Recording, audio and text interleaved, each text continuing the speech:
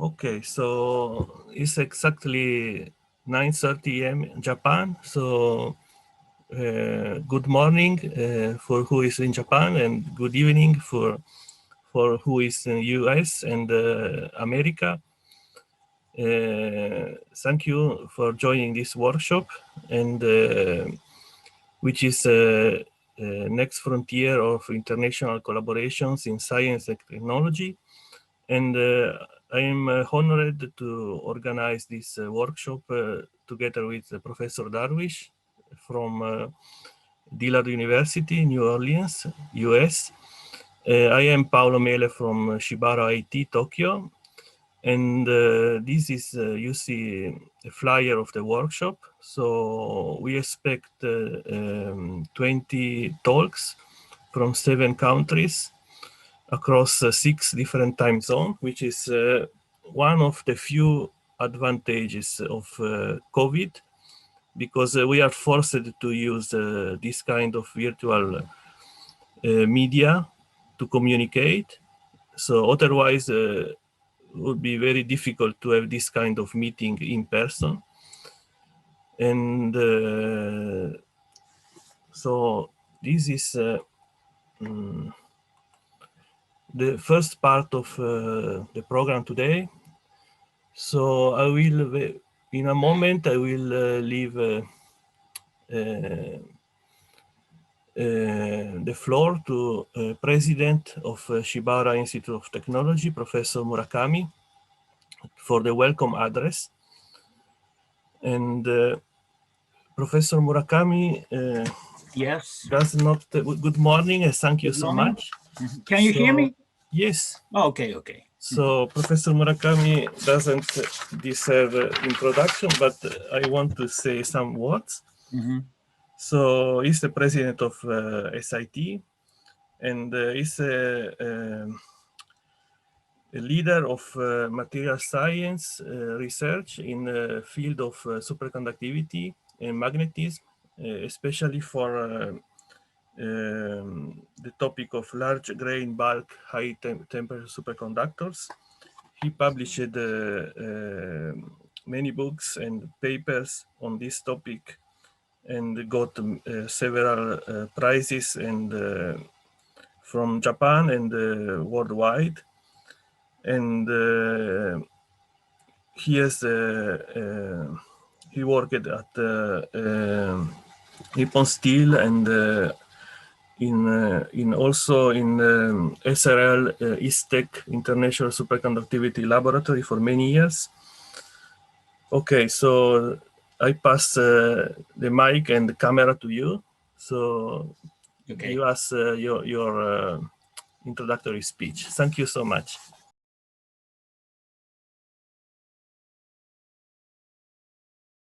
Ladies and gentlemen, I'm Masato Murakami, President of Shibaura Institute of Technologies. On behalf of SIT, I'd like to express my sincere congratulations to the opening of the workshop, Next Frontiers of International Collaborations in Science and Technology. It is always my great pleasure to meet talented individuals. As you know, we are facing a significant outbreak of coronavirus across the globe. We need to overcome this adversity and build a sustainable society in collaboration with creative people in the world. It is a pity that this time face-to-face communication is not possible. However, online meeting is attractive since people can attend the workshop from anywhere in the world. Paul-san, you mentioned 6 different time zones in the world. Yeah, it's exciting. We often hear that we live in the age of uncertainty, or VUCA world. VUCA stands for volatility, uncertainty, complexity, and ambiguity. 1 year ago, who did think about the coronavirus pandemic? But when we look back at the human history, there was no age of certainty. The future is always unpredictable. Nothing is sure. Nothing is certain. The future is always unpredictable. In the age of uncertainty, science and technology is the key to overcoming unpredictable issues. Hence, we should not stop research.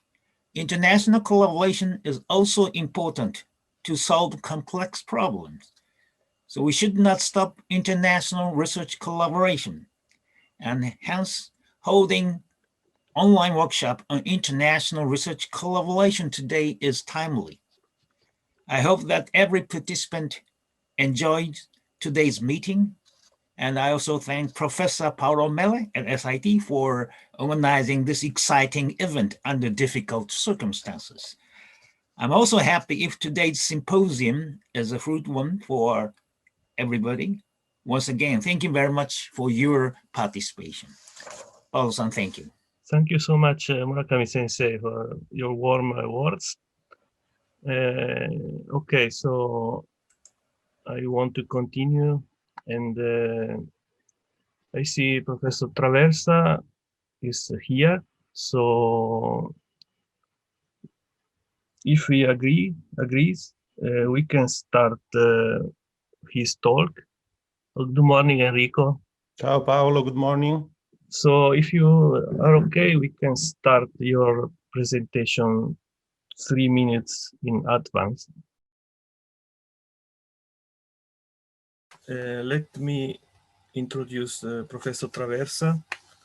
He is currently a scientific counselor at the Italian Embassy in Japan, and he has an extensive career in material science, originally from University of Rome Tor Vergata. Then he has several positions as chair of or director of laboratories in NIMS, Tsukuba, and also KAUST in Saudi Arabia, and Xi'an Jiaotong University in China. So, and he is an expert in electrochemical and energy materials. So I leave the mic and the camera to Professor Traversa. Thank you so much for joining this workshop. Please. Thank you very much, Paolo. Thank you very much, first of all, for the invitation. I'm very happy to be with the Shibaura Institute of Technology in contact and collaboration with so many universities in the world. Of course, my primary concern are the Italian universities in my present role, but it's very nice to see a big part of the world participating at the workshop. So, as already Paolo said, I want to first introduce myself and showing a little bit why I think I'm entitled to speak about international collaboration. This is an outline of my career, and you can see that there's several positions in all around the world, including Japan. I was from 2009 to 2012 principal investigator at the WPI International Research Institute for Materials and Nanoarchitectonics at NIMS in Tsukuba. So I had a significant international experience working in 4 countries and with significant collaboration, which means collaborations involving students, postdocs, official agreements with a number of other countries. So this international career was very fruitful for me. When I arrived at NIMS, this was my bibliometric numbers. I mean, I was already publishing significantly when I was in Italy, but the situation changed completely after. So now you can see that in the years when I was in NIMS, my productivity increased significantly. And now, I mean, of course, I'm less productive, and but still citations are raising up. So that's a clear I mean, clear sign that working international is beneficial for improving one's career. So, and this led me to have also a number of awards and recognition all around the world. So I'm a fellow of the European Academy of Sciences, for example, but the honor that I cheer the most, I mean, what is dearest to me is that I was put in the list of the Electrochemical Society trade cards as one of the 50 more influential electrochemists in the world all time. So I'm in the same list with Volta, Edison. So, I mean, probably the Electrochemical Society was drunk when they selected me in this list, but of course I'm very happy about it. So now I want to make an introduction about research innovation and innovation in Japan, so which is the state of the art of research in Japan in this moment, and which are the opportunities for international collaboration. After a few years in which the budget for research in Japan was decreasing, since 2018, there was a change in trend. So there was again an increase in science and technology investments. In 2018, there was an increase of 7% with respect to the budget in 2017. And the goal of the government was to increase the budget from 0.65% on the GIP from 2015 to 1% within 2020. Of course, COVID has a little bit changed the situation, but still not so, I mean, Japan somehow filled the expectations despite the COVID. So this is you can see the trend in a graph. There was also a recent, in 2018, there was also a change in how evaluating the budget, the research budget in Japan. So there was a sort of artificial increase in order that some budget that before was not labeled as research, from 2018 was labeled as research. But in addition to that, there was also a significant increase of new money. So this is the situation for the fiscal year, for last fiscal year, so the fiscal year with COVID. So you can see that there is an increase with respect to 2018. So on the total government budget.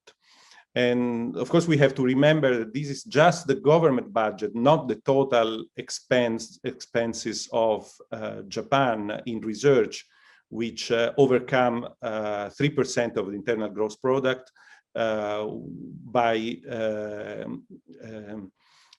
considering also the research funds expended by industry.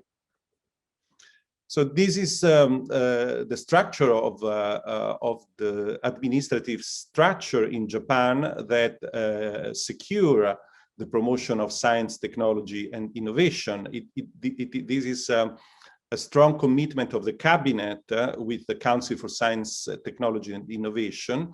And then, of course, MEXT is the main ministry involved in that, while METI, Ministry of Health, other ministries also have research expenses for, I mean, the money budget for research and innovation. But MEXT is the governing body of the universities, of the main funding agencies, JSPS, JST, and AMED, and of national research institutes. So these are the main bodies affiliated with MEXT, the main research institutes, and the main funding agency. This is a crowded slide as a Japanese style, which illustrate all the different topics that are tackled by MEXT. This is particularly referring to the fiscal year 2020. And I want to give a more closer look, especially to the international collaborations of MEXT.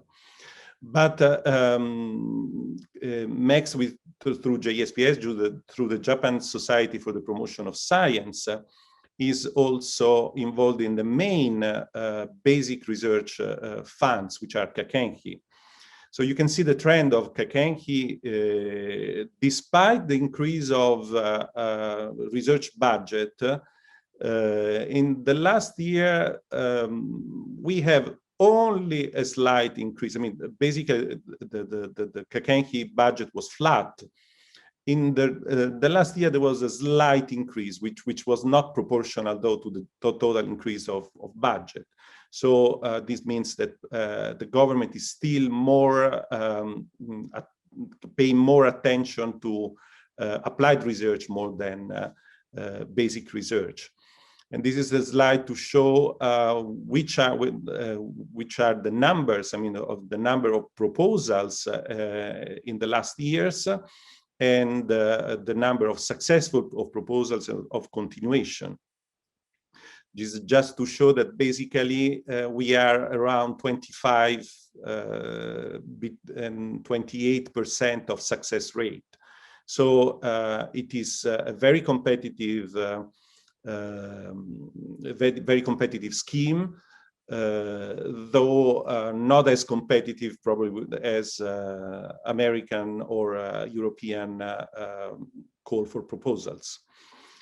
Just for giving you an idea, this was the different sectors in which the projects were adopted in 2018. And so you can see that the majority of funds, with 32%, goes to medicine, but basically all the fields of human science and research are represented by Kakenhi. Japan science and technology strategy is based on basic plans that last for 5 years. So we are now in 2021, so there is the new basic plan for science, technology, and innovation that will be launched this year after March. And now the projects are, the details are under discussion. But you can see that also in this slide, where you can observe a general increase in the total investment goals, but also in the actual budget that was then implemented until the 4th basic plan. So about international activities of MEXT, there are basically 3 types of projects. I will not go into details in Japan-Asia Youth Exchange Program in Science, but I'll show you a little bit the SATREPS and the SciCorp. So the Science and Technology Research Partnership for Sustainable Development is cooperation with developing countries to address sustainability issues, let's say. And so this is it has not an whole coverage neither into countries nor into topics, but this is the one of the major project run by MEXT. The SciCorp is the Strategic International Collaborative Research Program. This is basically a bilateral project. So Japan makes an agreement with the partner, the country partner, and funds should be found by the two bilaterally. And this basically, it's run in Japan by JST. But another interesting topic, and I mean somehow sad topic, for Japan is the observation of the decline of the scientific production in Japan. This was coming out strongly since 2018. There was Nature reporting that, and you can see that there is a general decrease of not only on the number of papers, but also on the quality of papers. But it's not only nasty Nature that is giving, saying bad things about Japan. This is also acknowledged by the government, and this trend has been reported by also the white paper of MEXT on science and technology. This data is also kind of worrying because this shows that the increase in the number of researchers in Japan is the trend is much lower than the increase in the other competitive countries. I mean, the main players in research, especially China, is the number of researchers is the trend is a sharp increase, and so Japan is not going at the same pace in the number of researchers. So now many projects also from JST are targeted to young peoples for increasing their independence and the attractiveness of going into research. But also the number of publications of Japan are decreased over in 10 years, and which is basically the only country that decreased the total number of publication, and also the quality has significantly decreased from the period to 2006 to 2008 to 10 years later in 2016 and 2018. So this is something that's really worrying Japan and the government. But what I want to show you is in that graph gives the reason why Japan should collaborate with Italy, because contrary to Japan, Italy has both, I mean, while it's not as much increased the number of publications, but has significantly increased the quality of publication. So now it's in fifth position all around the world. So Italian people are able to make good papers, and so that's why, but they don't have much research funds, because this increase is coming without a significant increase in funding research in Italy. So basically, Japan and Italy can be very good partners for promoting science. So other international projects, in very important international projects for stimulating internationalization in Japan is the top global university, Japan, in which Shibaura Institute of Technology is involved. So there are 13 universities of the top tier, and 24 universities in Japan as a global traction, so those that are promising for improving the internationalization.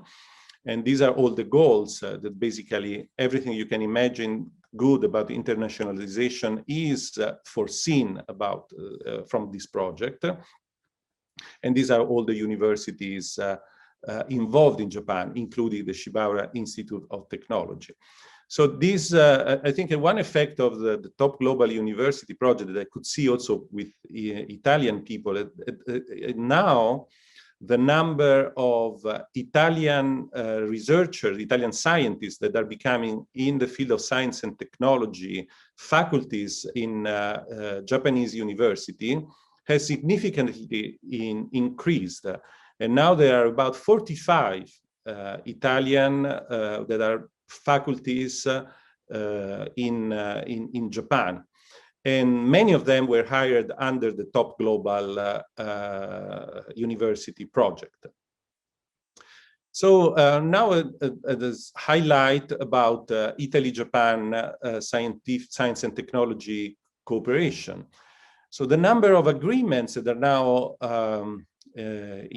running between universities and National Research Institute, CNR, National Research Council of Italy, in Japan are more than 435. Surprisingly, there was not a big reduction in new agreements in 2020, despite the COVID. So there is still activity which is running, is going continuously to go despite the COVID. Nonetheless, the number of agreements, this is the trend. I mean, the data are referring to 2017, but the situation now is similar.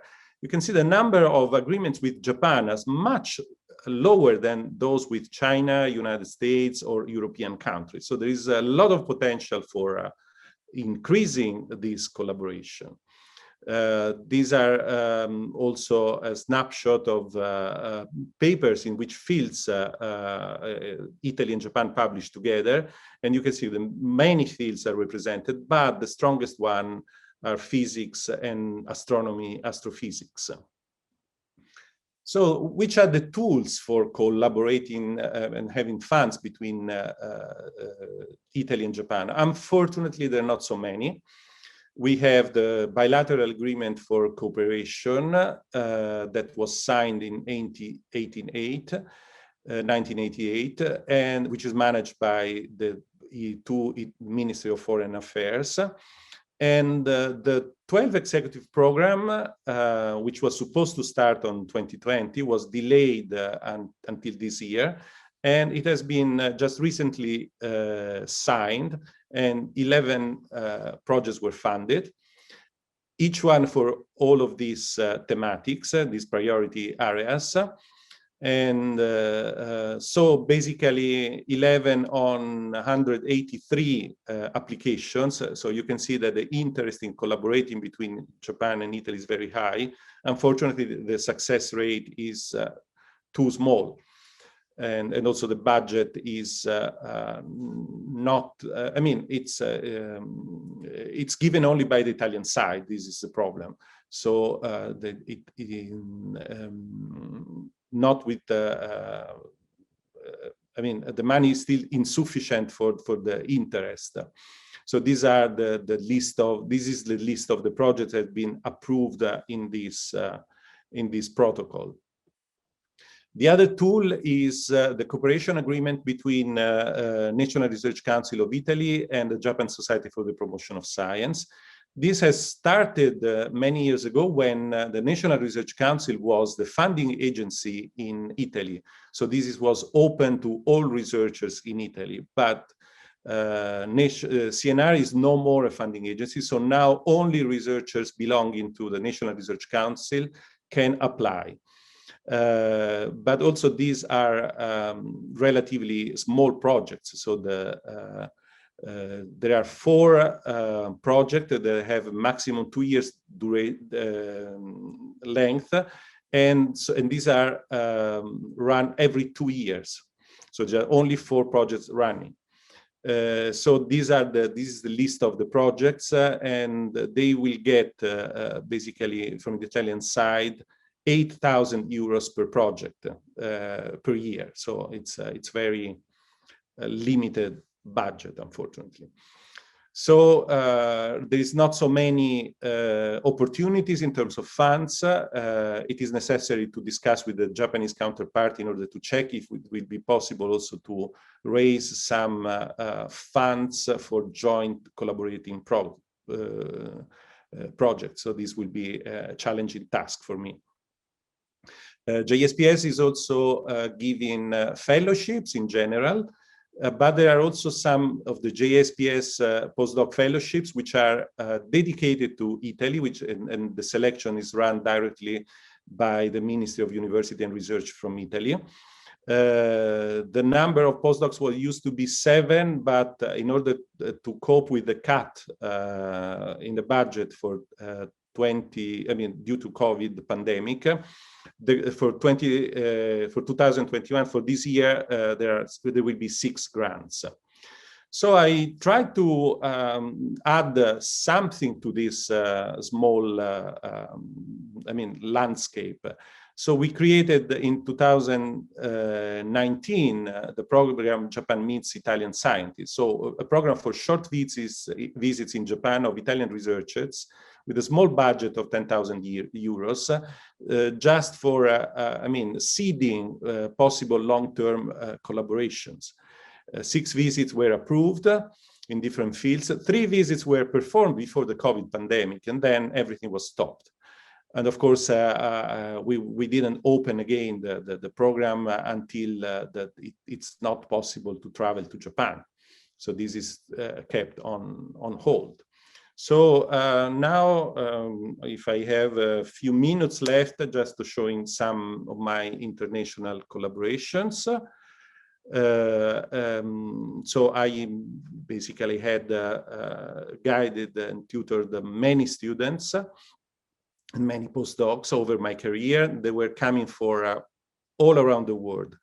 As you can see, these are the countries represented by the people who was privileged to work with. I will skip this, and I just will go to show you my collaborations with Japan, which is more relevant. So I started to work first with the University of Tokyo and the Research Center for Advanced Science and Technology in 1992.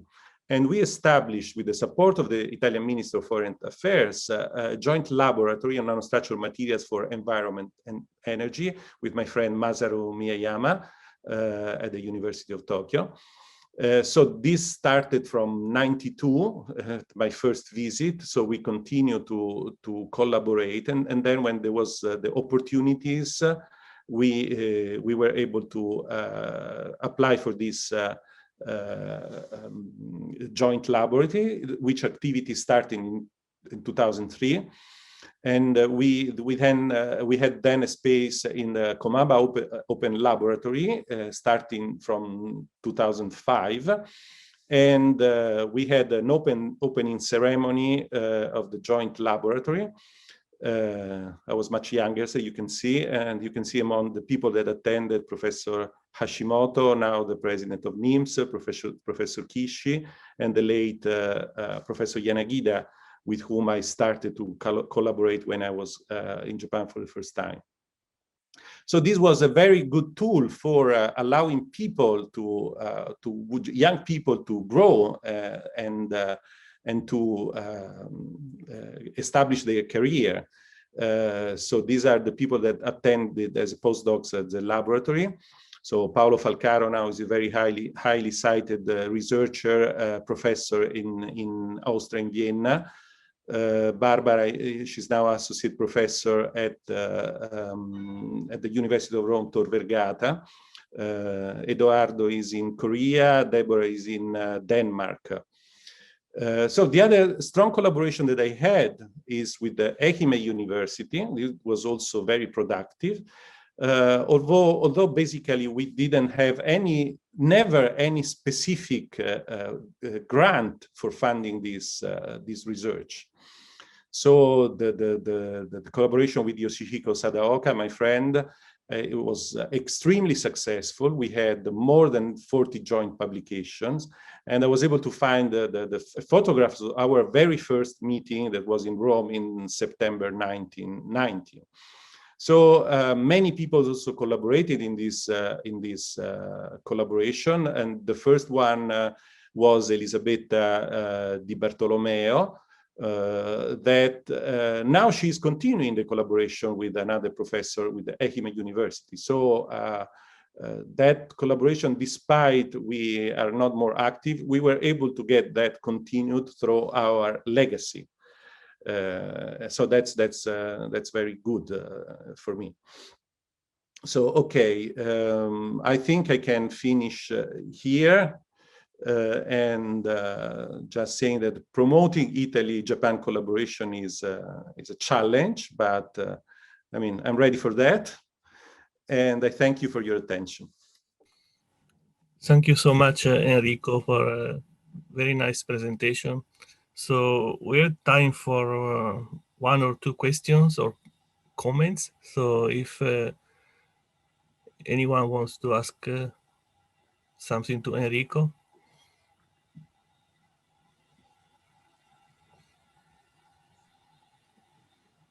Professor Enrico, this is Darwish from Dillard University, United States. One question which really always comes to play is if you have Italian professor somewhere, not in Italy, can he part of the joint support between Italy and Japan? Or not? No, because basically this type of support is not given to people, so not to Italian people, but to Italian institutions. So if a Japanese guy is working in the Italian university, he can access to the grant. If an American people works in an Italian institution, he can accede to the grants, but does not depend on the citizenship.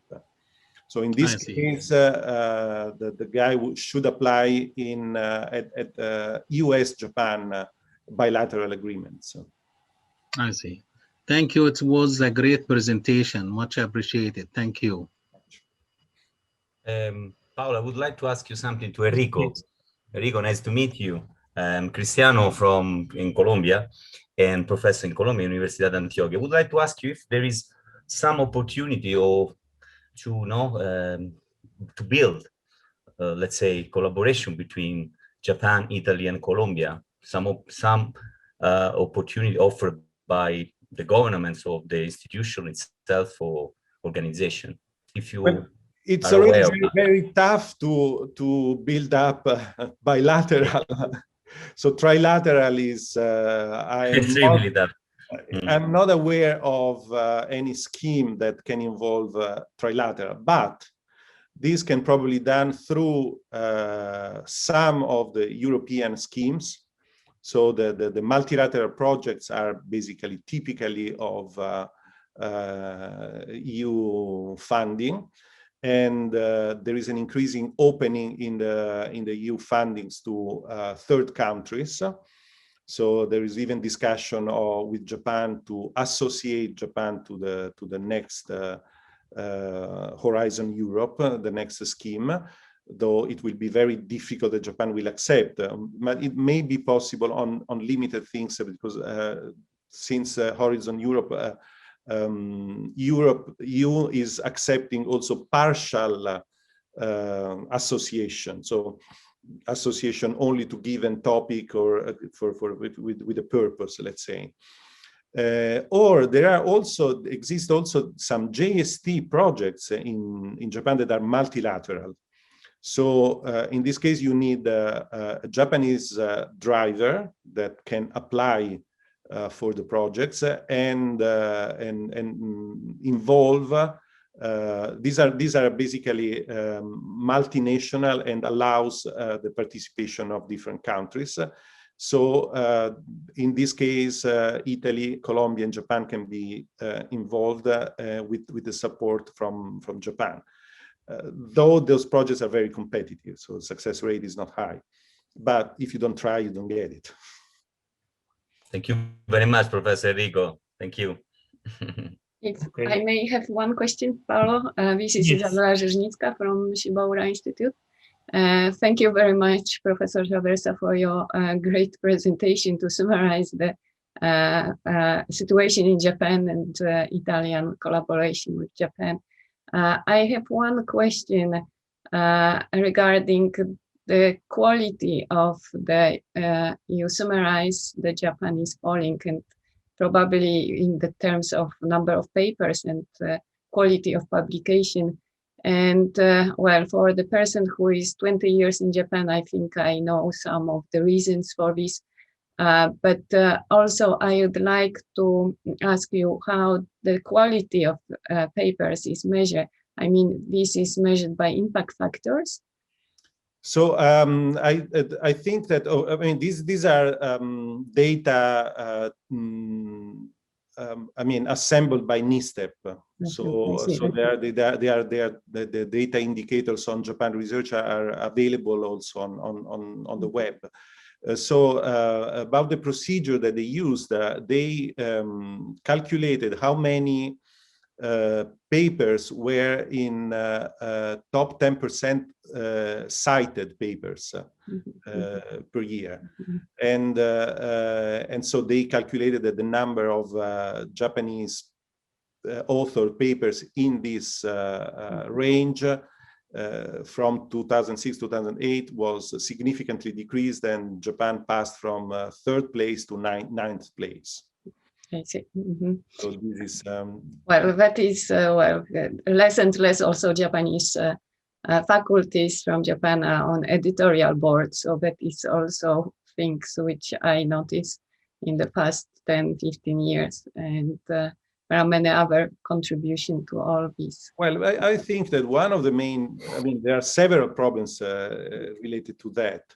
But one of the main problems, in my opinion, is international collaboration. So when I used to come in Japan in '92 for the first time, if a Japanese guy didn't go abroad for a postdoc, he couldn't get a faculty position. Then at a certain moment, the Japanese considered that their school was good enough, so they started to hire people that never went abroad. Yes, yes, I agree. Which is good from, I mean, nothing to say about competencies, but the problem is that those guys now, even in Todai, they don't speak English. Yes, yes, that is what I wanted to say. That my supervisor speaks, which are at 60s, speaks better English than people in 40s, yeah, communication. Yes. So that is what we did experience. Yeah. So thank you very much for your nice talk, and it's a astonishing, great career you had. Thank you. Thank you very much. It's my pleasure to introduce Professor Ricardo Antonio Torres Palma from University of Antioquia in Colombia. He's head of research center of the Faculty of Exact and Natural Sciences, and the leader of a research group on environmental remediation and biocatalysis. And he also is the president of Electrochemical Society in Colombia.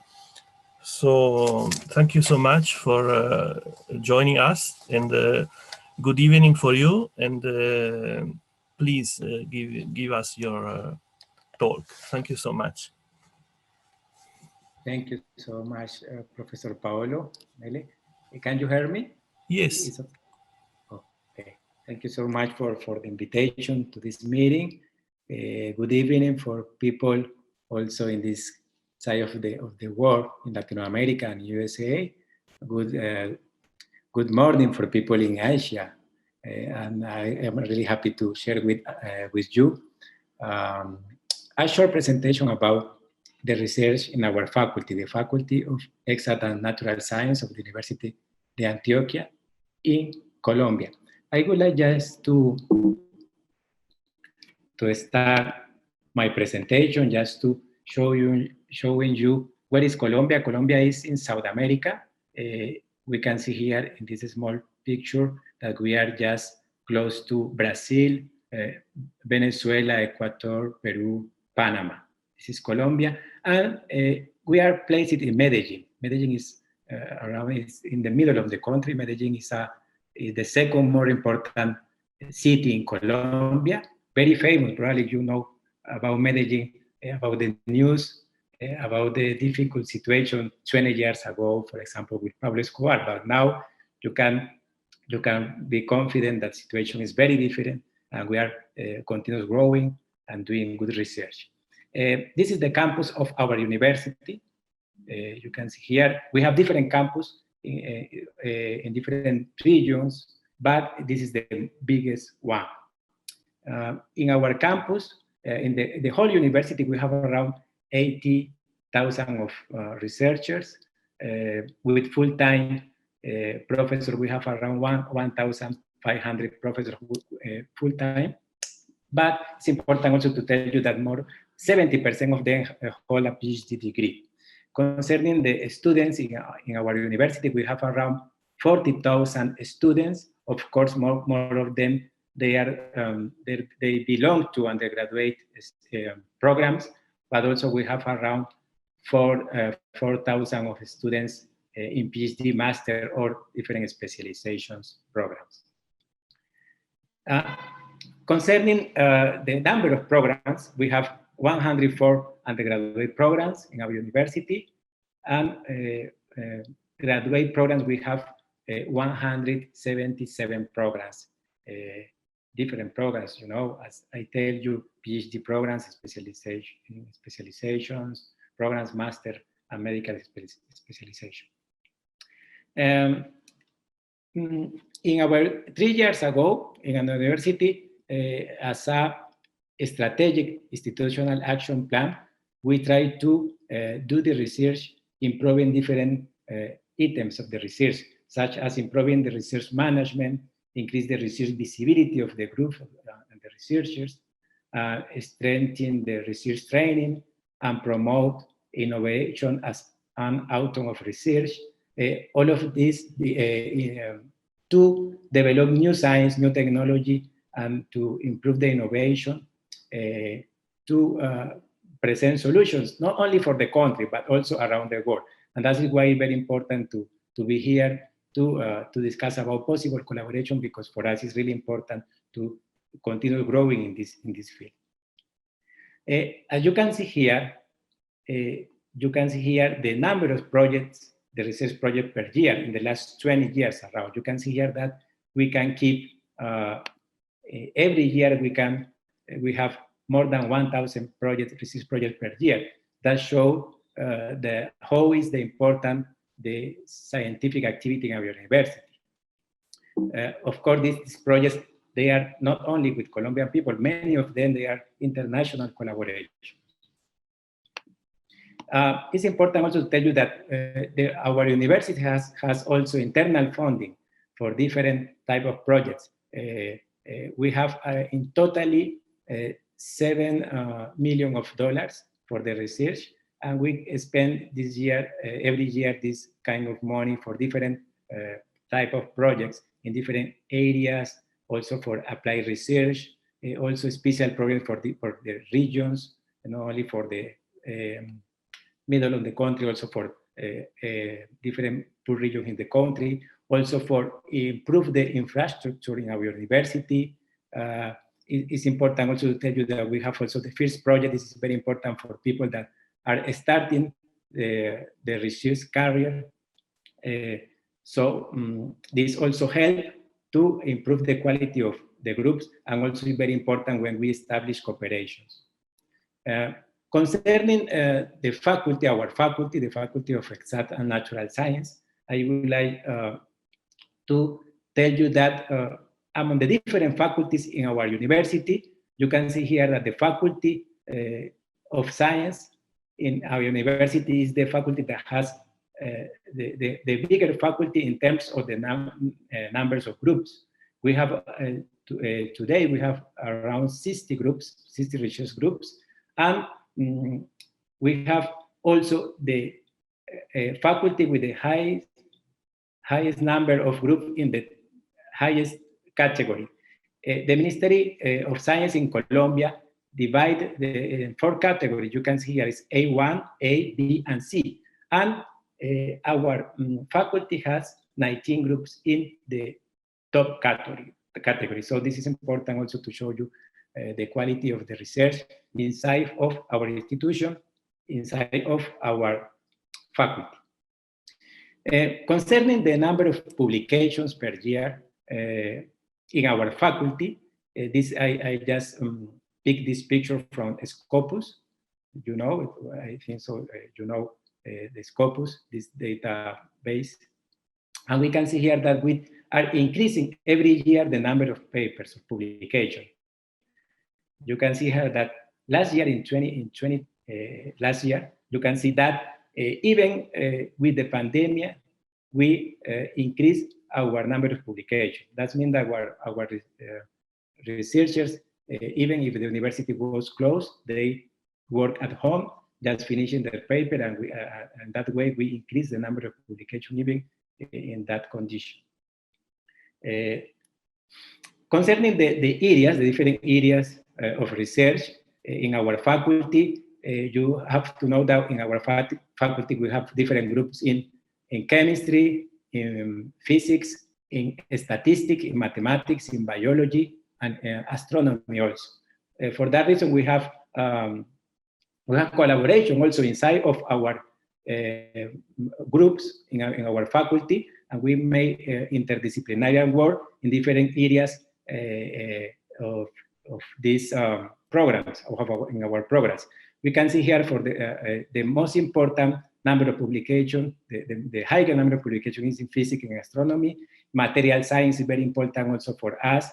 We have many collaboration with engineering, people from engineering field, and also people from medicine. In environmental science is very important because Colombia, as a developing country, also subjects like quality of water, for example, or keep the nature in our country. In agriculture is also important. So all of them, they are very important topics that they are relevant for our university, for our faculty, and I would like also to have the opportunity to discuss with you if you are interested in make cooperation in this kind of fields.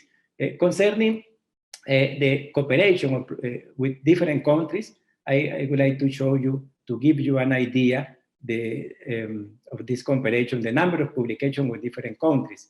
As you can see here, of course, we have more publications with countries that we are near to Colombia, for example, Mexico, Argentina, Chile, and Brazil, but also United States, but Spain, France, Italy, you can see here also Italy, Vietnam, and we are really happy to improve our cooperation with different other countries also. Just to finish, I would like to thank you again, Professor Paolo, for the invitation. I will be really happy if you can contact me.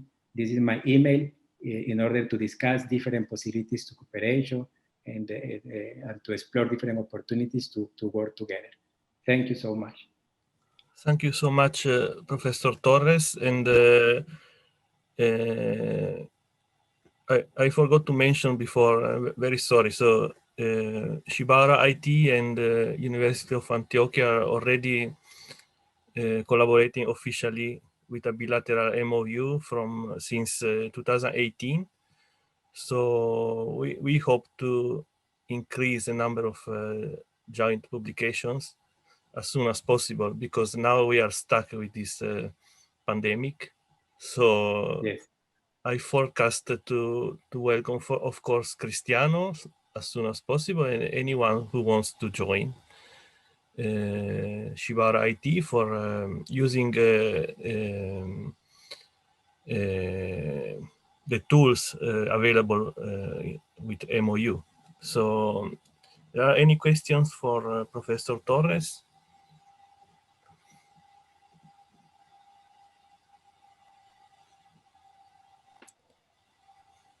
Okay, so let's keep contact, and thank you so much. And I hope we can meet in person as soon as possible. Okay. Thank you so much for the invitation. Thank you. And now is going to continue my friend, is a professor of our university, Cristiano Giordani, also to introduce a little bit more in your special topic that he is working in collaboration with some of you. Thank you so much for the invitation. Thank you. Thank you, Professor. Okay, so let's go to the first talk, focused on research, scientific talk, from Professor Cristiano Giordani from University of Antioquia, and he belongs to the Physics Institute. And Cristiano it's a long story of working abroad. So originally from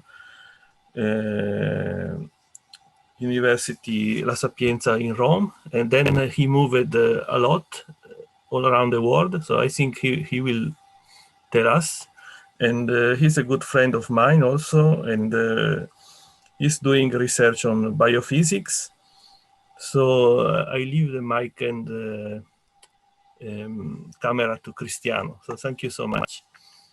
Hello, Paolo. Thank you, Professor Mele, and thank you also, Professor Darwish from Dillard University for the organization, both from the organization of the workshop. Thank you very much. Thank Professor Torres, also the head of research center at my faculty in the University of Antioquia, and also the ambassador, the Italian Tokyo, all guests invited. So briefly, I would like to talk about myself very briefly. I got in 2000 the laureate in physics, specialized in biophysics from University La Sapienza in Rome. And then in 2007, PhD from Kyoto University, from Chemical Institute in chemical physics. And from the end of 2012, I'm professor at the Universidad de Antioquia in Medellin, in Colombia. And so far, I have publication with co-authors that belong to 17 countries in 4 different continents. So besides my educational experience, also I have working experience as pre and post doctoral experience in Italy, in the United Kingdom, in Ireland, in Saudi Arabia. And from March 2014, I have a permanent position at the Physics Institute and in Colombia. This is a photo I've taken from the University of Antioquia, where I'm working in. And Colombia is an incredible country. It's hosting 10% of the world, of the planet biodiversity. It's extremely rich in nature, of course, also in aquatic resources, as Professor Torres was talking about. So it's very important to protect the resources. And 20% of the world bird species belongs to Colombia. It's very rich in plants, any kind of nature. It's a very, very rich country. And so I have collaboration in physics also, but of course, but also in biology, chemistry. I belong to the Marine Natural Products group of Professor Alejandro Martinez and Diana Marquez. And my teaching duties are focused on biophysics to biologists and experimental physics to physicists. In this talk, brief talk, I would like to focus mainly the attention to you, on biophysics. I also have one new topic carry on on essential oil in collaboration with University of Camerino in Italy. But mainly, as I told you, I got my laureate in physics in Italy and specialized in biophysics. So what I'm studying here is the interaction between the amyloid peptides and also novel and potential anti-cancer drugs that can be synthesized or semi-synthesized, and also some lipid extracted from fungus. These collaborations are mainly, but not exclusively, with Italy, especially with Universidad de La Sapienza, Tor Vergata, the National Institute of Health, the CNR as the Research National Center in Rome, but also University of Catania. We have very good collaboration, publication, some are in preparation. And the 4 students so far, from 4 Colombian students that were that holding a scholarship from Colombian institution, they spent a short, between 1 month to 6 months period in Italy. And I organized everything with them, and some in Rome and some others in Catania. So we have already an experience, personally, I have already an experience of 4 Colombian students that spent some time learning techniques and experience in life and science in Italy, in few universities in Italy. Another collaboration is very important to me, but I'm not mentioning here because it's not really like biophysics, although can have application biophysics. But anyway, it's with University of Camerino, Professor Maggi and Professor Petrelli, and with various international collaboration all around the world, and basically focusing on the use of essential oil, commercial essential oil, can be commercial or can be locally prepared by local people, and used as alternative pesticides, also against parasites that are related to diseases like Chagas disease, tropical disease. Also studying the antifungal and acaricidal activities, for example, with some plants in Mongolia used as medicinal plants. So which part of biophysics I'm focused on? Basically, we of course study, we of course started from biology. So we focused the attention of the lipid cellular membrane. And so as a biophysicist, what we do, we create a model of the biolayer of the membrane, and applying different experimental techniques like thermodynamic techniques, can be microscopic techniques, also spectroscopic techniques, we can get information about what? About the interaction of this small peptide with the lipid bilayer. This is very important because, of course, in terms of, and I will explain a little bit later, in terms of the interaction, the physical chemical interaction is extremely important to understand if, for example, in the case of amyloid peptide, there is a toxicity. So changing the, for example, the equilibrium in the ions pumps that are between the lipid bilayer. So basically, we can have a look at the membrane. This is a very nice photo, but the image, image, and 1972. This is the mosaic fluid model. It's like the cellular membrane is like a mosaic. And but of course it's fluid. It means that it's continually moving with different dynamics that belongs to the different components of the membrane. We can see in blue the phospholipid, in yellow, for example, cholesterol. Okay, here we can see the head group of the phospholipid and cholesterol. So we have also gangliosides and different kind of lipids inside the membrane, and the interprotein, so protein that can pass through the membrane. So imagine this is a lipid bilayer, is also moving constantly with different dynamics. But in 1997, there was a new finding, very important, published in Nature, first time in 1997, that they show the authors that in the membrane there are a region that can occupy up to 50%. Region that are called raft system. You can imagine raft like rafting, no? When we go for rafting, some of you might experience that. So the river is the lipid bilayer, and the raft system is much more highly ordered lipid complexes that can move in the lipid bilayer. And the role of cholesterol molecule is very important, because there's a raft system that are microdomains, it's about 100 to 200 nanometers, can be also smaller than these, and very important as a functional, because they have a very important functional role in the membrane. So basically the signaling, so everything that it's with the toxin, with the bacteria adhesion, antibody stress. So, and very important finding. Of course, there is a scientific debate about the functionality, the sites, and so on, but it's plenty in literature of papers that describe the role of raft system in the lipid bilayer.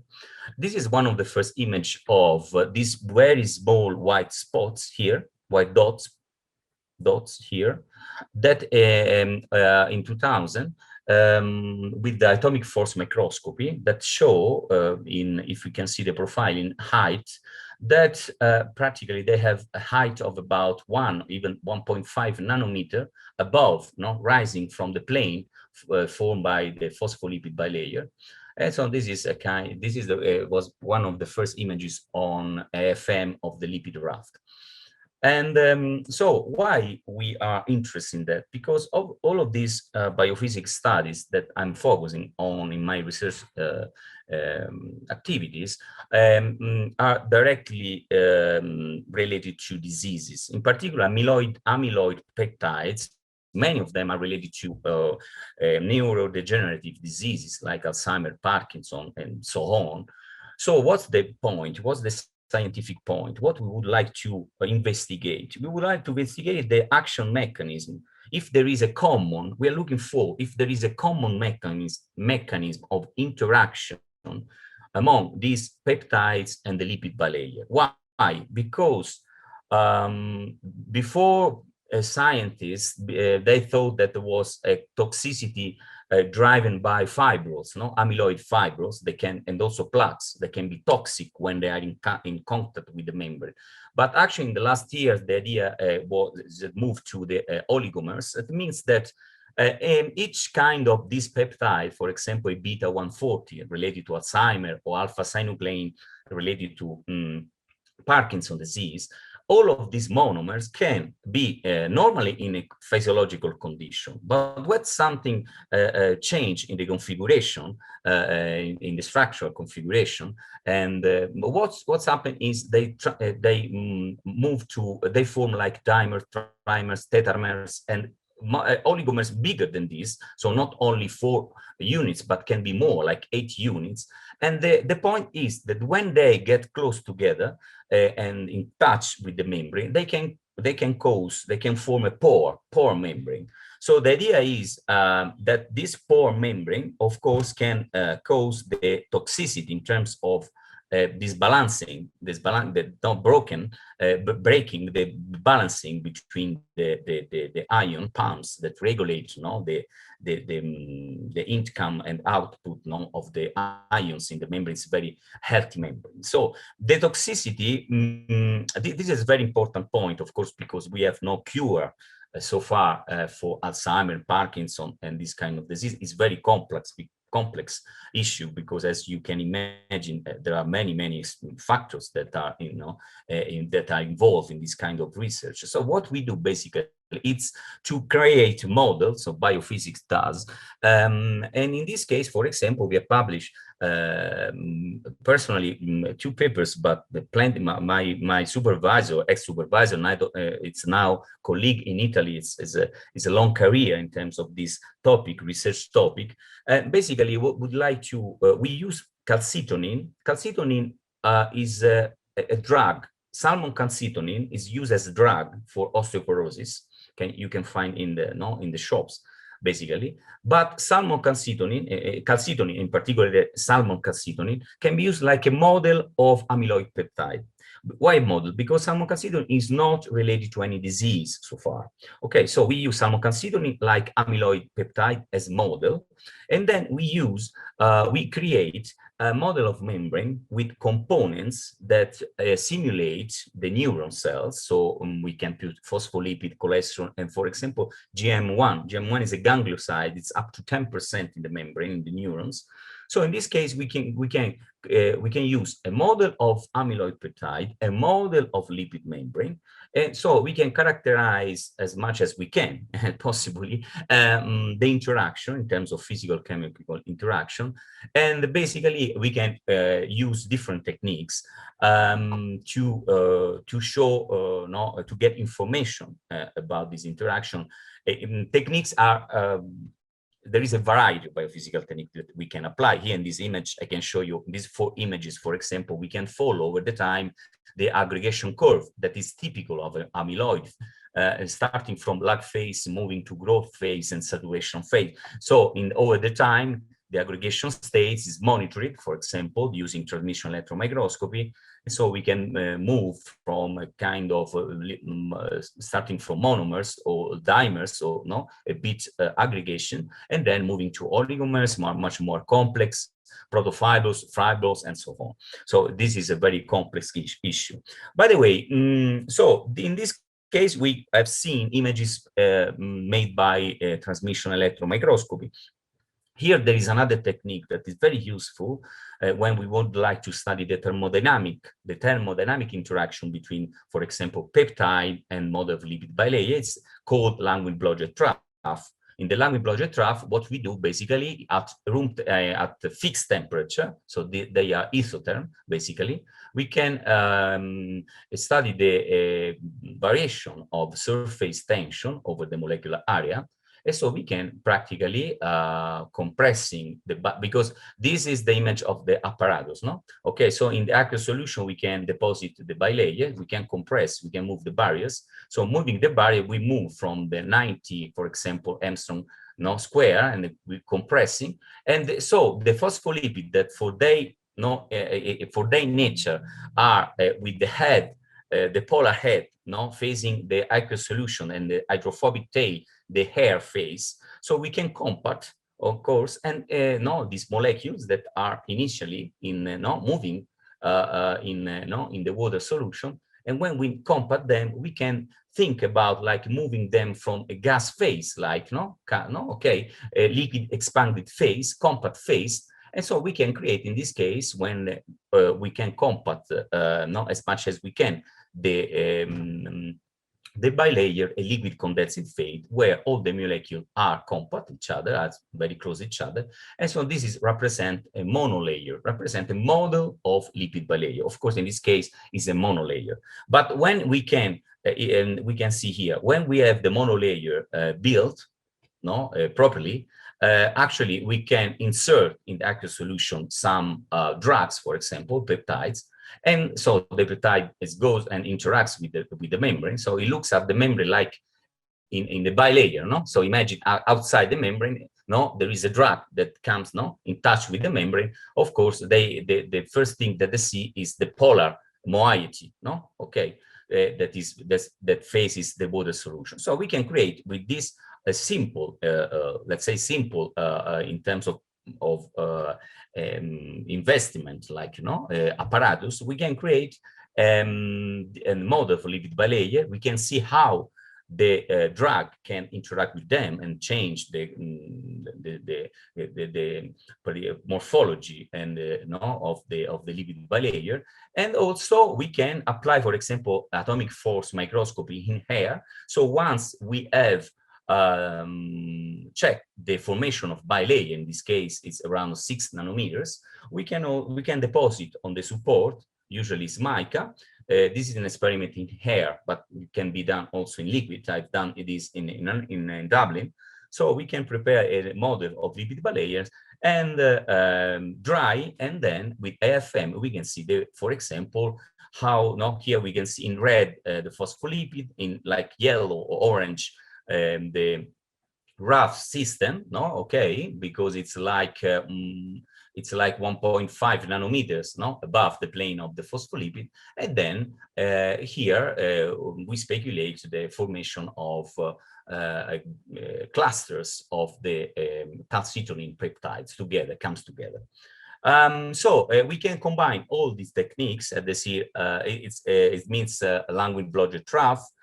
Also BAM is Brussels angle microscopy, is optical microscopy with resolution of few micrometers, and also dynamic light scattering. And so we can, for example, in this case, we were able to draw an image of a model of the interaction. So changing the concentration, the molar fraction of the calcitonin in the system, we can see that first initially the calcitonin can go inside the membrane, but then it's gonna form some kind of clusters, above the lipid bilayer.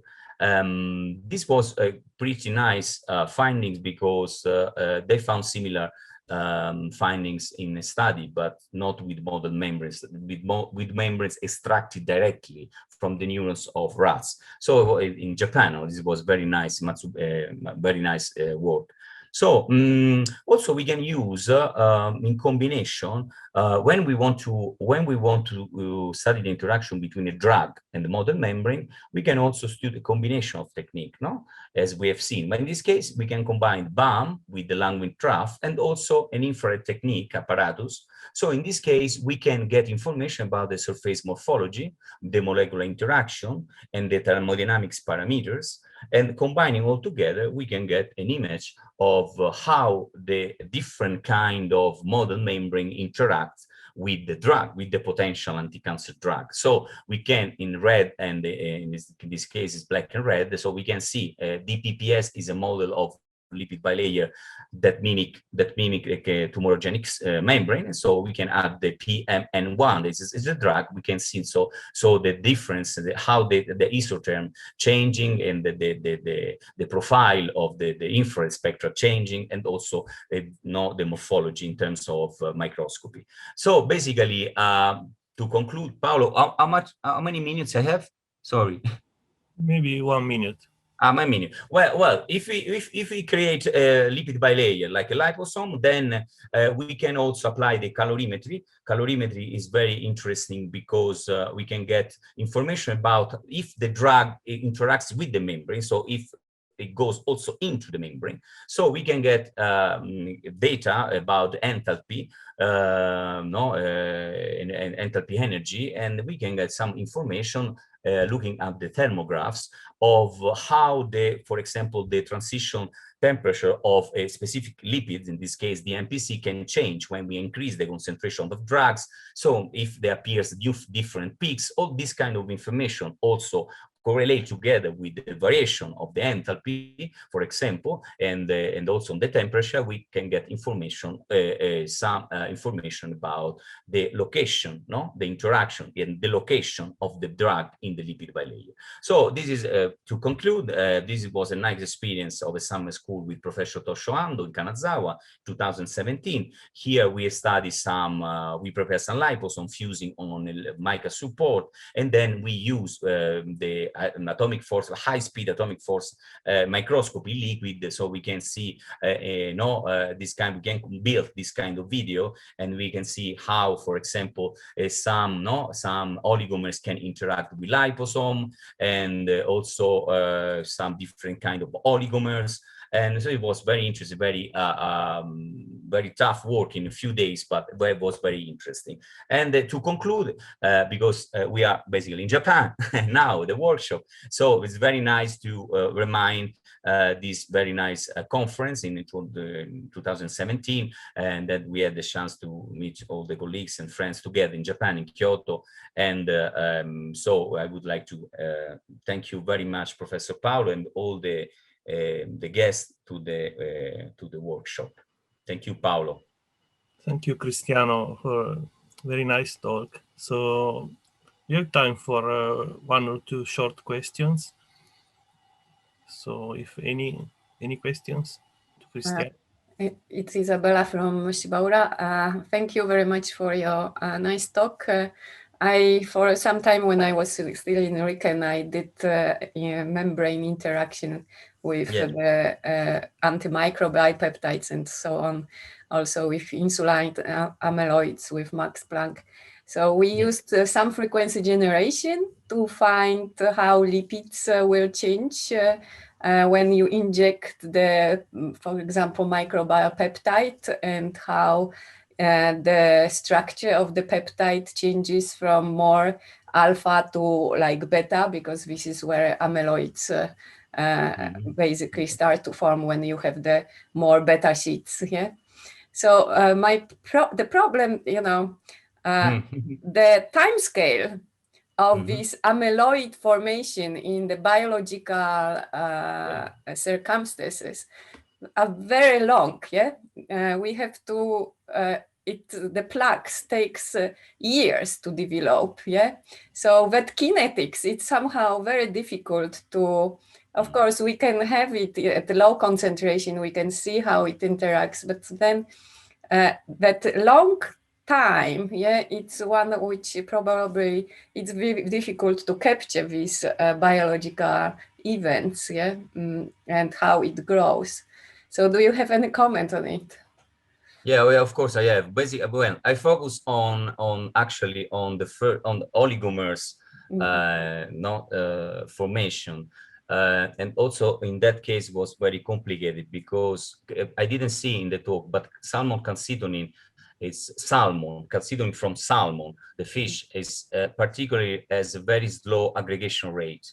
So this allows us to be able to do some experiments, because of course, if the formation is very yes, it's very impossible. So in this case, we were able to use salmon calcitonin and to be able to see, to study the process. Of course, in terms of formation of fibers and plaques, this is a very tricky point. But in this case, personally, I concentrate my work on what is normally now scientifically accepted, like the toxicity is in the oligomer state.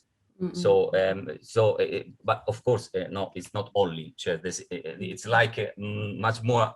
My work was much more focused on that, and so it's, as you said, Isabella, it's very complicated issue for many reasons, and so you talk about the long time scale, and we focus on a very short time scale that we were able to, for example, to do also some experiment on AFM in liquid and other experiments. But of course, the choice in our case, the choice of salmon calcitonine was crucial in order to do this kind of model studies. Yes. Yeah, so it's very nice, and well, there is room for collaboration if we have access to some frequency generation, which you can really see how quickly also the lipid changes and peptide changes its conformation in contact with the membranes. Of course, if we are limited to monolayer, we don't see the whole picture of bilayer when you have this lipid flip-flop. But that is very interesting to pursue. And one of my colleague is now in Canada doing this fast AFM for biological. Nice. So we can still connect somehow. Okay. Yeah, Thank of course. Would be nice. Thank you, Isabella, for your question. Thank you very much. Okay, thank you again. So I hope Cristiano can come to Japan soon, and this collaboration can start. Arigato. Arigato-san. It's my pleasure and honor to invite the president of the Dillard University, Professor Walter Kimbrough, to give his salutation. And I want to remind Dillard University is a co-organizer of this workshop. And Professor Kimbrough is president of Dillard University since 2012, and has many honors, so too many to list now. So you can find in the biography, which is available in the abstract book. He was, I want to mention, he was named last year as one of the 50 top US college and university president. So it's very my pleasure to welcome Professor Kimbrough. So please give us your presentation. Thank you so much. Right. So greetings, New Orleans, Louisiana. I'm Walter Kimbrough, president of Dillard University here in New Orleans. Just tell you a little bit about Dillard University. We're a historically Black university, which meant that we were one of the institutions here in the United States after the end of slavery, where people were really trying to figure out how do we provide an education for these newly freed people, these newly freed Americans. So there were several different religious groups that worked together to form Dillard University in 1869, and we moved to our present location in 1930.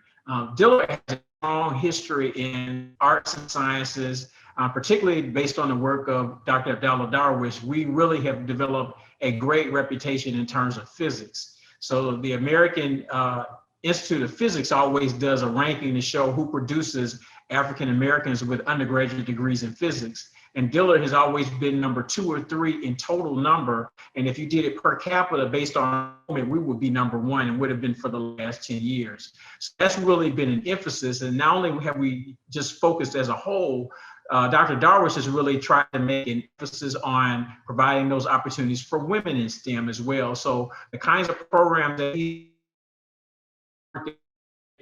at Dillard University in STEM physics, students who do degrees, really strong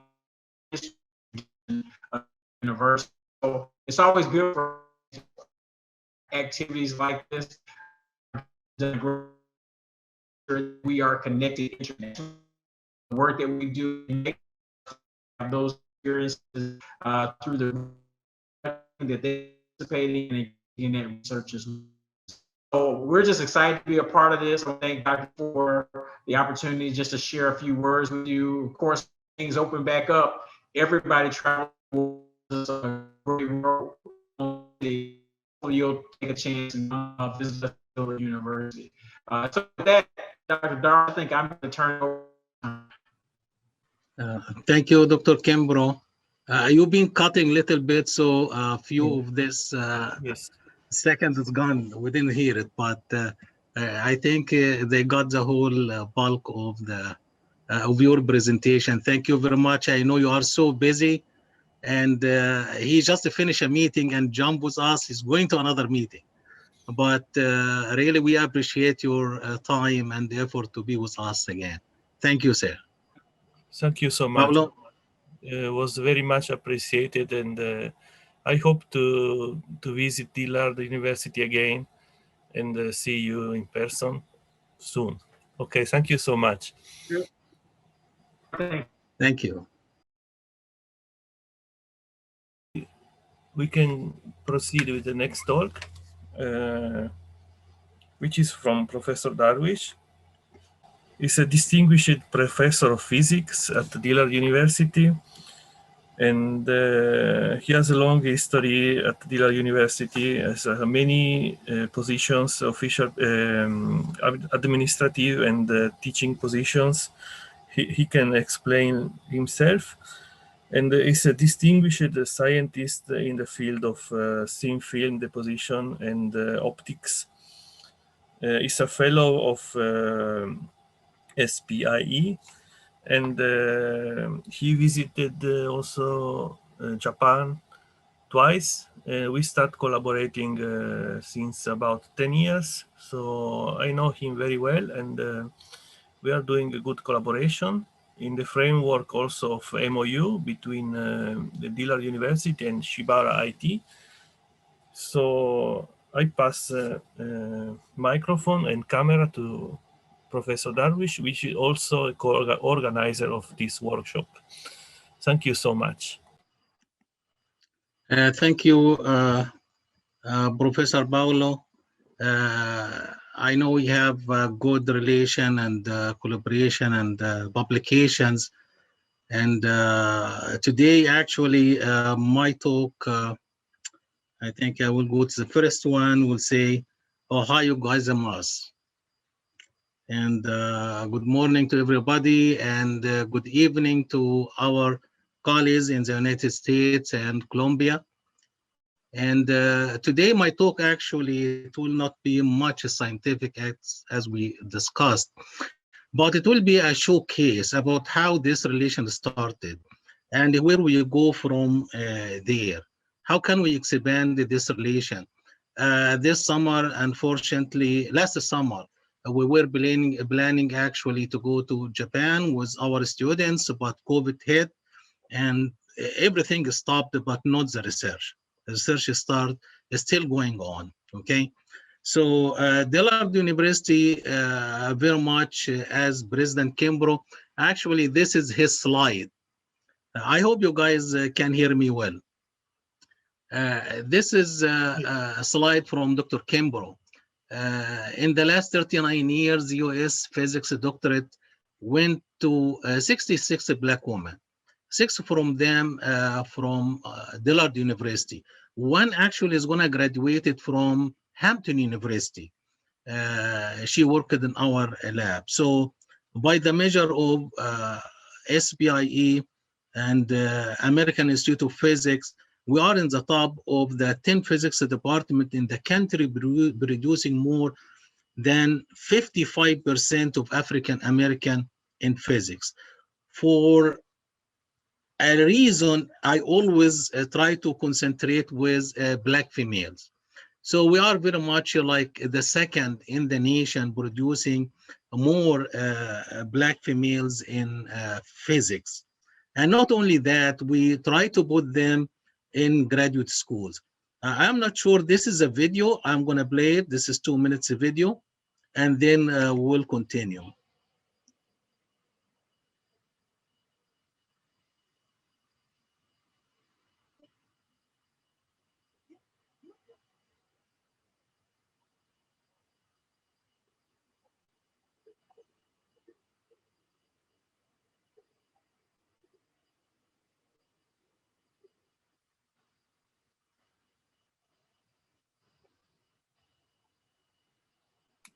Excuse me, this is Alicia speaking. There is no sound to the video.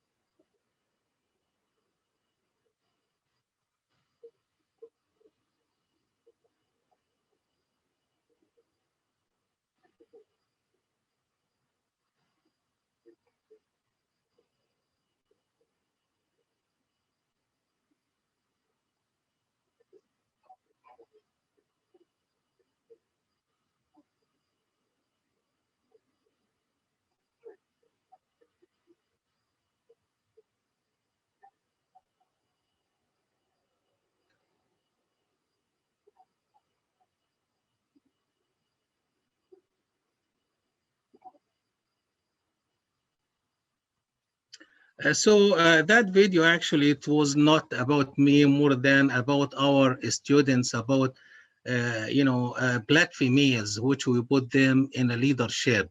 And this is how we train and make sure that our students are well trained with the knowledge, with hands-on experience, which is needed for graduate schools and for workforce if they go. How this is started, actually, it started back when I met Professor Paolo at international conference. I was invited speaker there, and Professor Paolo was part of the scientific team for that conference. And then we started having discussion about, thin film. How can we make the thin film? How we can put the thin film in a great shape to the next level. Professor Paolo, as everybody knows, he works with pulsed laser deposition as well.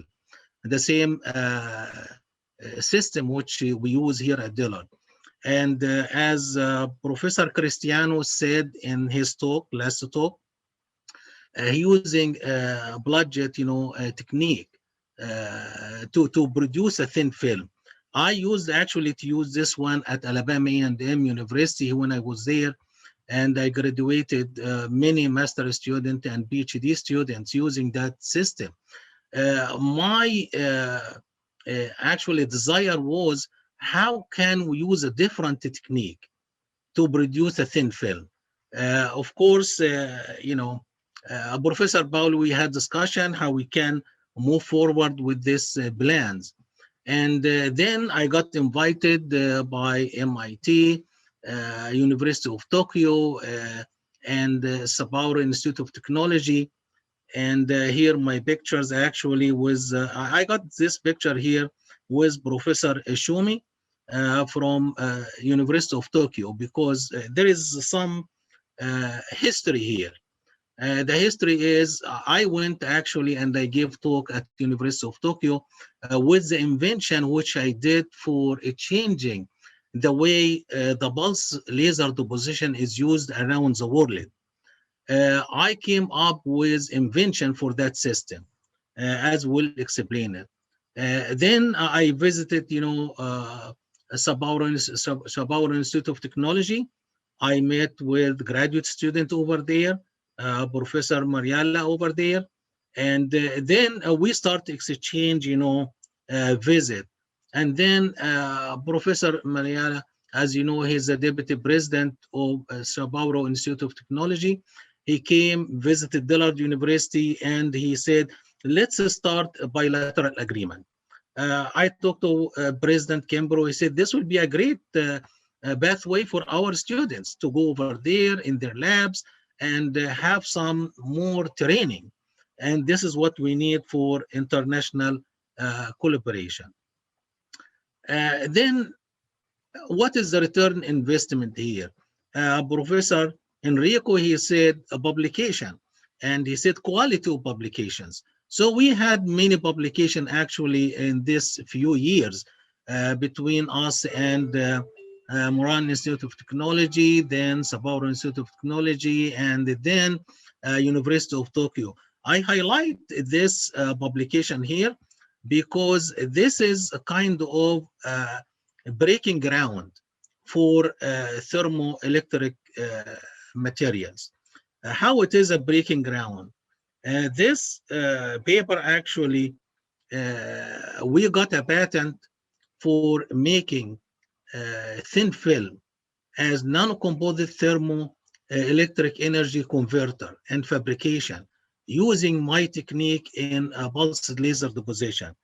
The pulsed laser deposition, which I use it, was able actually to increase the electroconductivity for the thin film over 300%. And because of that, 300% never been heard of. Everybody is a funding agency, everybody, they said, you did your measurements in your lab, we need different eyes, for that. So this is how we approached it, actually, Professor Paolo, and he talked to Professor Shomi, and he said, we need somebody else to measure the electroconductivity of the thin film and thermal conductivity. And sure enough, we published this paper based on their measurements. I measured in the lab a 300% increase, and Professor Shomi did the same, and we found 300% increase in there. So I'm not gonna go too much deep on that, but I'm trying to get this one to the side here.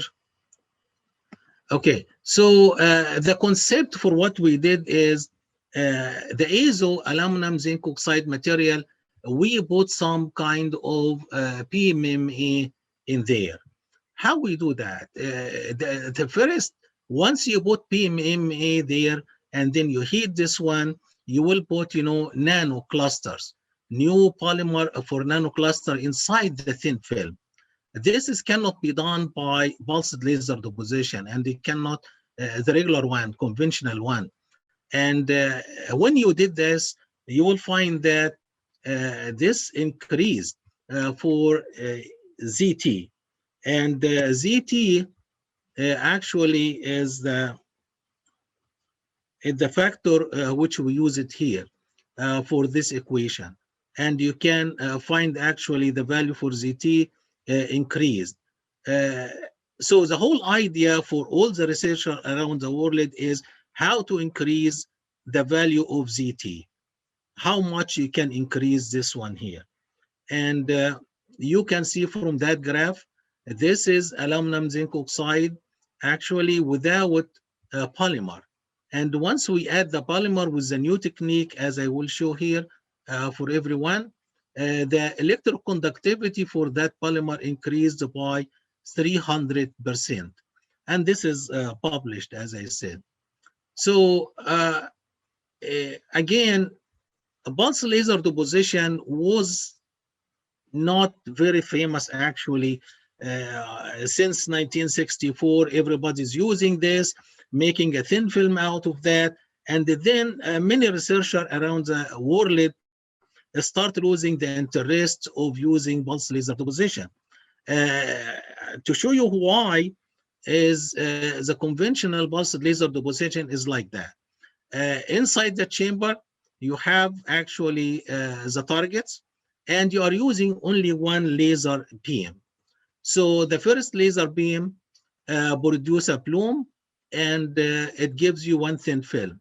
Then it goes to the second one as a target. Then it gives you another thin film. Then the third one, the fourth one, the sixth. There are 6 targets inside the chamber. So what you are getting actually here is what we call it waveguide. So everybody is doing that. This is a waveguide. But the waveguide is kind of different way to use one laser beam.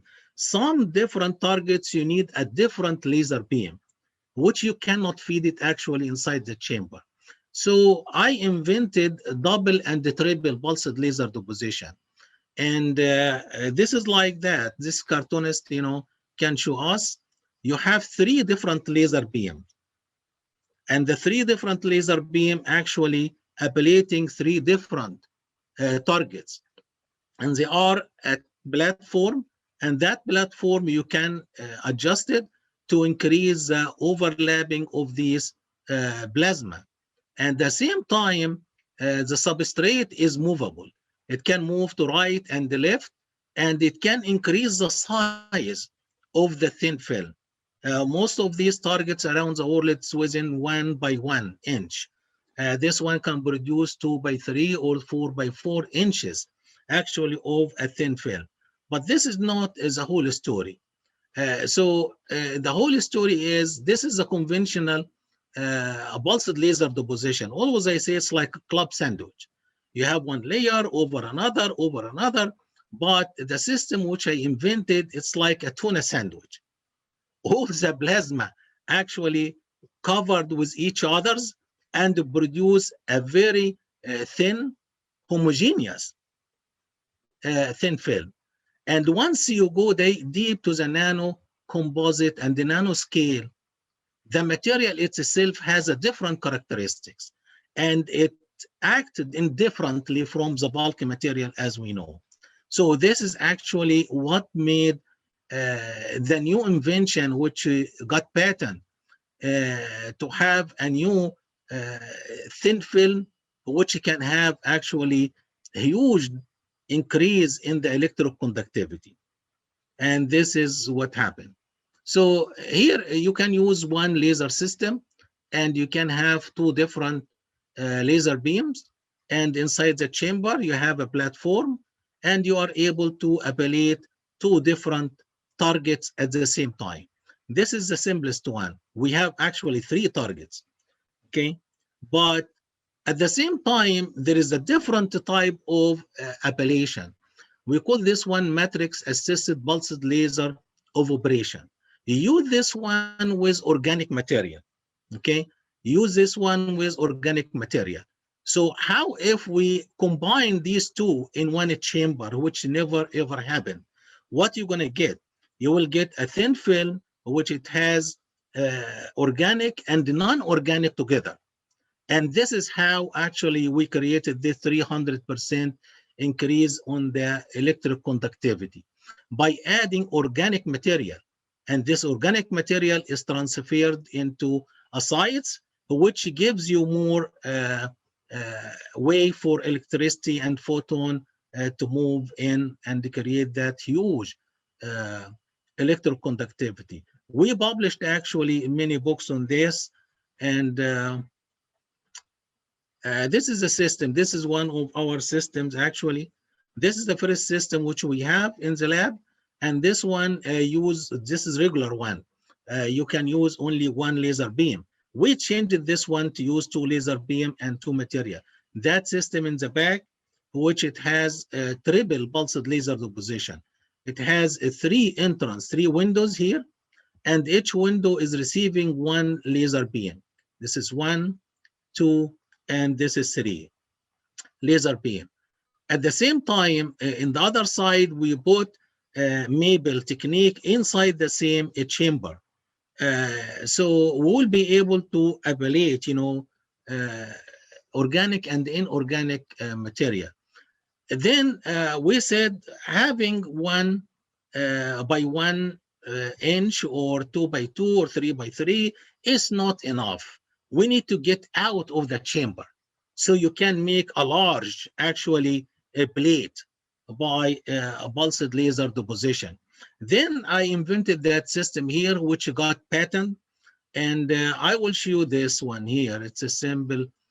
You have 2 different lasers here. One is 10, the other one is 50 pulses per second. And then you have 2 new things here.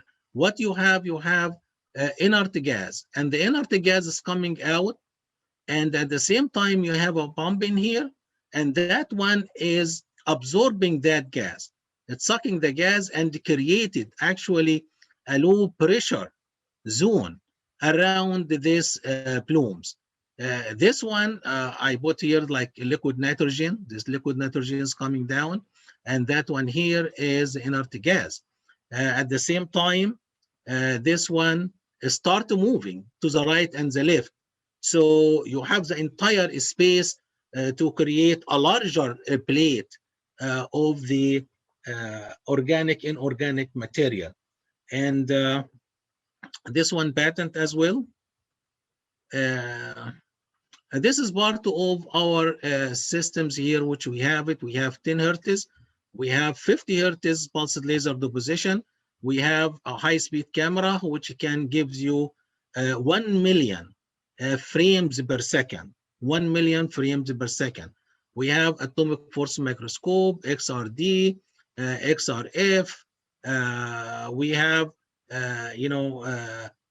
Spectron, and then Broker Tensor 27, FTIR. Every lab has to have it. Then we have Carry 5000, which gives you UV to Vis and near IR. And we have also femtosecond laser. This is a new laser which we acquired, and we have a scan electron microscope and transmission electron microscope as well. So our labs is very well funded. Millions of dollars invested to have this lab and the research over the years. And this is actually a flow chart for what is happening in our labs. And this could be giving you a slight taste of what can we do. And we are open for collaboration here. We have read reflected high energy electron diffractions, high speed camera, atomic force microscope, and this is actually does in situ with the Mele and the multiple pulse laser deposition to create a thin film of organic and inorganic thin film. After that, we have characterization for these equipment here to the left. And most recently, we acquired a 4-point probe to measure the CBAC and to measure the electroconductivity and Hall effect. These are the lasers which we have it. So very much we have all different type of wavelengths which we can get with different high speeds and different high intensity and energy. So this is publications actually which we have, and then part of what we are doing right now in the lab, we are building windows as a luminescent solar concentrator. Without the ablation in the open air, we cannot actually make a large glass plate to be LSC.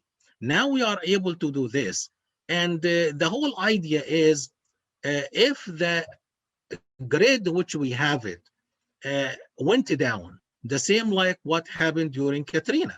Katrina, the entire city was underwater. And we are in trembling, grounds. Everything around us can change in a fraction of a second. And this is Dillard University under water. And this is here, Dillard University to the lower left. You can see it, and this is the super dome. Everything here under water. We became actually part of the ecosystem, or marine ecosystem, you can say that. So at the same time, we have abundant energy, thermal energy, which is getting from the sun, and it is waste every single day. But I know I have a couple of minutes, but here actually, if you look at any building, any glass, that one could produce electricity. You think about that. If the main grid went down and there is no moving parts, then the silent grid, or I'm going to call it the thermal grid, will take over to produce electricity. So this project actually, it is ongoing in our labs, and we are trying actually, one of the things I need to mention that is the solar cell currently which is available in the market, and which you see it over houses and building, this not efficient enough. It does not produce much efficiency. And the reason for that is the absorption of the light and the emission of the light, they are very much, overlapping. So you lose here too much, you lose it from the material. At the same time, those materials, they are very expensive and they are toxic material. So we need to move to the ground, to the green, we need to move to the green solar cell, which is LSC. So the way we do it actually is we use rare earth element. The rare earth element, which you can see, it has one photon here, goes up, and then it creates another 2 photons with less energy divided. This is what we call it quantum cutting. And here, these 2 photons will heat up the material, and then the thermal energy will produce the current, and the current will move and produce electricity, which we needed. This is very much some of the results from open air deposition of PMMA thin film. And you can see this one here, it's very smooth and homogeneous. The other part is not, but we were able to overcome that by heating up the plate with a CO2 laser from the back. You can see some bubbles here, but this is the thin film with PMMA and the nano composite material. And this one actually, it's very much transparent. So still you can see through the glass from your home, from the building, from your car. And this is some results which we have it here. And this is the cell which we are using this one as a test bed for all the thin films. So our students, they finish from physics, they go everywhere. I'm so proud of them very much. We produce much of Black community in physics. In our department, we are so proud of that. I have too many slides after this one, but we don't have the time for that. Over time, if you remember that film and you are young enough like me, this is back in 1962, I believe. And they used to get scared from the black birds, but now we are in the living fog of these nanocomposite material, which at one time they can form it by billions of replicating nanobots. And if those nanobots got wild, think about what can be done. So what is the next step? We continue our collaboration with University of Tokyo, with Shibaura Institute of Technology, and we are so proud of the achievement and the return of our investment in this type of era, international collaboration in science. Thank you again, and I appreciate this opportunity to see every one of you. Some of you, we have been collaborator for years and years, and we hope that next time we'll be able to meet face to face very soon So our student may be in this summer, I hope, will be able to visit Shibaura Institute of Technology actually and work with them. And thank you again. Oragito Gomazais. Thank you, Professor Darwish. So for a very nice talk. We have time for one question. If any question. Hello, can I ask? Yes, please, Yes. go ahead. This is Saurav. Very nice talk. One thing I would like to know, it's very impressive that you are moving towards the non-toxic element rare earth substitution because cadmium is toxic of the more exposure to the human body. So I would like to know the efficiency you have reached so far by substituting the rare earth element. I am slightly try to know the round figure. I can't hear you well. If you can raise your voice, or Professor Paolo can re-ask the questions again, please. So I would like to know the efficiency you have reached using the rare earth element substitution. Okay, yes, thank you. Efficiency, we published this one here. We increased this one by 0.8%. You have to know this is not the end. We tested 1% or 1.5% of polymer in the material with the rare earth element. We are now changing the percentage of the polymer. What we expected is this will increase by 1 to 2%. But having the thin film in the open air could give you more 2%. The material which we are using, actually, it's not overlapping. They are between the absorption and the emission. You have about 1,000. So this is very much it keep the entire spectrum. I did not actually, I can show you this one here. We have actually one graph which can show you, maybe this one can show you that. I'm trying to show you that we are using the entire spectrum of the sun. Other material, they don't use this entire spectrum of the sun. Okay, so we can use from 500 to 1,000. Most of the materials, they work here. Okay, our material, you have the absorption and then the emission. Between them, it's maybe about 1,000. So you keep the percentage up to 80%. In theoretical, 80%, which you can get. So experimental, it depends on the up conversion and the down conversion. We have publication, I have over 120 publications in there. But some of these publications, you will find I used up conversion and other I used down conversion. Now we are using up conversion and down conversion in the same thin film. And this is will increase, you know, the efficiency transferring, you know, the sun rays to electricity. How it will be, I can predict a higher number, but I cannot say it until we have it to the community and they can say, yes, this is actually happened. It's because it's changing the material. Did I answer your question? Yes, I understand, because like it's very interesting to cover the most of the wavelength and trying to utilize the full range of sunlight. So exactly. We try to capture the sunlight from the both sides of the spectrum. This is the whole idea. Exactly. Just maybe I can ask other question later sometime because time is running. So I have so many questions. I'm sorry. Thank you so much for talk.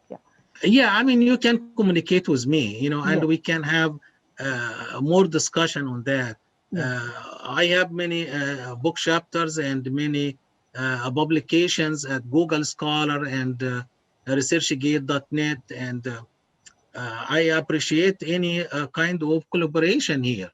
Our system can do sensors as well, but I just try to concentrate on this. So we can do biosensor, chemical sensor, light sensors, and others with this type of thin film and technique. Thank you so much. Thank you so much. Thank you. Okay, thank you so much, Professor Darwish. Thank you. Very sorry I have to close this Yes, presentation. please. And so we move to the next part, which is the contribution from Shibaura Institute of Technology. So first I want to invite Sugiyama-san. Good morning, thank you so much. So Sugiyama-san is General Manager of Division of Global Initiatives in our university, Shibaura IT. And he's doing tremendous work to enhance the quality of the global education for science and technology. So I want to invite him to share with us the global activities of SIT. Thank you so much. Okay, so Paolo Sensei, thank you very much for introducing me. So I'm Osamu Sugiyama at the Division of Global Initiative in Shibaura Institute of Technology. So thank you for giving me this opportunity to introduce our institute and our global activities. So I'll make a brief introduction to our institute and our global activities. And this gentleman is our founder, Dr. Shiro Arimoto. And our institute was established in 1927. And his mission statement is nurturing practical engineers who learn from society and contribute to society. And this is our campus location. We have 3 campuses. So 2 are located in Tokyo, and 1 is located in suburb of Tokyo. So now I'm in Torres campus, but our head campus is Shibaura campus. And this is our number of students. So we have about 9,000 students in total. And we have 3 colleges and 1 school in undergraduate school. And we also have a graduate school. So the number of undergraduate school student of number of students of undergraduate school is about 8,000, and the number of students in graduate school is about 1,000. Okay, so as I mentioned, so we have 3 colleges and one school in undergraduate, and actually, so we have 16 departments in undergraduate. And in College of Engineering, we have mechanical engineering and material science, applied chemistry, electronic engineering, information and communications engineering, computer science and engineering, and civil engineering. And also we have innovative global programs. So maybe Professor Netroda will explain later. And also in system engineering and science, so we have electronic information systems, machinery and control systems, planning and architecture and embedded systems, bioscience and engineering, and mathematical sciences. Also in engineering and College of Engineering and Design, we have Department of Engineering Design. And also we have a School of Architecture. 1 department, Department of Architecture. And we also have master's program, and in master's program, we have 7 programs. And these 7 programs covered all of 16 departments in undergraduate. And also we have 2 programs in doctoral program. And these 2 programs covered all of 7 programs in master's program. And these are okay, so we will have a 100th anniversary in 2027, so 6 years later. And our goal of 100th anniversary, so to be a top 10 technical university in Asia. And we set up KPI and KGI for that. And as in so very best education, center of excellence, and top global university, and diversity and inclusion, and faculty staff partnership. And so now I'd like to show you a short movie to make a concrete image of our institute. Okay.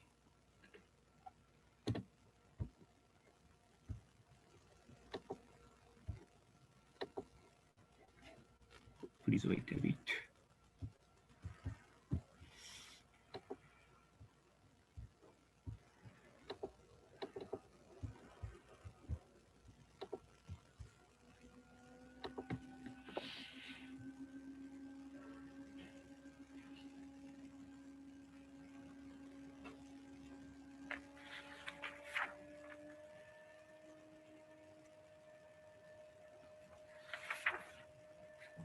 So we cannot hear the sound, sorry. Okay, sorry.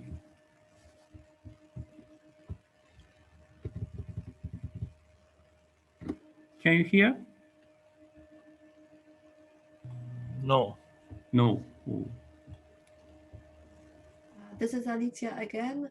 So from my experience, you will need to reshare again. And when you have sharing screen, it shows you a window in which you can tick share the sound. Okay.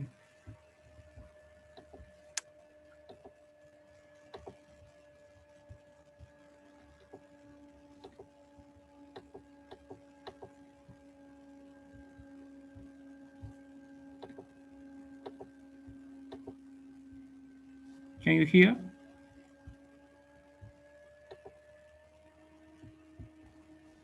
No, still not sound. Oh.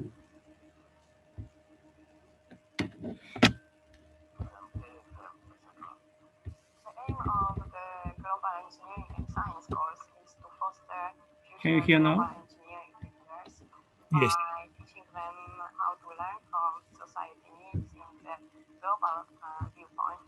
Most important thing is to tell the student that social contribution is very important for their future.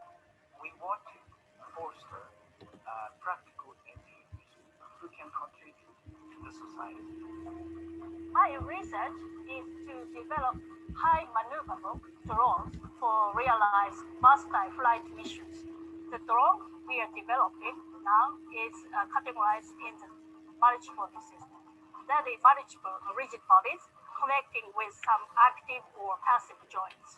The drone we are developing has several actuators using the multiple system dynamics. We developed a sophisticated control method. We can fly horizontally without changing the attitude itself. Other potential applications are surgery simulator. Our research group are doing the development of the control method and also the visualization. メタルバイオテクノロジーは生物のメタルとの代謝メタボライズを言っているので、金属元素に対応する代謝する微生物っていうのを自然界から取ってくることになります。その微生物の代謝機能、吸着するとか溶液化するとか固化するっていうような機能を見つけてきます。すなわち廃棄物から有用な金属をこの微生物によって回収し、回収したものを資源化し、サプライやインダストリーに戻したいです。Almost all patients of motor dysfunction disorders have difficulty standing with supporting their own body weight. Our developed gate training system, AirGate, is using pneumatic muscle as an actuator to support the body weight and also to support lower limb movement. The AirGate system can modulate the support of lower limb movement to match paralysis level.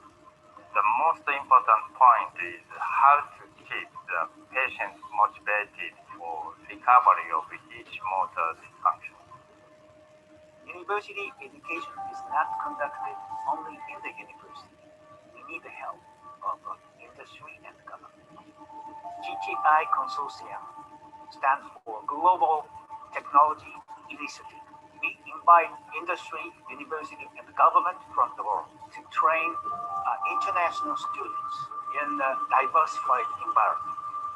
For students to get hands-on experience, they have to participate in projects actively and positively. Global PBL is an international version of project-based learning. It is a kind of collaborative project with overseas institutions such as foreign partner universities or companies. The framework of Gti Consortium helps us to enhance global PBL programs to be more practical and global. Students are supposed to tackle project themes such as real-life problems and country or region-specific issues, which are given by academic supervisors or industrial mentors. The focus of my project is developing a device to plant growth in crops in an automatic way and avoid efforts from farmers and workers. I heard about this PBL program from my professor and got interested in working together with students from other countries. To prevent heat stroke at agricultural sites, we decided to make a wearable device that measures biomedical signals and alerts the user in case of programs. Working in a group is very interesting because we have to mix all our competencies and we can solve problems we could never solve only by our own. During academic year 2017, we are conducting in total 80 global PBL programs. 50 sessions are held abroad and 30 are at SIT in Japan. They learn a lot through this program, communication skills and the importance of diversity. I want to make SIT to be real global university.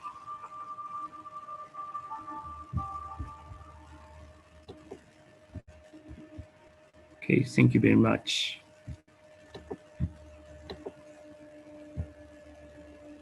So I'm sorry for your inconvenience. So now, okay.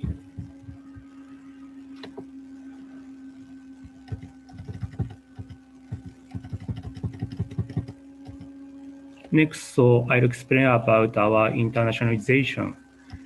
And this chart is shows so our international history. So green color means so it's a governmental project, and blue color means our own project, and so the red color means it's a national funding project. So we want two national funding project about internationalization and globalization. And one of the national so funding project, so very big one is a top global university project. So this project was launched in 2014, and the government chose 37 universities to be a role model for globalization of Japanese educational institutions. So actually in Japan, there are about 800 universities. So that means so only 5% was selected in this project. And SIT is the only university in science and engineering field as a private university. And right side shows so our world university ranking. So we are ranked so over 1,000 in THE ranking. And THE just started the Japanese ranking. So last year, our ranking was 35, and it was 8 in Japanese university, as a private university. And so ranking itself is not our purpose, but so as a result of university reform, so we'd like to improve our ranking, world ranking. And this is a target for target in TGU project. So now we are planning to send all of our students overseas to study overseas during their staying at our university. And also we are trying to increase the number of our international students up to 30%. So that's the reason why we need your cooperation. And this is a movement of student mobility. So as you can see, we are increasing the student mobility. And actually, this year, Japanese academic year starts April and ended in March. So in 2019, we have influenced by COVID-19, and year 2020, we cannot do any student mobility program. But our target in 2023 is about 2,700 and 2,700 to 2,800. And this is just for reference. So number of international students. So majority is from China, but we are welcome international students from all over the world. And this is our global education. So it's a degree those are degree seeking program. And we just launched global program in undergraduate. This is mainly for Japanese students. And students study abroad for a semester and taking classes offered in English. And also they will do a final thesis and a final presentation in English. And also, we also have a global program in graduate school. Maybe Professor Isabella will explain later. So this is for Japanese and international students. And also an innovative global program. So maybe Professor Nedroda will explain later. Okay, so also we started Gti Consortium. So it's a industrial academia government collaboration. And so this is mentioned in Southeast Asia and Japan, but we are not limited to Asia, so we are open to worldwide. And now we have about more than 200 members, and we are doing several activities, such as global PBL. So about the global PBL, I'll explain later. Okay, so next is our student mobility program. So today, I'd like to introduce you our 3 student mobility programs. One is the sandwich program. So this is taking courses in English. And if your student can speak Japanese, so of course your student can take Japanese classes.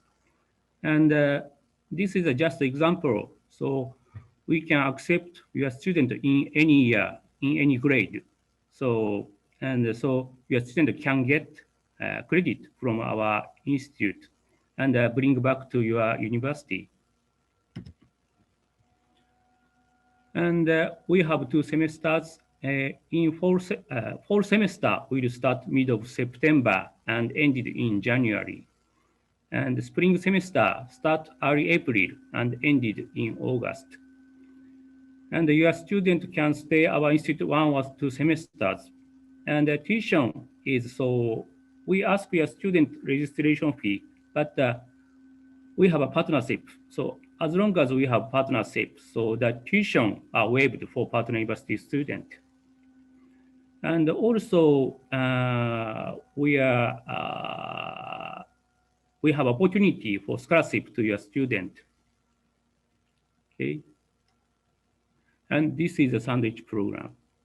And now, before COVID-19 infection, so we accept about more than 100 students per semester. Okay, next is a research exchange and laboratory internship program. So in this program, so your student belong to our laboratory and do some research activities under the designated supervisor of SIT. And this is a detail of this program.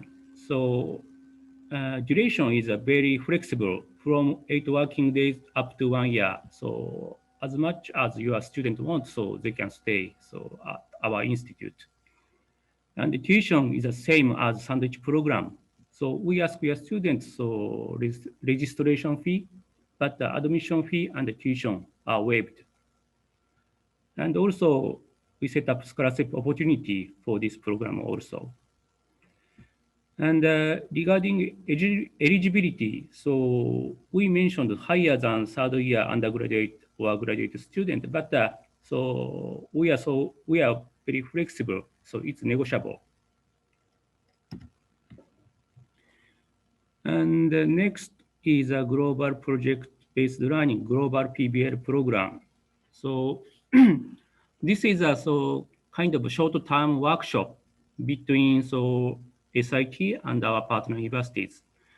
And in this project, so our student and the student from partner university get together and do some try to solve issues and problems. And we conducted 93 global PBL program in 2019, and 31 programs are conducted in Japan, and 60 programs were conducted overseas. And so to have a concrete idea of this global PBL program, so please visit this YouTube site. So searching by SIT meets HUST. HUST is our partner university in Vietnam. So if you see this short movie, so you can have a concrete idea of global PBL program. So it's less than 10 minutes. So please visit this site. Okay. Okay, so this is the end of my presentation. Thank you very much for your attention. So if you have any questions, so please let me know. So, Paolo Sensei. Yes, Yes, thank you so much. If you have a time, so I can take some question. But if there is no time, in that case, so please give me an email. So this address, kokusai@owshibaura, blah blah blah. Okay, thank you very much. Thank you. Please send the email to Sugiyama-san for any question. Let me introduce the next speaker. Professor Ned Lauder is a professor in social science and humanities at Shibaura IT, and he's head of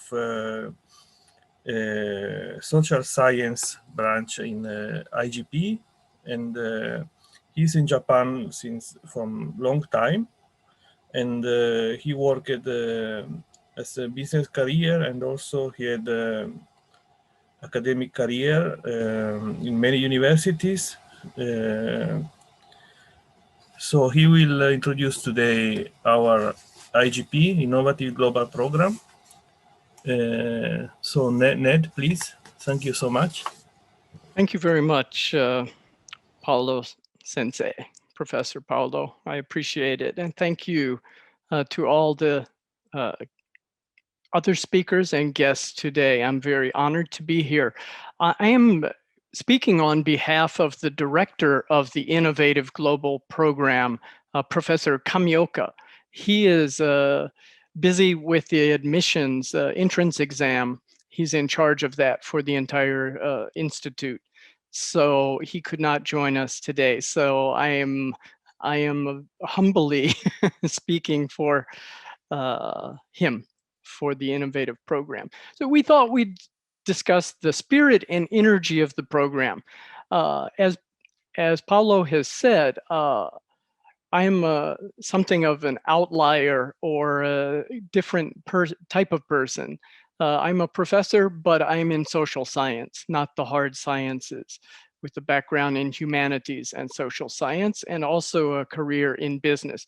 Let me briefly introduce myself, because that background informs what I have brought to SIT and to the IGP. I'm from the US. I'm the only professor in the IGP who is from the US. I was born in New York. I grew up in the very heavily polluted, dirty city of Cleveland, Ohio, which is now much cleaner than when I was a child. And I lived my adult life in Atlanta, Georgia, where I studied at Emory University. Sorry.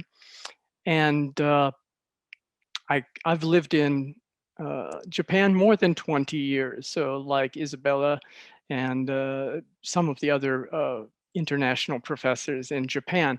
I'm introducing my neighborhood here because I'm a social science professor and humanities professor, so I need to have a touch of humanity. So I live downtown in the old downtown section called Ueno. So we have the Science Museum, National Museum, many temples and shrines. This is me leading a history group to the neighborhood.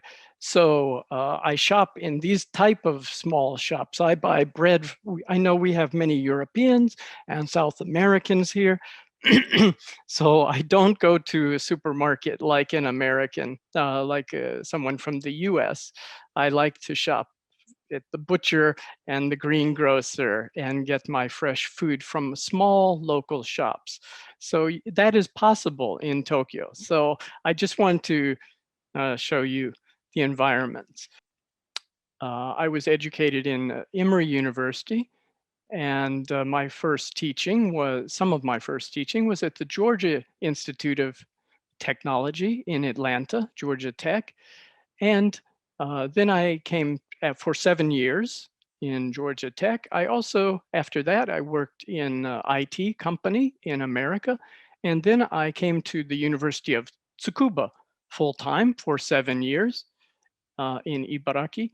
And I've worked with global programs at a number of other universities as a part-time instructor. So the other side of my career has been working with business as an executive coach, team and management instructor and trainer in these various companies, which you can see here. Some international companies, all of these were based in Tokyo. I'm here today to speak about the Innovative Global Program. So the characteristics of the IGP are that it's research-based, it's customized and individualized for each student to create their own curriculum. It's also based on active learning and collaborative, and encourages self-motivation in students.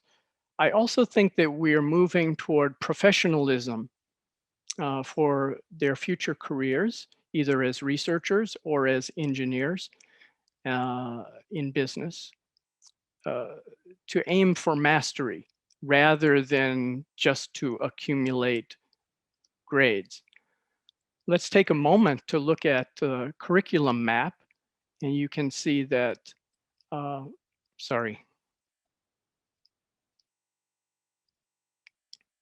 that research-based learning begins from the first year. This is the unique aspect of the program. Rather than only taking general education courses, this is traditional style, general education and fundamental courses for the first 2 years. Instead, students join a lab from the first day of the first semester. They have pre-selected that lab when they apply to the program. So first semester, freshmen go right into lab work from the beginning. So we had a very impressive series of presentations that, in last month at the end of the semester by the students sharing what they had learned in their assigned labs. So we have just launched the program in the fall, and we've completed the first semester. Let me move on. I think that Isabella will share more about pedagogy in the graduate school, and our approach is very similar. So I think I will, for the sake of time, I will zoom through this a bit. Let me just check. Can you hear my voice all right? Yes. I didn't. Okay, thank you. Our pedagogical purpose is to move students' way of thinking, studying, acting, behaving from passive learning, just taking credit, just fulfilling requirements. Oh, checking a box. Oh yeah, I turned that in. I did it. It's done. I got a grade on it. The grade wasn't good. From that kind of passive approach to being actively responsible for their own learning. So through active learning, to gain competencies, to be able to think conceptually, to be able to apply what they are learning, to be able to do and to master. In other words, it's not just for the grade. You do it until you get it right, which is like real research, like the real work situation. So I feel that many students remain passive because they don't see the connection between a lecture course and their future work. But if students can understand why, and the why of studying comes from the active learning and from the practical exposure day by day in the laboratory. So this is the foundation, and this is the main concept of the IGP. Uniting why they are studying and how they can apply what they learn increases students' motivation and depth of learning. This applies to each category of achievement goals. So for example, what are they learning in the classroom? What are they learning in the laboratory? What are they learning in a group research project? And then how is their motivation, their affective, their emotional, and level of commitment? Oh, okay, they're here, the laboratory and what they're learning in class are quite close together. Their research in a group project was a bit independent, but their motivation was off course initially. Oh my gosh, there's a pandemic. I cannot join, I cannot make friends. I can't join the club. This is difficult. Oh, actually Zoom is pretty easy to use. I can see my colleagues and my professors up close. They're on my screen every day. Oh, what we learned right here in class is connected to what I'm doing in the laboratory. Oh, this is really great. Now I know how to do that in the laboratory. My motivation comes back, and I can contribute that to the group project as well. So I think sometimes we think of these progress in learning like a systems approach, and everything is in a separate box. But it's a more organic approach, and we are human beings. So I'm a social scientist, so I have to say that. And it's more messy than we picture. But as long as we are reaching this destination, and maybe this was first semester and second semester can be better. I think I'll skip this for lack of time. To explain a little bit about the IGP, I just joined 2 years ago. So I was brought in to help to launch and implement the program. But the foundations go much deeper. The vision and the driving force behind it has been President Murakami for many years. The executive committee, I cannot list all of those members, created the IGP proposal, excuse me, and submitted it to MEXT, the Ministry of Education. And yet there was even more groundwork that had been done 7, 8 years in the past. For example, connecting motivated secondary school students through Professor Miriata's summer research program, where high school students come to SIT and do research for several weeks and make a final presentation. Or Professor Yamamoto's going into secondary schools to encourage girls to for working in careers in STEM fields. As Mr. Sugiyama, who just gave the presentation before me, showed you, there's been a tremendous effort from the Division of Global Initiatives, the International Department, working with PBLs, connecting with some of your universities and many other universities.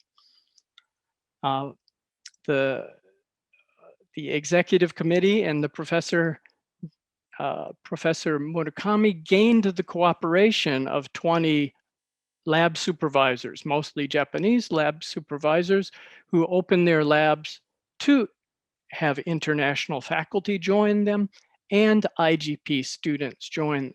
That may not seem like a big deal to you, but if your lab is working only in one language, say Japanese, and suddenly you have students who need to be mentored and brought into the process in English, it's quite a gap. And this is really a foundational point, because the students need to go into the laboratory work from the beginning of the program. And then SIT, and through the president, gathered a dynamic group of international professors. IGP has 9 majors, and these are based in 24 different laboratories. If you go to the website, I'll show you the link at the end. I don't have time to show you all of these today, but you can check these laboratories for yourself and see if they align with what your students are interested in, and if you want to do collaborative research also with our professors. Now I get to the main point. The spirit and energy of the IGP is we are international, and we come from more than 15 countries, 45 professors if we count all of the Japanese host professors or laboratory supervisors, 45 professors from 15 different countries. So we each bring different educational background, different methodologies, different approaches, different ideas of what is good education. And yet that would seem very difficult. But actually, if we can, how shall I say this? As an American, if I can put aside, oh, we should do it the North American way, that's not the point. We need to find the best way to mentor these students, the best way to teach these students, the best way to prepare these students. So in that sense, there's incredible synergy coming from this variety of backgrounds. The second point is that actually most of us have more than one language, more than one experience living in more than one country also. So we've already been exposed to a variety of cultures as well. It's also interesting to note that over 60% of the international professors who are specifically hired for the IGP are women, and over 40% of the total IGP faculty, including the veteran and tenured lab supervisors, are women. This makes it unique. Also, the next point is that it's interdisciplinary. We are a multidisciplinary team, which we bring a breadth and also depth of expertise. So blended together, I think this creates something that's stronger than any one department. And if you try to do this in your own university, these are very standard stages of team development. First, forming, gathering the team. Storming. Storming means they're not getting along. There's totally different approaches, different fields, different personalities, and then finally norming. So leadership has to take care of this to create a unity. Norming will be the time of forming the processes.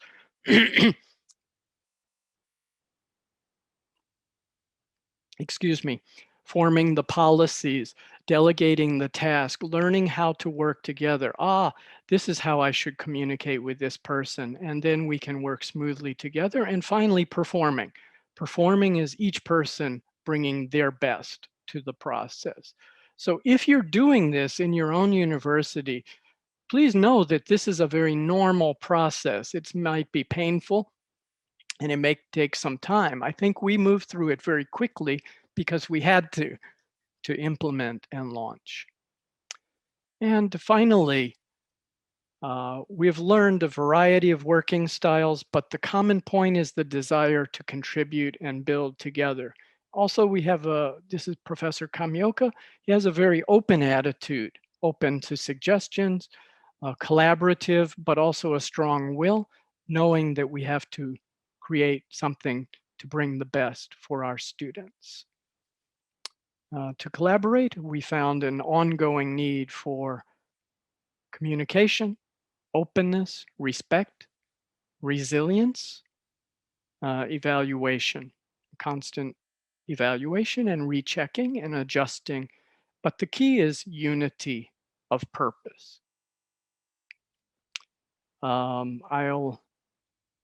These are just very famous theories about what makes an effective team, and common purpose, alignment, constant learning and developing, and mutual accountability are some of the key factors.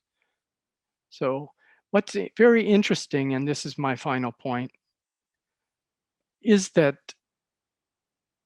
our faculty team exemplifies these. If our faculty team exemplifies these, then our students will see it. So I ran a course on diversity of cultures, an omnibus course where our professors from 13 different countries presented their home culture. But the students could see, oh, we know each other. Oh, Uma Sensei, please tell us. Oh, Isabella Sensei, Alechia Sensei, Sharal Sensei, please share about this. They could see that we are already united. And I think that's very rare, because students usually go into a classroom and they have one king of the classroom, but they could feel the collaboration. They could feel the mutual respect, and then they can do that among themselves, because our students are coming from Indian background, Chinese background, mixture of Japanese and American, Iranian, and so on, various countries and cultures.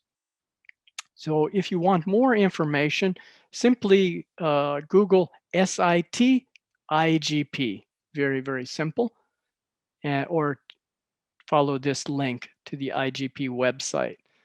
So this was before COVID.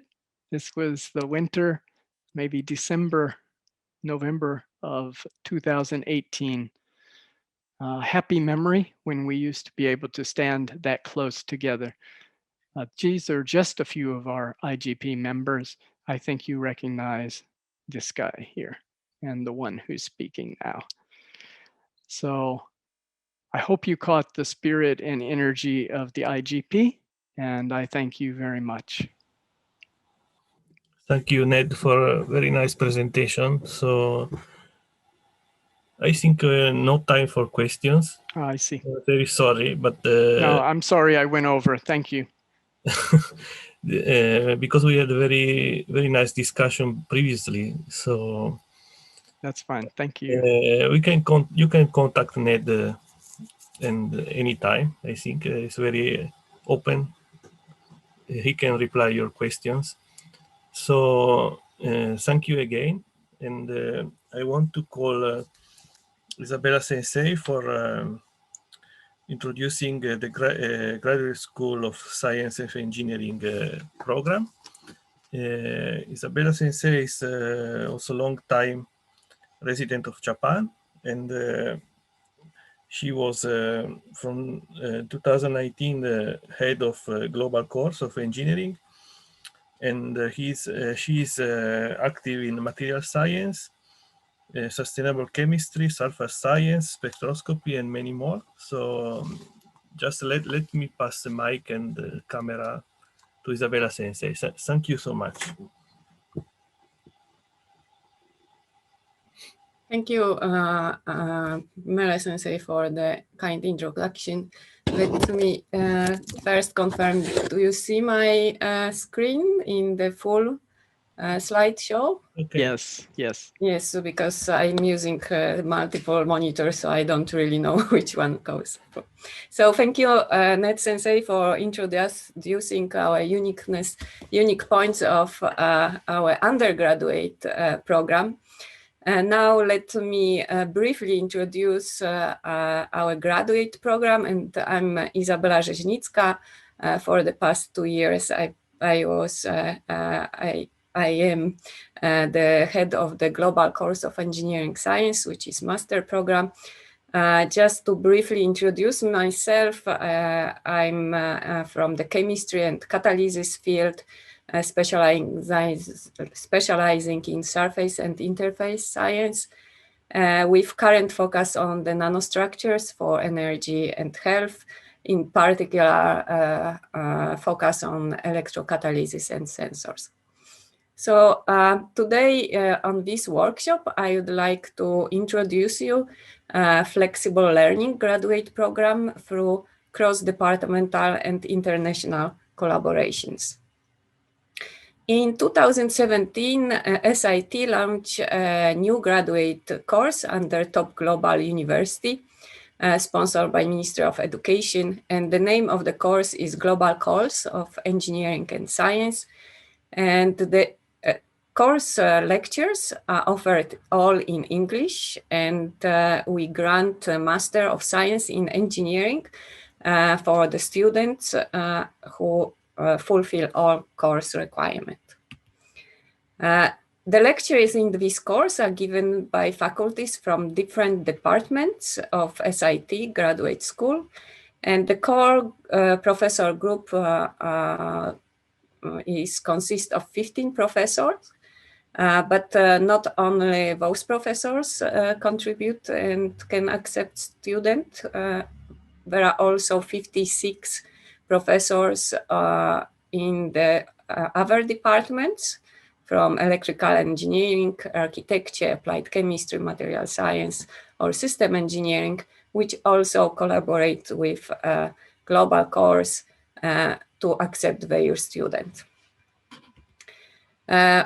Both Japanese and international students can enroll and study together under supervision of a professor. They choose to study the discipline. In these 3 years of running the course, the Japanese student to international student was almost 50-50. And international students come from different regions and countries, including those countries listed here. In the year, we can accept 10 students. It's a quota per year.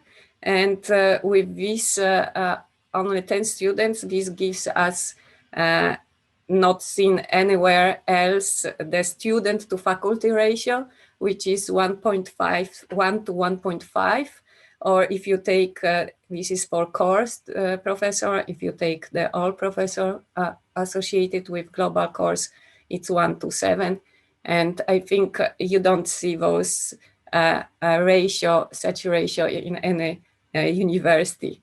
So to mention, Stanford has 5 to 1, but it's reversed. It's 5 students to 1 faculty. So let me introduce briefly the curriculum structure of this graduate program. It's based on the quarter, and the first quarter, if your students are interested, starts in April, and there are 8 quarters. In these 8 quarters, students take subjects related to their master research project with experiments and exercises, taking most of their time.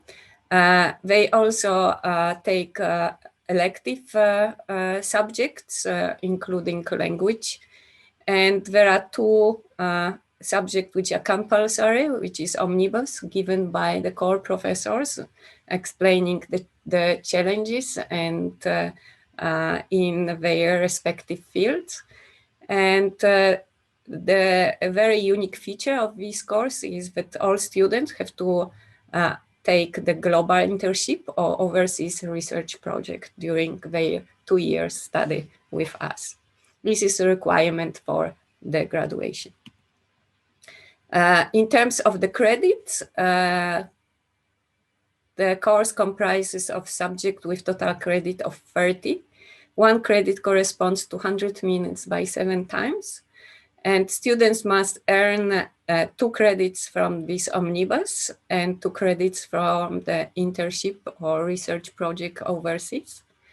The rest of the credits students can earn by taking elective subject either in the provided in global course by core professors or any subject which is lectured in English from other departments.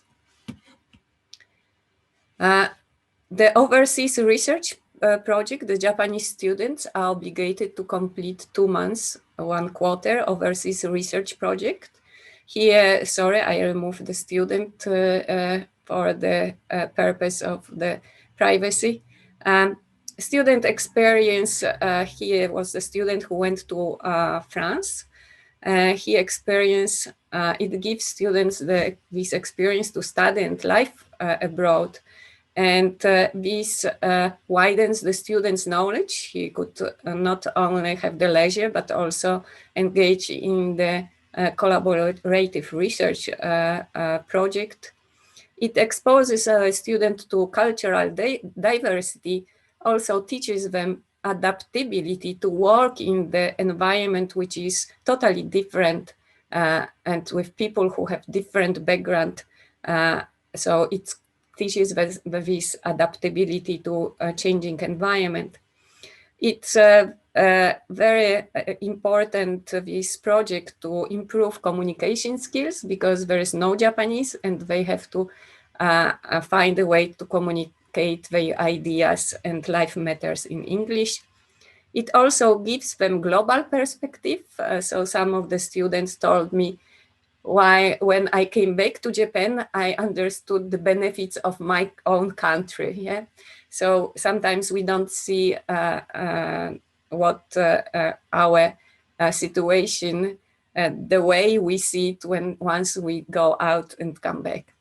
So it also gives students idea about competitiveness, and this is also what I learned when I have my postdoc and PhD. When you go around different labs and meet the international student body, you may be the best in Japan, but you may find you are not the best outside. Yeah, so that gives them their value in the global terms. So it's not only the student who benefit from this overseas research project, which is required subject in the course, but also provide their supervisors and their partners opportunities to engage in international collaboration and contributes to joint publications. So for international students, they are obligated to complete at least 2 weeks internship in a Japanese company. That has been a little bit difficult because most of Japanese company would like our students to speak Japanese. But anyway, it gives them a very unique. This is my student when he did a very different subject for 2 weeks in the Daiichi Hanso. This gave him unique experience. Also, here my student who went to Hitachi Chemicals for internship, and they understand how the work in a company works. And for some, it brings the job opportunities. Ahmad got also freelance contracts with that company by contributing just 2 weeks of time, giving his ideas and providing solution to the problem the company faced. So for some students, the company would not work, and they, after experiencing their internship in company, they got motivation to enroll into PhD programs. So it's not only that the students benefit, but also in this way, companies also benefits from intellectual and cultural exchange while creating future business opportunities between the individuals and also countries. So my student here now is in Fukamatsu Gumi, will start from April, and they are thinking about expanding the solar cells business to Indonesia, and he's now trying to collaborate with them. So over 3 years, there were university in Europe and also US who accepted kindly our students.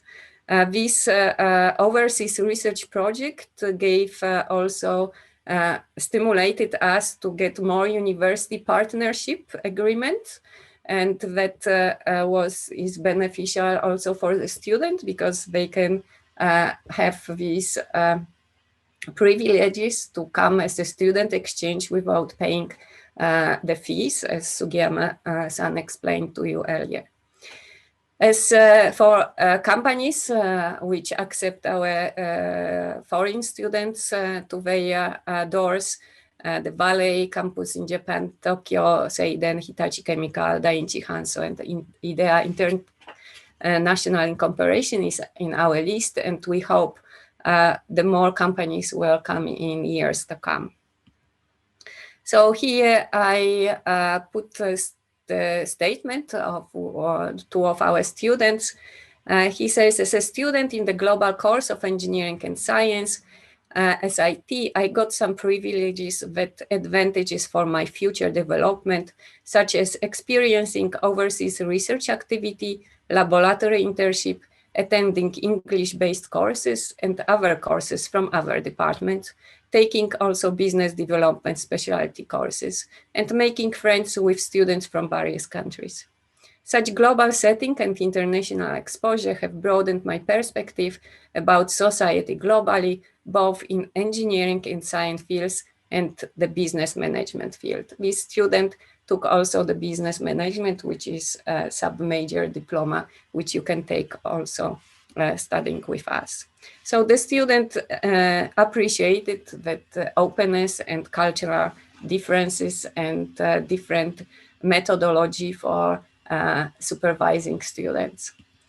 As Sugiyama-san already told, introduce our Shibaura Institute of Technology was founded in 1927 with the mission of nurturing engineers who learn from society and contribute to society. During these past 3 years, we produced the human resources which are equipped with the problem finding and solving skills by giving them a specific or sometimes giving them a chance to decide what kind of project, after seeing what kind of project they would be the most interested and also feel strongest to contribute. So with once the students find it's his own interest-driven project, We develop with them technical skills, and we've supported with latest scientific knowledge. In this course, students learn respect for other cultures and other ideas, and try to use it to make their stay more fruitful. It's also improve communication. The students have better communication skills. Also, the global perspective, they develop with us a wider global perspective. And with the business management major, they also develop these global technology management skills.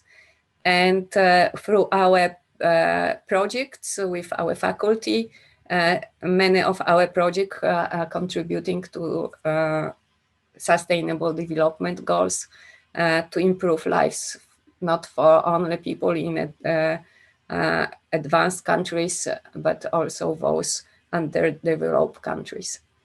So with this, we hope that our graduates will contribute to the development of local economies, and also that they can bridge to international business and be active in the active members of their society.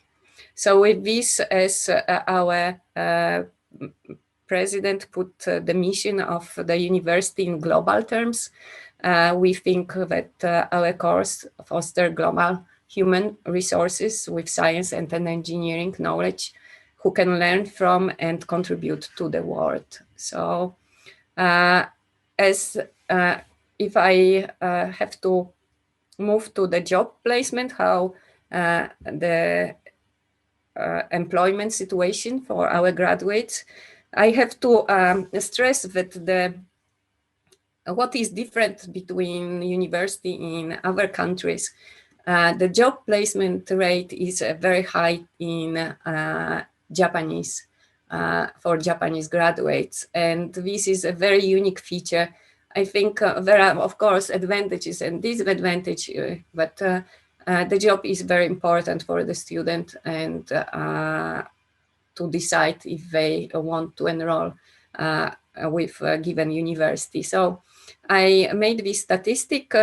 So far in 3 years time, we graduated 21 students. 17 of the students found a job in companies in Japan and in their home countries or the third countries like Canada. And 4 students decided to go on to a PhD course. So this job placement rate is actually 100%. On the website, you may find 66, but this is because we can't make job place the rate, calculate rate on a yearly basis here in this course, which probably we have to communicate with the career support, because most of our students will finish in April. They go to their own countries, and it takes time for them to get a job if they don't stay in Japan. So that is our employment rate is much higher than what our website states. So if I listen and exchange opinions with professors in the global course of engineering and science, they are very pleased with the small class size. You can imagine with 10 or sometimes 2 students in the class. That gives you opportunity to practice active learning, listen to the student, and get to know his background, his interest, which for me, I try to make a tailor-like lecture, so the students, I know to which lab he belongs. So I will choose the content of my lecture, which would benefit for his project to succeed, master project to succeed.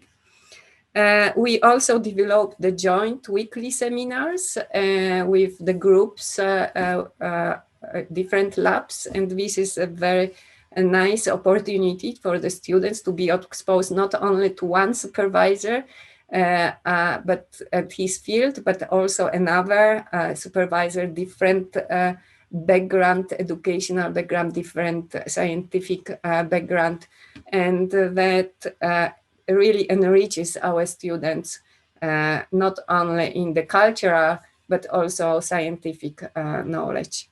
So, of course, through the overseas research program, the international collaboration and papers also we increase. And I also would like to praise the cross-departmental collaboration with gives us that bonds and exchange of the sometimes technical expertise. So, for example, in my field, when my student, we had broken STM, we found what is broken, and we found that we need soldering, but this soldering needs a very specific and skills and tiny skills, which we don't have in chemistry. So my student asked the student in Nicolem Sensei lab, and they were pleased to help us with just 1 hour time. We had our STM fixed. So that gives you a very good merit. You don't need to invest in technical, like I was working in US, we had electronic shop, we had a glass shop, which is not here. So if something breaks, you are out of the business of research. But sometimes the breakpoint can be fixed, but if we communicate and find those individuals which think they can help. So also it gives us, since we come from different background, but we can see the synergy in our research, and this gives us also more rich research funding opportunities. So summarizing, our program offers flexible education in science and engineering fields with extensive international experience. All students have to go abroad or get internship in Japan. This exposure the students to diverse student and professor body. It promotes international collaboration, also cross-departmental collaboration, not only between professors, but also between students. And in overall, this, I hope, contributes to the better university ranking as international outlook. So for those who come from different universities, thank you for staying with us and listening to us. I summarized here the admission schedule. We welcome double degree programs, which now in the next talk, Professor Ito will explain. But not only double degree students can enroll with us, and we have 2 admission for international students in fall and spring, and this is for our Japanese student. On the website, this admission schedule is not yet updated, so please be aware that some small changes, so let the student check from time to time if they are interested. Also, if the students are interested in our fields, the core professor fields or the departmental fields, they can find it on this website. And we welcome any question and about exchange of the students, from the students and also from you, Professor. So with this, I'd like to thank you to all for your time. And also I would like to thank to all individuals which make the global course and engineering and science grow. And I hope with the new head of the course can grow even further. With I'm giving also you these links, so you can always find and guide the students if they are interested. With this, I'd like to thank you for listening. Thank you. Thank you, Isabella Sensei, for very informative talk. Okay, so if there is one question very quick, is possible.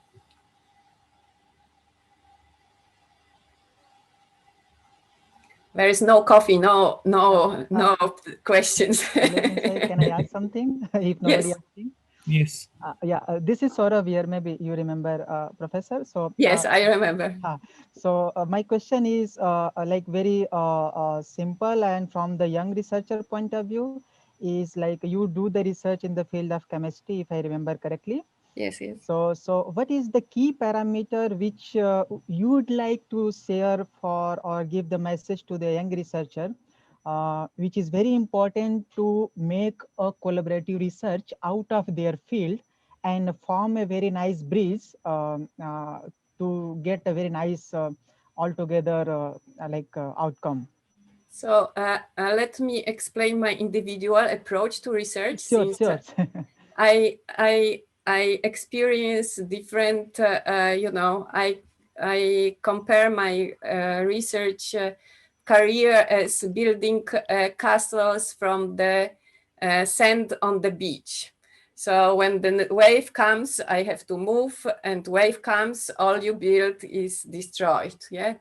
So during this harsh time, I had to reinvent myself many times. And you can do only this if you have the broad education, if you are not afraid of doing something, you can find this synergy. And I take this evolutionary approach to research. I don't say what I do not have. I just see what is in my environment now and how I can put all together to work for me. And that is, I would say, hopefully with this evolutionary approach, I can still stay afloat. Thank you. Thank you so much for such a nice sharing experience. Thank you so much. Thank you again, Isabella Sensei. And so we have to move to the next talk, which is from Ito Sensei from our university, Shibaura IT. Ito Sensei is a professor of Department of Machinery and Control Systems. And he's collaborating with Italian University L'Aquila since a long time. And very recently, he made conclude agreements to open bilateral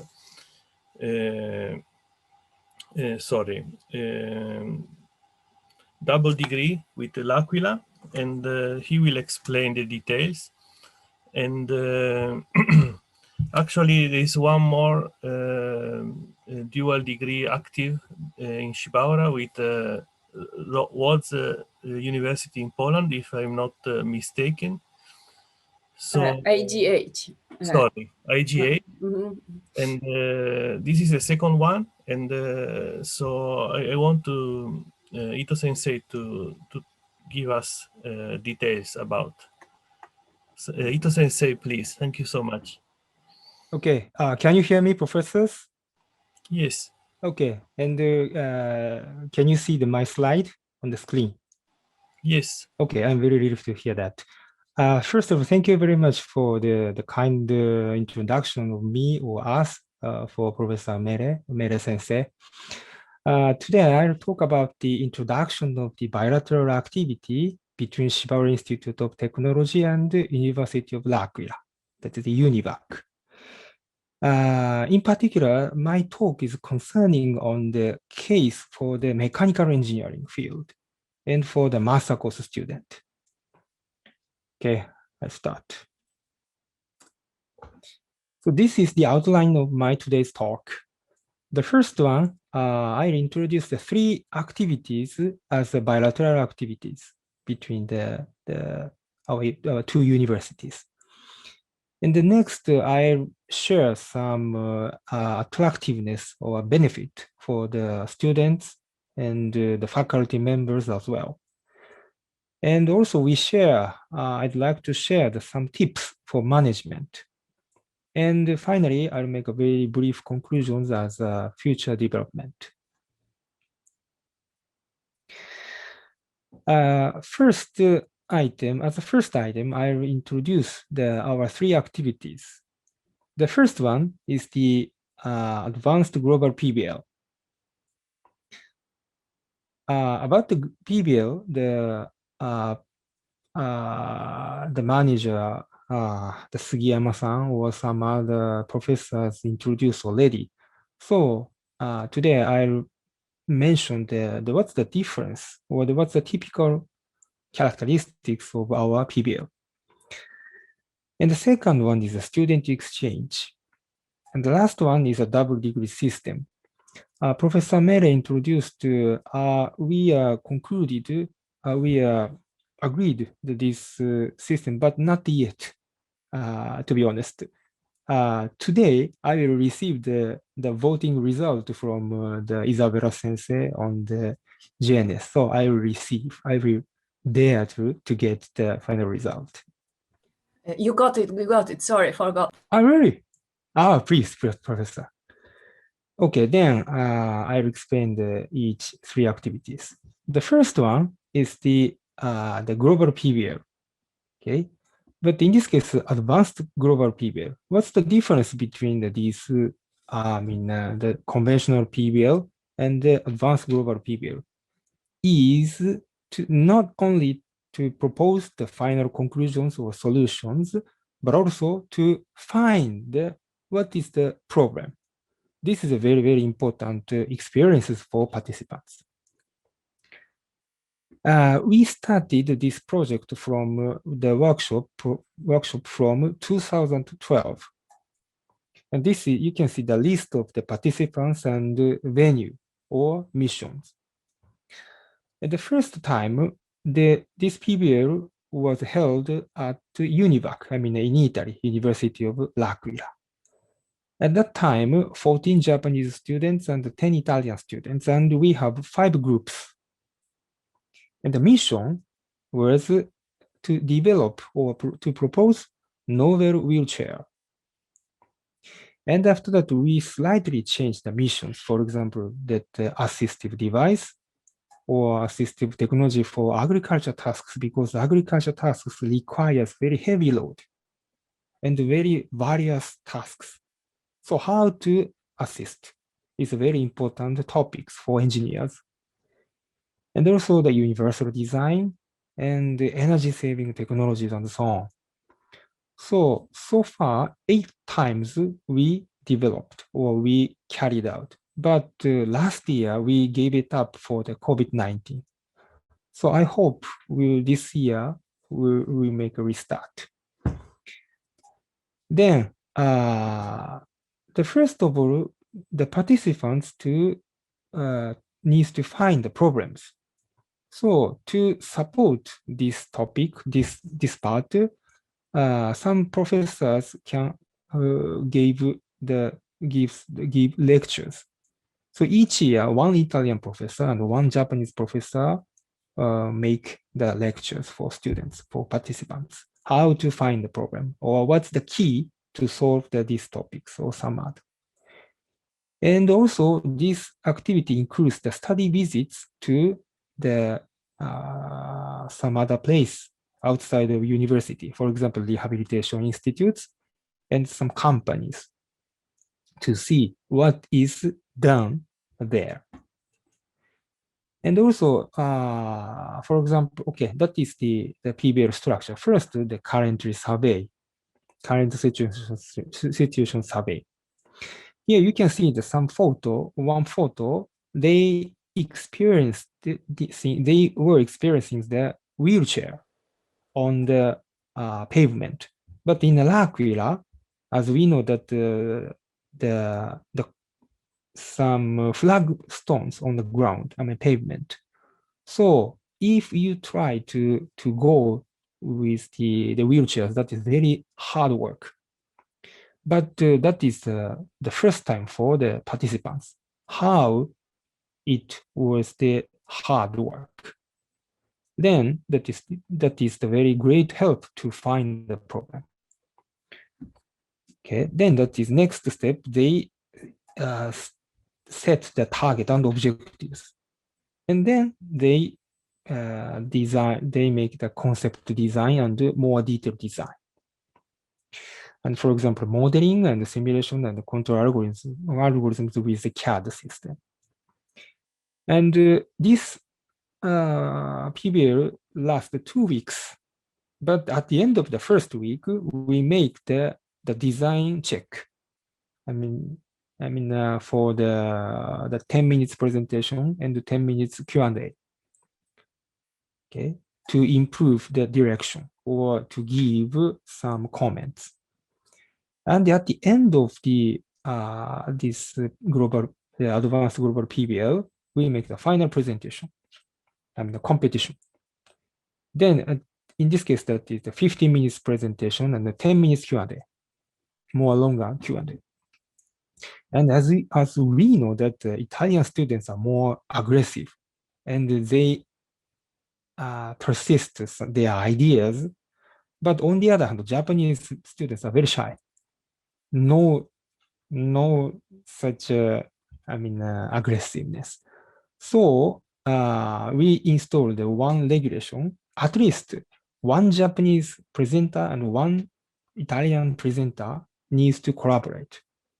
Okay, so that's some groups joins all the participants will take the presentation. That is the one good trial. Okay, then this is some snapshots of the global PBL. Okay, that's the lecture from professors or to make some experiences in the laboratories or presentation or to see the field. Here. Okay. Then we need to make assessment of this activity. In this case, we tried twice. The 2 times questionnaires. The first one is concerning on the changing of the ability. The development of the ability.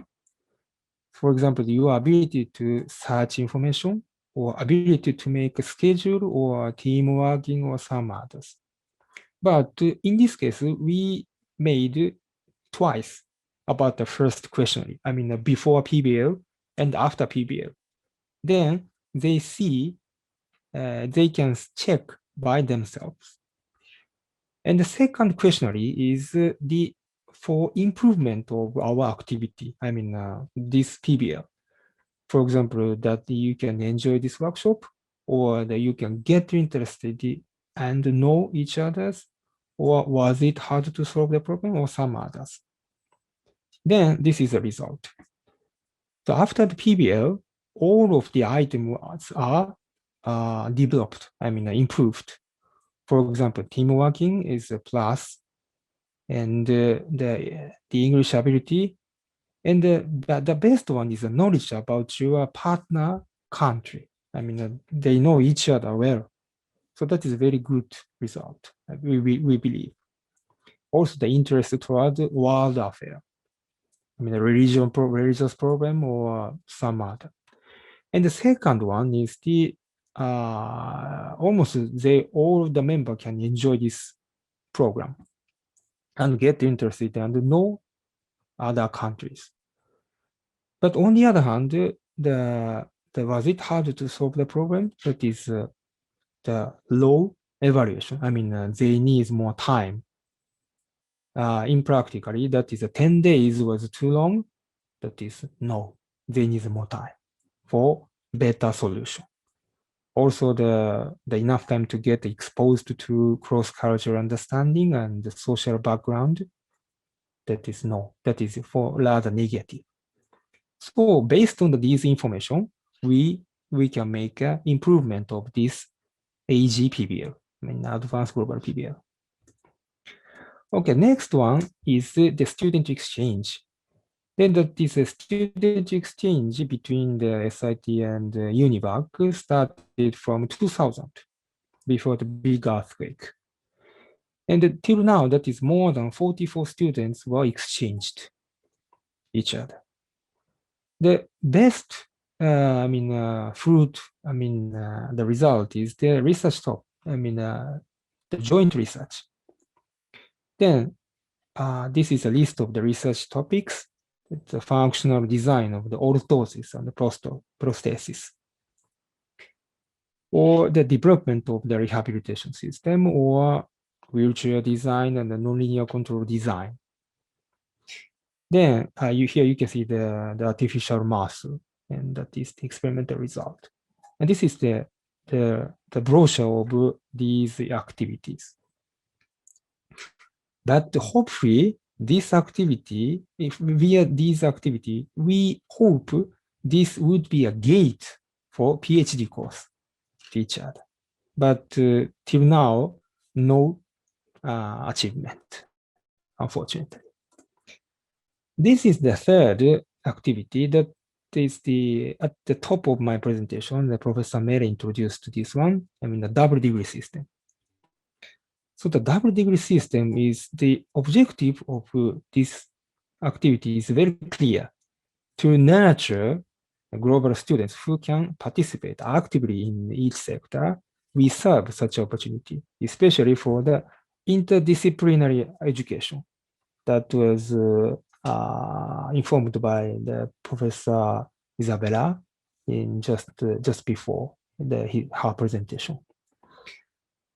And also the DD system participant, the students can get 2 degrees at the same time after the completion, one from SIT and one from UNIVAC. But we have much items to be discussed.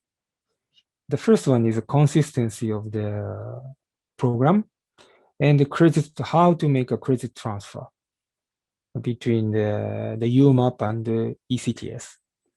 Of course, that how to increase the number of English taught programs and so on. But now we're making the conclusion. Okay, this is the third activity. Next, I would like to mention what is the benefit for the students. It seems very clear, but for students, of course, that is the very good chance to study abroad and enhancing the diversity and inclusion. That is very, very important and essential for students. And the cultural exchange and opportunity to know myself in laboratory. Of course, for the faculty members, for professors, to increase the international journal papers. And also the globalization of the UNIVAC and forward spiral. In this case, forward spiral means if the Italian students will come to our laboratory and they experience very good,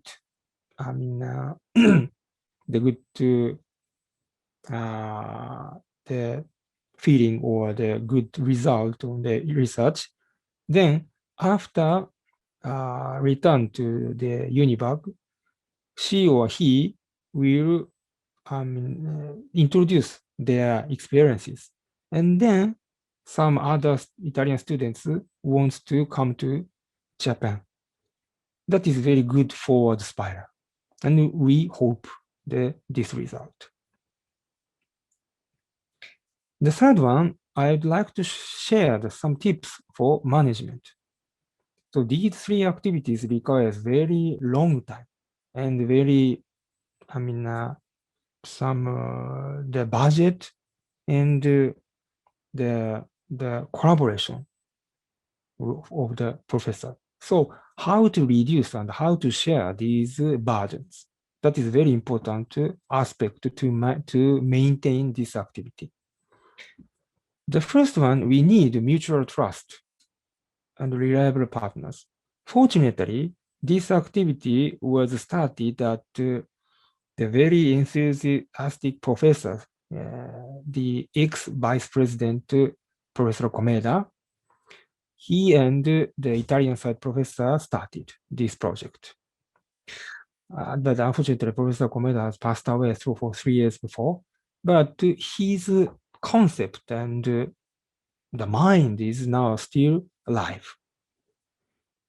And but we started is in a very small start. I mean, the very small size and a very small project we start, and we rise with time.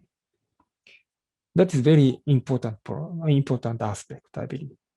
And also the university can support this project. And also that is very important, the student cooperation. Only 2 or 3 Japanese professors and 3 Italian professors cannot maintain this project. We need student cooperation as a member. I mean, as a teaching assistant to support the foreign students or the Japanese side students. Then in this case, we recommend the experienced student to become the assistant who experienced this global PBL or student exchange. That is very, very good chance to, I mean, not only the student, but also teaching assistant. And the second item is also very important. How to make a relay to the next generation. I mean, each 10 years, we assigned some professors, luckily. So we make the collaboration for 3 Japanese professors. Then that is, we considered how to take after the next generation. That is very important. Also, we are very lucky that we have many the supportive staff, I mean, a graduate section, to share the experiences and to enhance each other. And also, our president, Dr. Murakami, said always the professors, staffs, and the students make collaboration together. So that is very powerful and very potential we apply. That is so very important. Students is not the guest. So that is participant and also the power as well to maintain this activity. And also last point is the public activity. I mean, how to make announcement the outside of the university, not only the inside of the university, to enhance or to push this activity or to make this activity known, to be known. That is very important announcement. So we cannot ignore the public activities. Okay, this is almost the end of my presentation. And as a future development, we would like to extend the partners of this advanced global PBL. I mean, the other countries, or 3 countries PBL, or 4 countries PBL, and so on. And also the long-term evaluation of the effects, because as I told you that 2 kinds of questionnaires we always make in the PBL, I mean, ability and improvement. But moreover, after graduated students, I mean, after 5 years or 5 years later, or 6 years later, or 10 years later, we want to ask which kind of the activity was very good experience in university days. So if this experience, I mean, the PBL was nominated, then that we need to make more, I mean, a deep analysis or such kind of the improvement can be feedback. So in the next target is like this. But and the next is the last sentence of this presentation is because the COVID-19 stops or suspend almost all of the good practice of universities. So this is just like stop the blood. So then how to apply or how to extend or how to, I mean, arrange this activity to the another approach. then we need to consider, and we need to continue to consider. So that is the next is the new keywords, I think. Okay, this is at the end of the my presentation. Thank you very much for kind attention. Thank you so much, Ito Sensei. Grazie. Prego. Let me thank Ito Sensei again. Thank you so much. And thank you very much. There is a comment from Ned Sensei. Okay, so I want to thank all the speakers of this session and the previous session. And I want to thank also President Professor Murakami, who stay here all the time. Thank you so much. You're welcome. I enjoyed it very much. And also I want to thank Professor Banfi from Genova University, because in Italy now is night. So okay, so thank you everybody, and see you according to the schedule is 2:40 p.m. Japan time. Okay. Thank you. Thank you so much. Thank you. Thank you. Thank you so much. Good morning, or good afternoon, or good evening, depending on where are you now. And so this session will start with the contribution of Professor Bakenov from Nazarbayev University in Kazakhstan. Shibaura University has started, Shibaura IT has started a negotiation for MOU with Nazarbayev University. So I hope it will be concluded soon. And Professor Bakenov is Vice Dean for Research and at Nazarbayev University, and he is a full professor in chemical engineering. He has a lot of projects in junction with foreign university and companies, including Japan. So he will introduce Nazarbayev University to us. Professor Bakenov, please. Thank you so much. Hello, everybody, and thank you very much for Professor Mele for introducing me, and for organizing committee for inviting us to talk about our university. And as I understood, the main goal of today's workshop is international collaboration. And Nazarbayev University is really one of most international universities in the world, I believe, because the faculty of Nazarbayev University are coming from many countries, and the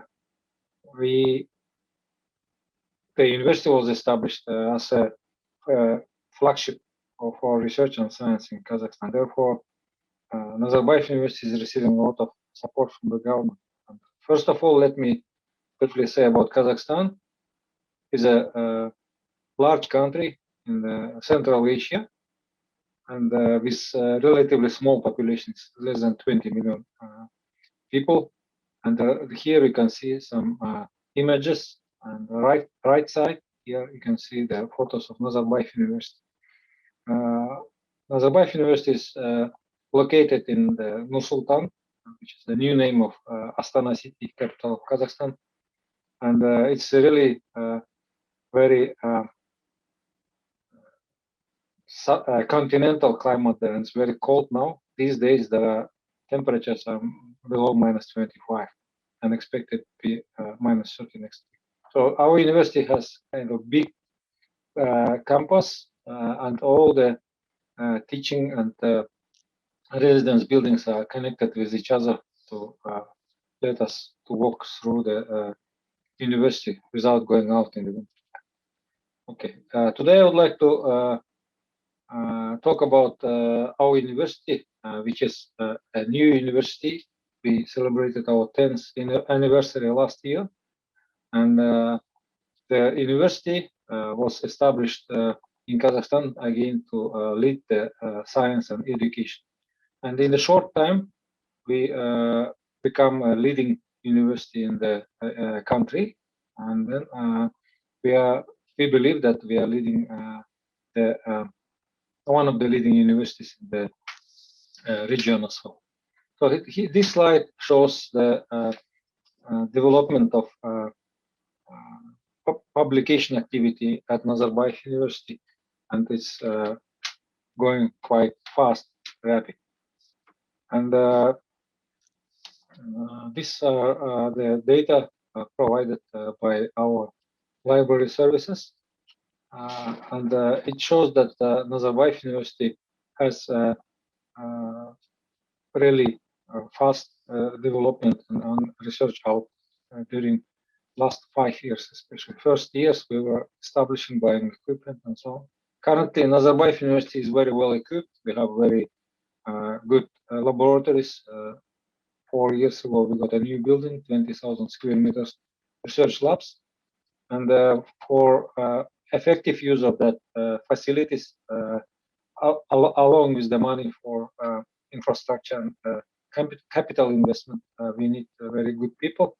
Therefore, we have about 300 international faculty at Nazarbayev University. So it's a multinational university. And from this slide, you can see that from the publications produced by Nazarbayev University, the international collaboration, when the authorship belongs to authors from different countries, is dominating at our university, although we are strongly collaborating with the local universities as well. So we have about 70% of international collaborative works published by the faculty of Nazarbayev University. And here, the graph is made in the form of field-weighted citation impact against international collaboration co-authorship. So here you can see, due to that multinational composition of the faculty of Nazarbayev University, we are in here in the right part of the this graph. And we are collaborating a lot with many countries. Here you can see the map, and we have these numbers here in this map showing the numbers of publications come in collaboration with the highlighted regions of the world. And to establish effective support and use of the funding given by the government, we determined 5 major research sources. But of course, these are not limiting our faculty from doing any kind of research which is in their interest and have high scientific and international impact. So here we have the 5 thrusts, and among all this, my research direction belongs to the last 2: it's advanced materials and emerging technologies, energy sustainability and environment. And I have my colleague here, Professor Enrico Masili, who will be presenting just after me. And he's working, I think his field is like covering almost all of these 5 thrusts. And at Nazarbayev University, we have own research support funding, and it's quite a good one. And we have 3 levels of support, starting from faculty development, competitive research grant. Here, any faculty can form a group with their laboratories and research groups, apply for this funding, and it comes like about up to $50,000 per year for 3 years, 150 for 3 years. Collaborative research program, that is a larger program where we have to form groups between the representatives of different parts, different schools of university and the external universities. In most cases, those are local Kazakhstani universities. So these grants are given for 3 years, and it is up to $450,000. And currently, we are starting a new large program. This is international interdisciplinary research program. It's a collaborative grant again, but for international collaboration. So here we have funding up to $1 million per year, I believe, is not decided yet. There are not really limits established, but if there is an interesting project that can be funded further. So this is also from 3 to 5 years programs. And all of these programs consider international peer review of the proposals. So we have partnership with ORAU, with Oak Ridge Association of Universities in the United States, which helps us with the peer review of the proposals submitted by our faculty. So PIs, principal investigators, should be faculty of Nazarbayev University. So here we can see the pathway, how it goes. So like left part is the preparation, endorsement of the calls, and we have peer review here. And we have thresholds of the scores, which should be awarded to by peer review, and after that, the research council and managing council are approving funding for such projects, for the successful projects. And we have very good administrative support. We have all projects are under the office of the provost of the university, and we have a very qualified staff who is taking care about the administration and managing the projects. And this slide is showing that at our university we are establishing internationally required facilities, including the part on the research ethics. So we have different committees which are ensuring that our research is within the complies with the requirements of research ethics.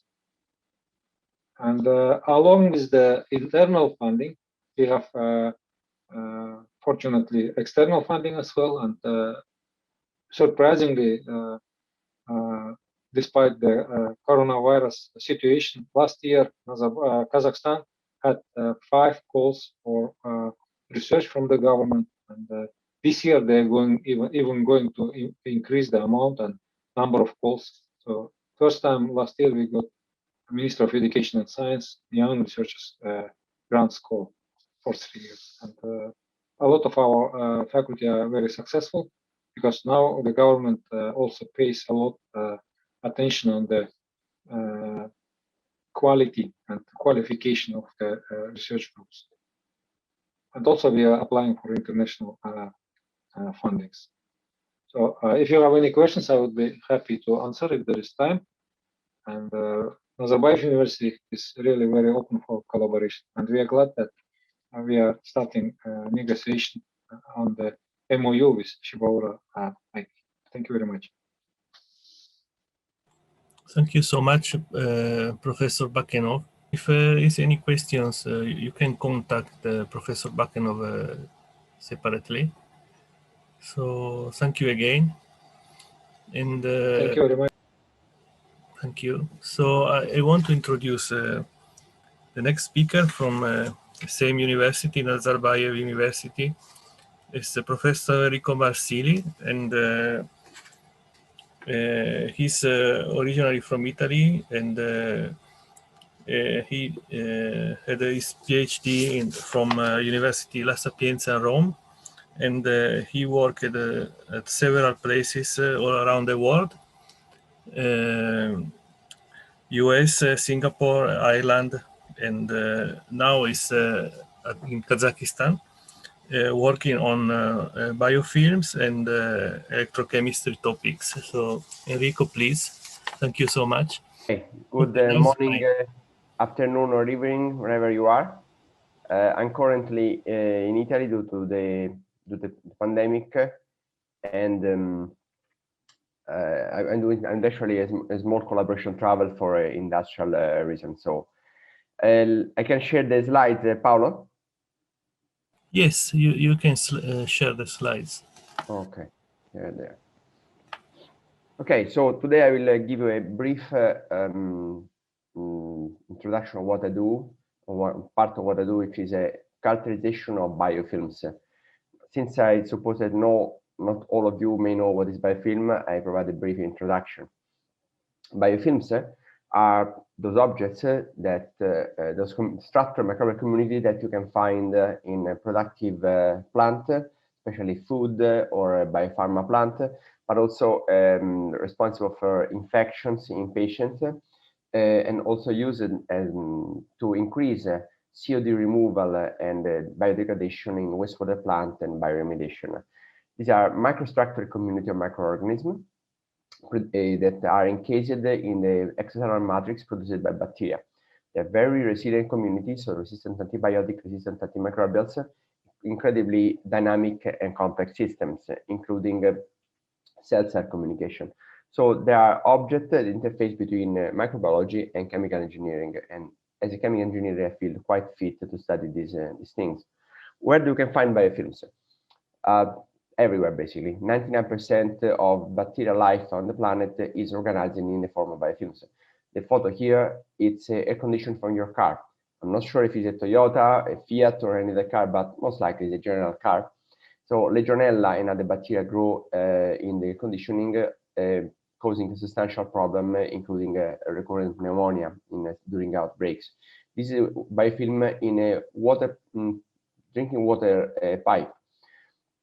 Drinking water contamination by biofilms, it's a worldwide problem, and probably the first field for investment in biofilm treatment removal. Third year is a urinary catheter, and biofilm contaminate the catheter, reducing the lumen and causing infections, chronic infection to the patient. So they're absolutely ubiquitous, very interesting, but very different from case to case.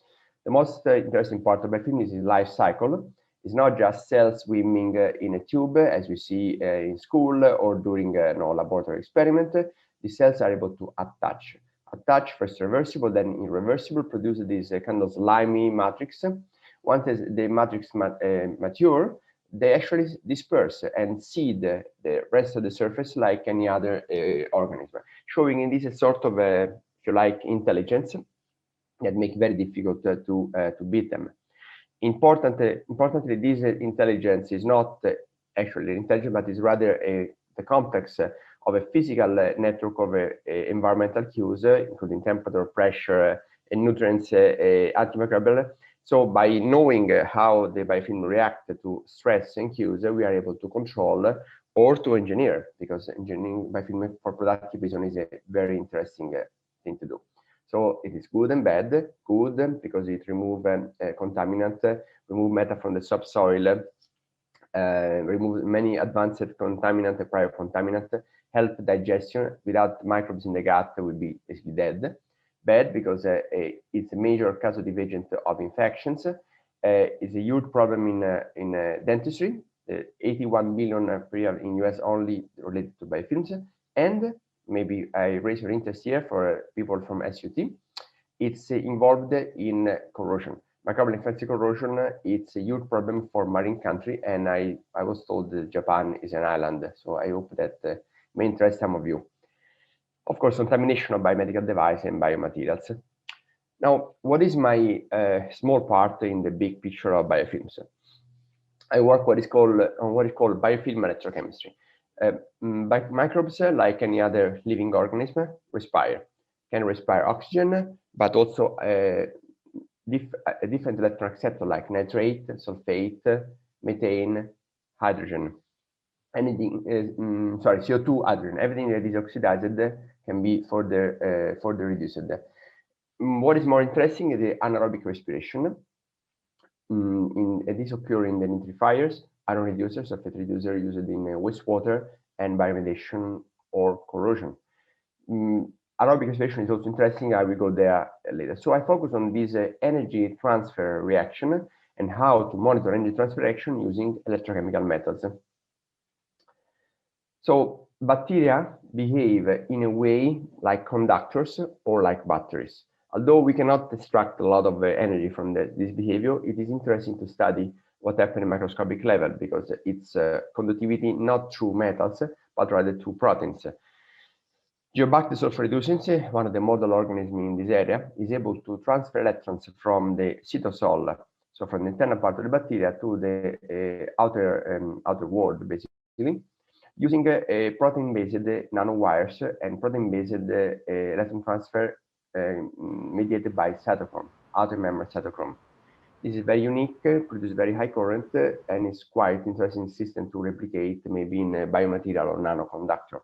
Another group of bacteria referred to whose first organism study was Shionella onedensis, use instead a mediated electron transfer mechanism with a cofactor like flavins that deliver electrons from the periplasm to the extracellular environment.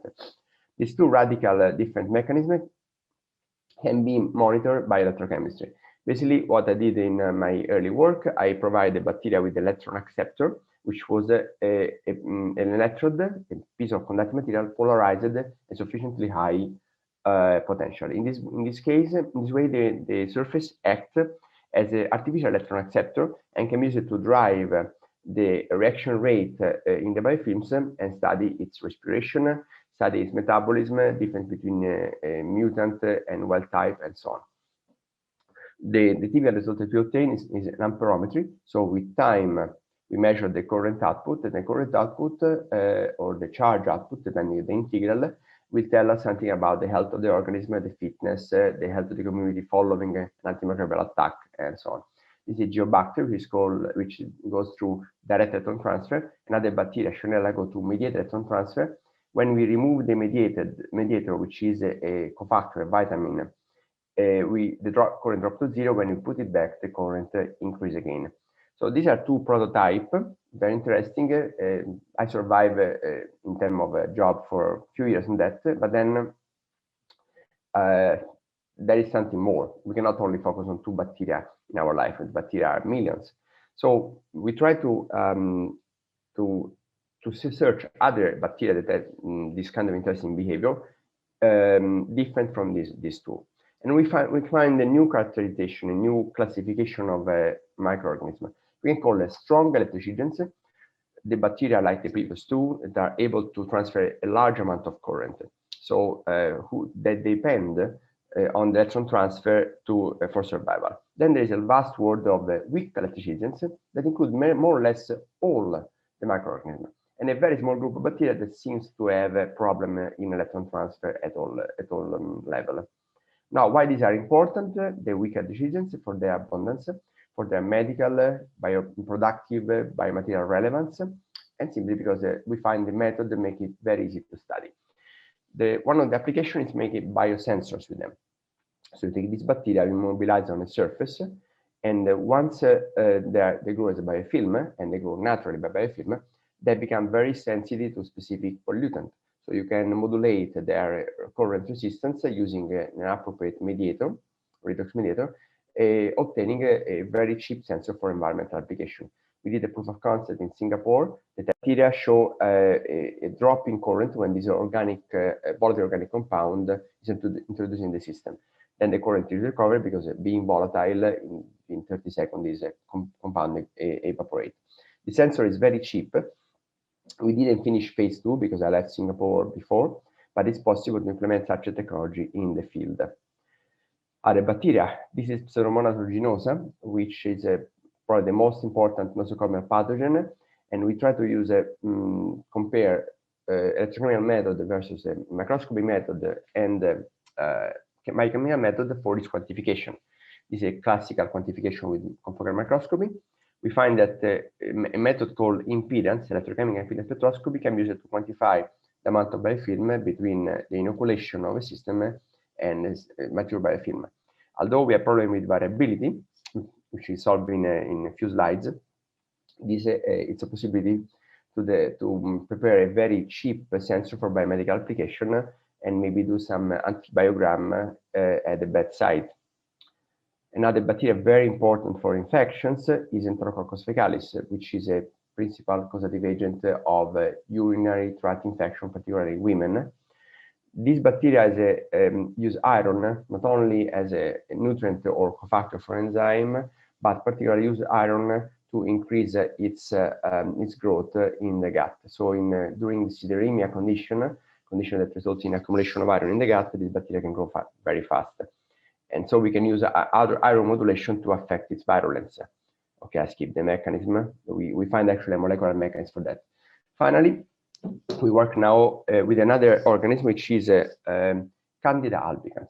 Candida albicans, as you probably know, is not a bacteria. It's a fungi or yeast, depending on the classification they're using, and is a very important agent for infections. Usually, Candida infection arrive after the bacterial infection because the growth is lower. So practitioners cure the bacterial infection, neglect the Candida infection underlying, and this Candida infection may chronicize and cause significant damage to the patient. So there's an emerging market for antifungal, and we test an antifungal that have two, is a Ag complex, a silver complex with a very high effectiveness for Candida albicans. The problem is that we didn't have a method to test. We have a lot of traditional methods, but they are time-consuming, finicky, and the results are not repeatable. So we try to work in our electrochemical platform using as a mediator potassium percyanide. One of the, actually it's very toxic in theory, but a low concentration, let's say below 100 micromolar, work as electron mediator. And look what we obtain. The red curve is the wild type cells together with the redox mediator. They produce a current which is constant with time after 10 hours or so. Once you applied one of the three antifungal, this is a fluconazole, it's a standard clinical antifungal. The yellow is amphotericin B, again another common antifungal. And our model antifungal, which is a black curve hidden here, we obtain a significant drop in the current. I didn't include a standard deviation for clarity, but it's quite tolerable compared to other methods. What does it mean? It means that we are able to detect the effect on antimicrobial on the viability of the bacteria and eventually identifying antibiotic or antifungal resistant strain directly at the bedside with a test time, which is a few hours, significantly lower than the time needed for a classical VTEC or ETEC analysis done in the hospital. Together with a collaboration from Japan, Elia Marine, that work at Kyoto Institute of Technology, we try also to realize the first map, the first chemical map of fungal biofilm as a consequence of antifungal addition. This map is not yet precise, but the idea is to highlight which part of the biofilm matrix react with the antimicrobial, and therefore obtaining some information how to improve the antimicrobial itself. So in conclusion, I think that very brief introduction, I'm sorry for the time. Biofilm-based electrochemical sensor can be used to detect a variety of pollutants in the environment. We are able to develop rapid testing of biofilm formation and biofilm resistant antibiotic in laboratory, but also in clinical samples. The work is currently undergoing, and that's also why I'm here in Italy.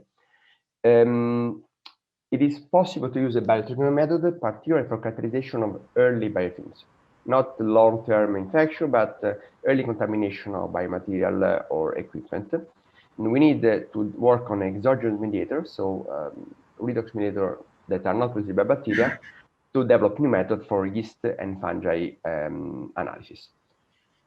Lots of people technology from the past research in US.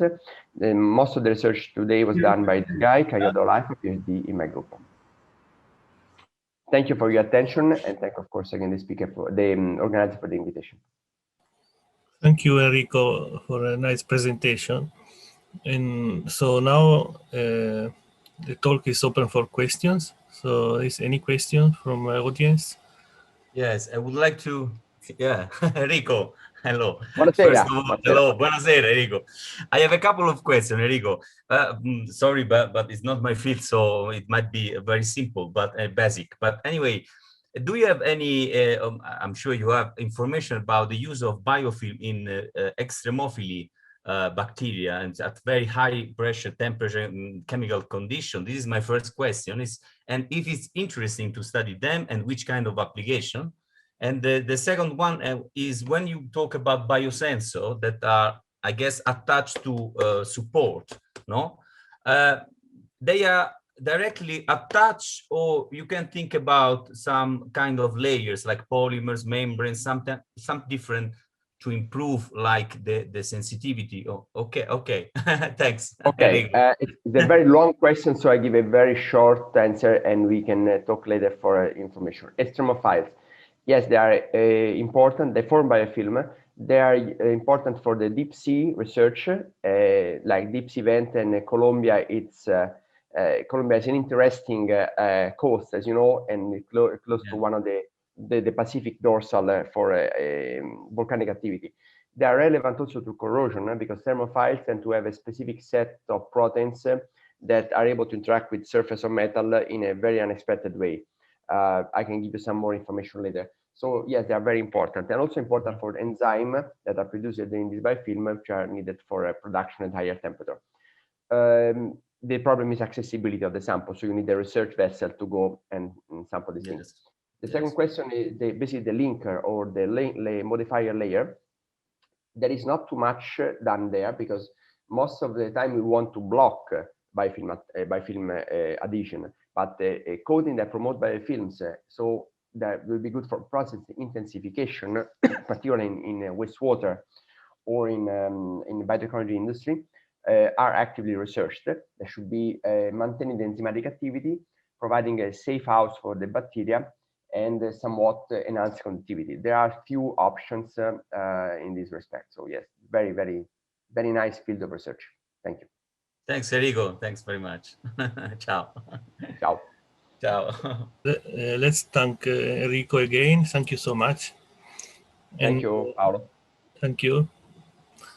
I want to call the next speaker is Professor Santiago Varanarazu from Arulanandar College, Madurai University in Tamil Nadu, India.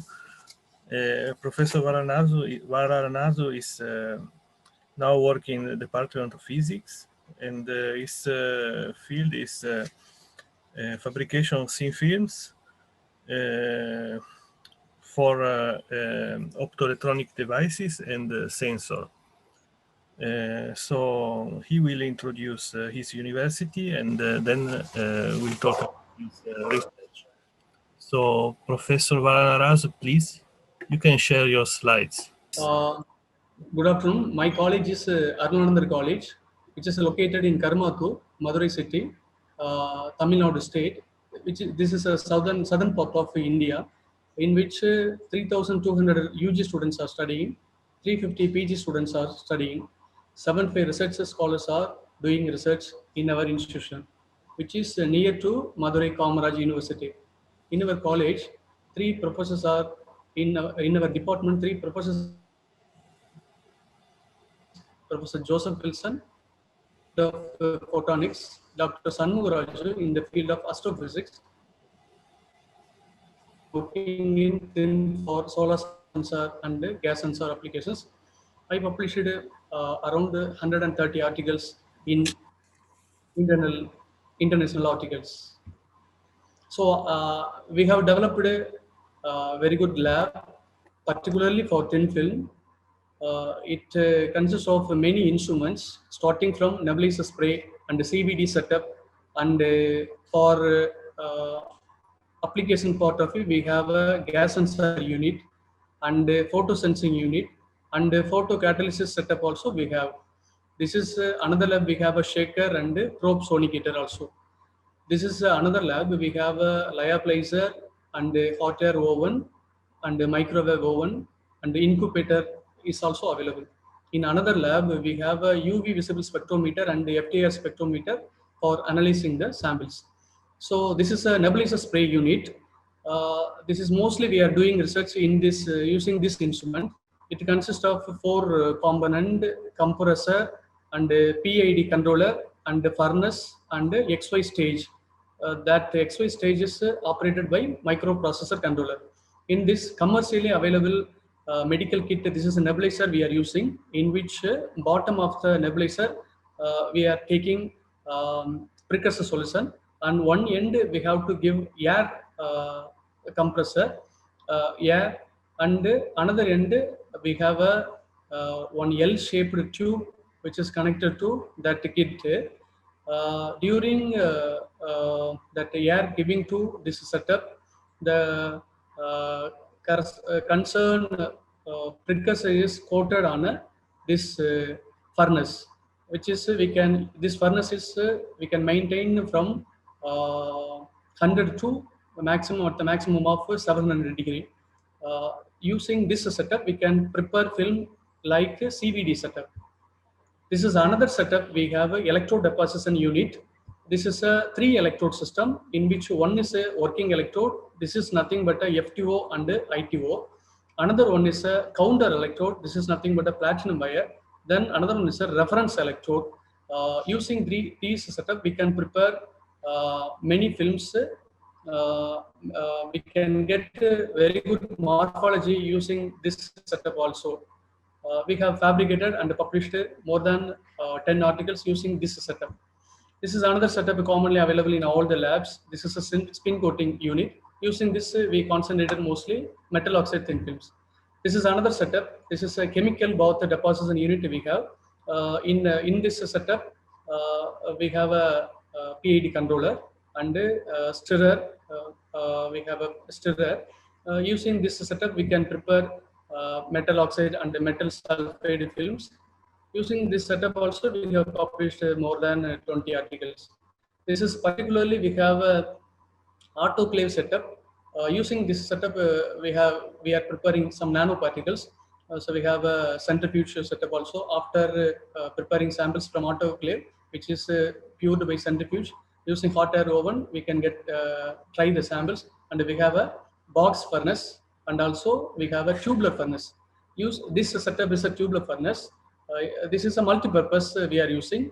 For CVD purpose also we are using, and also for annealing purpose also we are using this setup. Using this setup, we can anneal at a vacuum and oxygen under nitrogen and air annealing also possible. We can go up to 800 degree. This is a homemade unit. This is another setup. This is for application part. We are using this setup. This is a resistivity analysis 4-probe method. This is a power supply. This is a oven, PID controller, and Gti source meter. With the help of computer, we can take readings for resistivity for different temperature. This is another setup we have in our lab. This is a gas sensor unit. In this unit, we can measure some particular vapors, not gas, because we don't have any mass flow controller to control the flow of that gas. Particularly, we are concentrating some ammonia, ethanol, methanol, and acetone vapors. Inside this chamber, we are producing vapors with the help of some DC heaters, and also we have a vacuum pump is also available to exhaust the produced vapor. So using this setup, we can analyze the sample performance of vapor sensing. Using this setup also, we have published more than 20 articles. This is another setup, homeward setup available in our lab. This is a photocatalysis setup. At a time, we can measure around 6 samples. With the bottom of the setup, we have a stirrer option. So under stirrer condition, we can analyze the samples. This is a variac. Using this variac, we can vary the intensity of light, and also we have a chiller unit along with this setup. By pausing the chilling water, we can maintain the temperature of the center tube.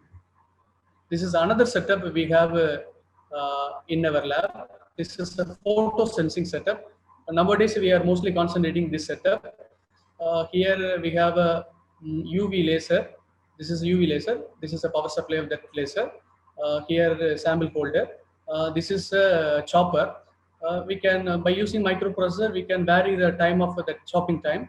Then with the help of Gti source meter, we can measure the photo sensing. Particularly, we are concentrating visible and UV light. So using this setup also, we published more than 20 articles. So this is one of the work. This is a series sample. Recently, we published this work. In this work, we have changed the mole concentration of the corresponding material, and This is prepared by nebulizer spray pyrolysis technique. Over that, on glass substrate we prepare. Over that CDS film, we prepared AG silver paste as a contact. Then after fabricated this device, using that available setup, we have analyzed current versus voltage under dark and light conditions. At a suitable optimized 0.1 mole film, we can achieve better response. This is a time versus current graph of corresponding sample. So by varying the power, we can get a maximum current. This is a corresponding results of that previous CDS film. Responsivity, quantum efficiency, detectivity is important property. Using these formula, we can analyze the responsivity, external quantum efficiency, and detectivity. So this is observed results in which 0.1 mole prepared film got maximum external quantum efficiency and detectivity and responsivity. This is, I already told that this is a gas sensing unit. I told you that we have a pump, vacuum pump, and this is a open condition. Inside the chamber, we can create a vapor. So this is this work we published recently. Terbium doped zinc oxide material. This is a resistance versus a time crop of the corresponding film. We prepared undoped and 135% different terbium doped film we prepared and analyzed the gas sensing property. This is a different ppm of corresponding film. So when we increase the ppm, corresponding response also increased. This is a mechanism of gas sensing. Under open atmosphere, oxygen molecules are absorbed by surface electrons. When we expose the ammonia, the absorbed electrons are released to the sample, so we will get a maximum current. So here we are getting minimum resistance. So this work also we are concentrating for many metal oxide and metal sulfate films. We also published many articles. This is my Google Scholar ID. So if you have any clarification, please contact. You can visit my Google Scholar ID. We publish many articles. You can also visit my ResearchGate. This is my mail ID. This is my contact number. In this occasion, I want to express my sincere thanks to my collaborators, Dr. Sahir and Wanga Kanesh and IS Yagia and Al Faifi from Saudi Arabia. The another professors also, my collaborators, Dr. Kathalingam and Dr. Tanasegar from South Korea. So in this occasion, I want to express my willing to collaborate with your university. Thank you so much, Professor. Thank you. Thank you so much. So you finish on time, so it's very nice. And the talk is open for questions. So there is any question from the audience?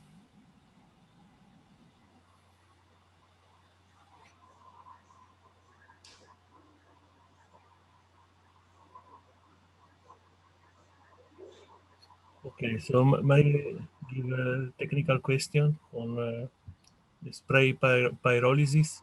So yes, which is temperature range for deposition and pressure range for deposition in your? Normally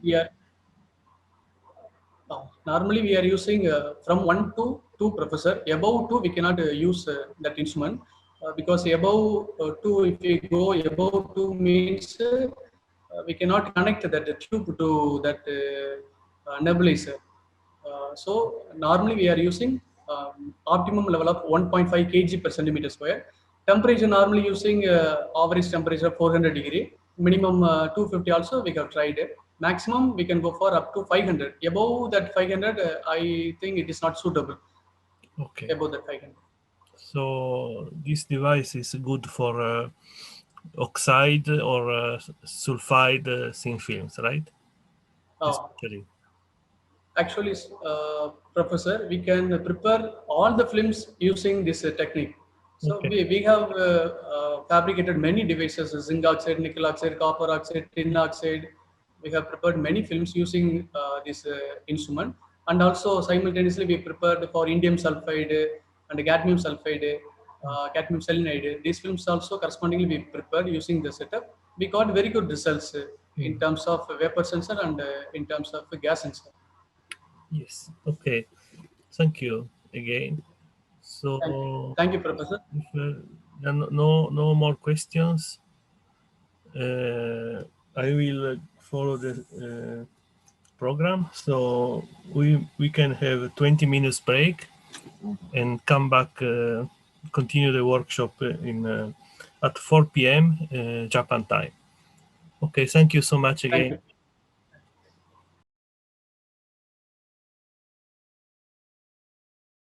Okay, I think we can start this session. So I want to say good morning to Italian colleagues. So buongiorno. This session is fully related to Genova University of Genova, from which I was graduated, and also I took my PhD. And first speaker is Professor Luca Banfi, which is director of Department of Chemistry and Industrial Chemistry of the University of Genoa. And he's a full professor of organic chemistry, and especially his topic is synthesis of biologically active substances and asymmetric synthesis. So he's currently the director of the department. He was also director of the PhD school on science of and technology of chemistry and materials. So Professor Banfi, thank you so much. You can introduce Genoa University and the chemistry department. Thank you. Okay, thank you very much, Paolo, and I wish to thank you and all of the organizers for having allowed me to present today my university and my department. The University of Genova is a public institution which can be considered of medium size among Italian universities. It has more than 30,000 students and about 1,250 teaching staff, aided by a similar number of technicians and administrative staff. The research and teaching activities are organized in 22 departments that are coordinated by 5 schools. Genova is a generalist university. Nearly all the traditional areas of academic studies are present, including engineering, architecture, and science that are of interest of this institute. Nearly all the traditional areas are present except veterinary medicine and agrarian sciences.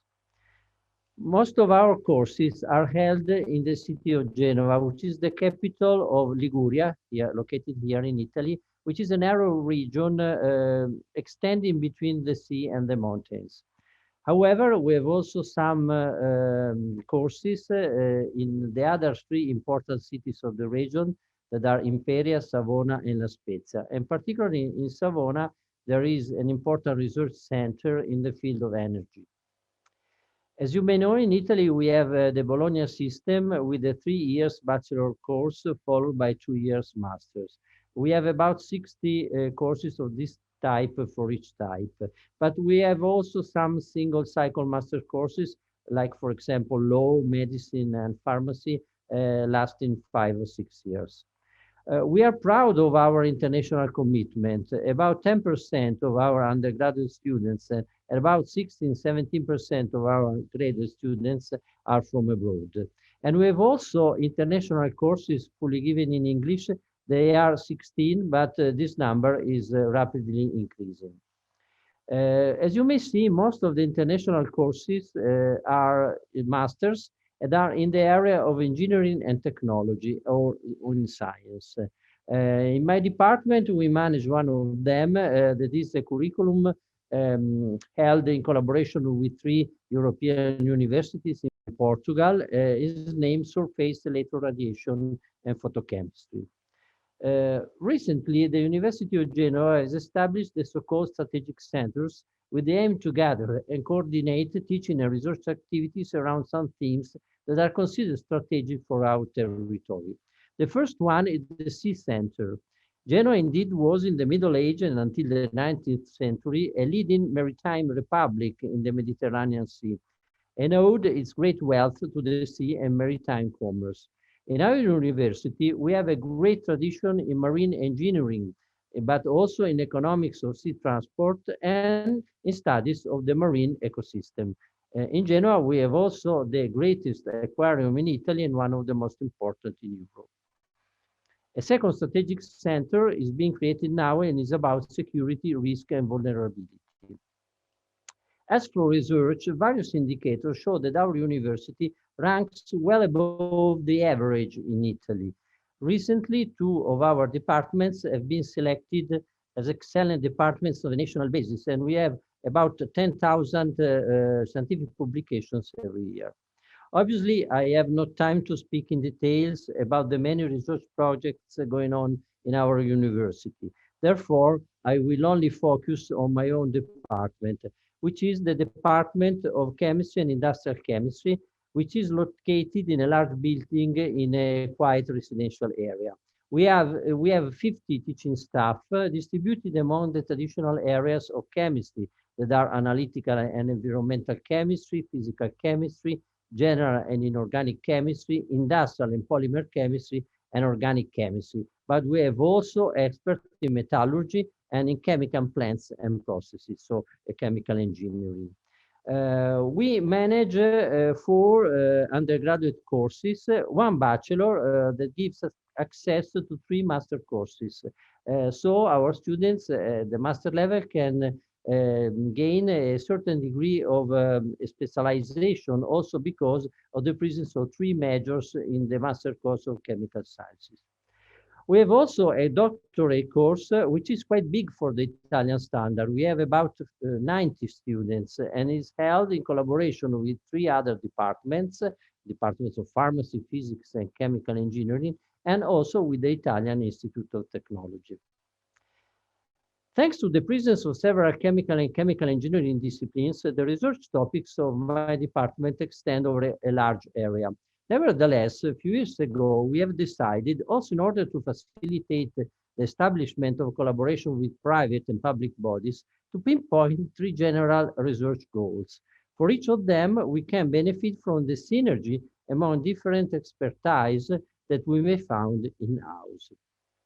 One of them is definitely materials chemistry, which is of interest also of Shibaura University. We have several projects going on this realm. We have inorganic and physical chemists, as well as metallurgists,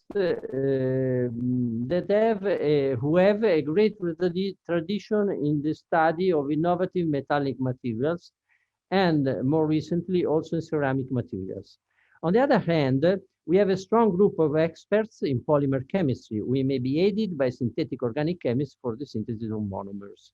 And we have also a tradition in the analysis, conservation, and restoration of cultural goods. About the materials for energy application, we will hear a conference by Cristina Artini later. I will only show some selected examples of research going on in this area. Photovoltaic materials is a hot topic in these days. For example, we are studying chalcogenide semiconductors belonging to the chalcopyrite family, copper, indium, gallium diselenide, which is employed in thin film solar cells.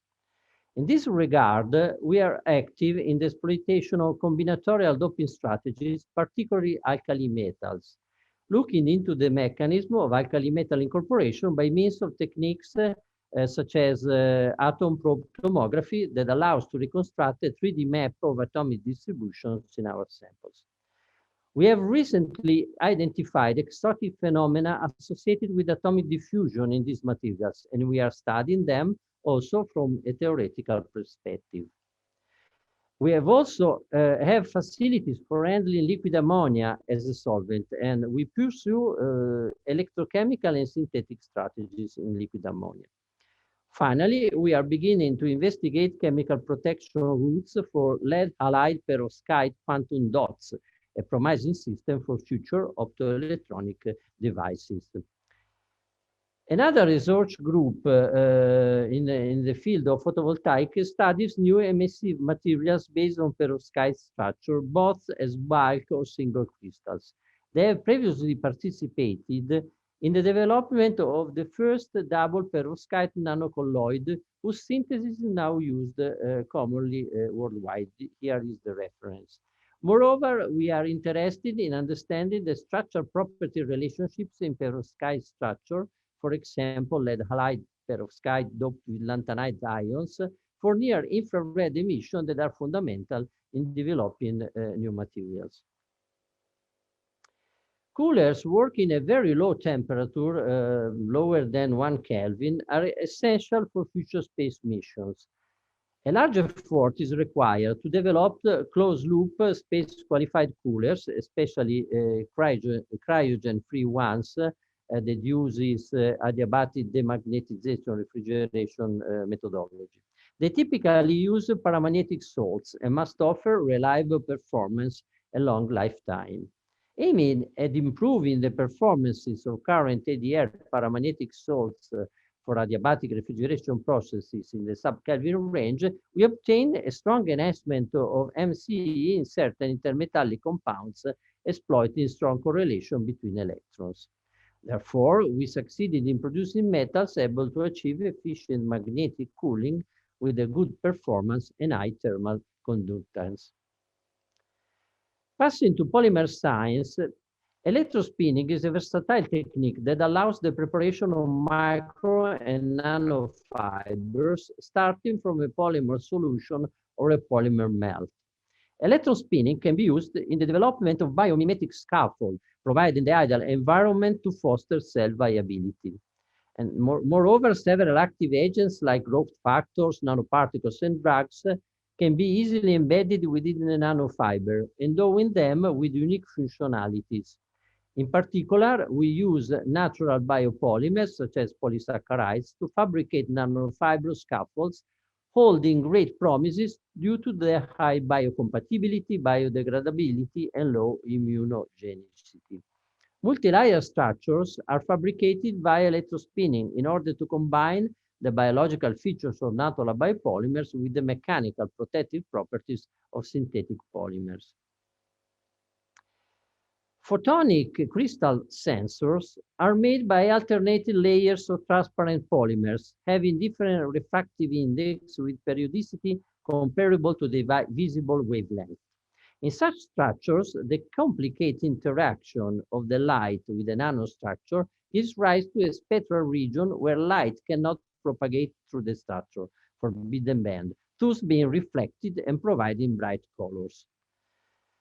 Here I show a movie. Small molecules may interact with the polymers, giving rise to swelling. The resulting change of thickness gives rise to a chromatic change. Therefore, these systems can be used as sensors to recognize different molecules and mixtures, such as alcohols, shown here, aromatics, ammonia, perfluorinated species, in a quantitative way with good sensitivity. The systems are under consideration as sensors for smart packaging, water analysis, but also for the detection of viruses. Another field where we are quite active in my department is in the protection of the environment and in the sustainable development. Towards that goal, we have groups that study the environment and the changes provoked by man activities, whereas others study new green processes or methodologies for remediation of polluted sites. Also, in this case, I will show only some selected examples. Since 1988, several researchers of my department have been involved in the Italian research program in Antarctica, carrying out research at Italian bases and participated in oceanographic campaigns in the Ross Sea. The research activities are mainly focused on chemical contamination to evaluate the anthropic impact in the polar region, and also biogeochemical cycling of carbon and micronutrients in the Ross Sea to predict future modifications associated with climate change. My department hosts the Antarctic Environmental Specimen Bank that provides systematic collection and long-term storage of representative environmental Antarctic specimens for future analysis. The success of nanotechnology in real life requires the development of eco-friendly synthetic procedures for nanoparticles. A green two-step bismuth nanoparticle synthesis was developed by a group in my department. The first step is the cementation process with aluminum, a sacrificial metal in compact form, carried out using mannitol, saponin, and maltodextrin as eco-friendly capping agents for the nanoparticles. The second step is a bead milling process in propylene glycol. The advantages of this new methodology are the obtaining of metallic bismuth at the end of the cementation without the need of further purification treatments, and the avoidance of use of toxic reductants in view of a cleaner production and sustainability. And finally, energy savings, because all stages are carried out at room temperature. Methane steam reforming chemical reactors are fed with commercial natural gas and steam and produce hydrogen. Despite these reactors implement an established technology, they still have some issues. One of them, for example, is the deposition of coke, which can coat the active sites of the catalyst. This project aims at developing a monitoring system for the early identification of coke deposition. In the first step, we developed a model that was validated on the basis of experimental data supplied by a refinery located near Genoa. The second step under progress is the use of this model for simulation of carbon deposition. Finally, the third step will be the development of fall detection and isolation tool for early detection of coke deposition based on machine learning techniques. Regarding remediation for pollution, a research activity is related to the application of the advanced oxidation processes for wastewater treatment, focusing on the scale-up from laboratory to industrial scale. In particular, titanium dioxide-based materials, coupled with advanced supporting materials as polymeric membranes, magnetic zeolites, luminescent materials are synthesized and characterized for application in degradation of emerging pollutants, as well as for the inactivation of bacterial and virus colonies and harmful microorganisms over surfaces. Finally, a third big theme we are focusing on is bioeconomy and the circular economy. Our efforts go from exploring biomass and or biocatalysis for the synthesis of bio-based chemicals, to exploitation of biopolymers, to valorization of urban or industrial waste, and to the recycling of some important materials, like such as the recovery and reuse of magnets and the recycling of lithium-ion batteries. About the recycling of lithium-ion batteries, you will hear a conference by Paolo Ricardo later on. In this project, for example, we explored the functionalization of natural terpenes using the two greenest chemical reagents, solar light and air. Thanks to the development of a photocatalyst that is thionein supported of an appropriate zeolite, we were able to transform this terpene into diols after reduction, and these diols were used for the synthesis of new polyesters. The copolymerization with succinate and 1,4-butan diol, which can also be obtained from biomass, allowed to obtain a more flexible and functionalizable materials thanks to the presence of several double bonds, that the catalyst can be recycled simply upon drying.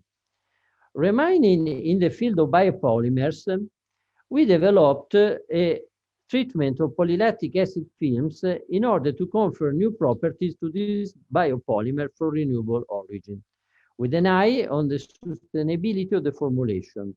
In particular, we obtain materials with a good oxygen barrier and also with antistatic properties, as you may see in this movie. while maintaining film transparency.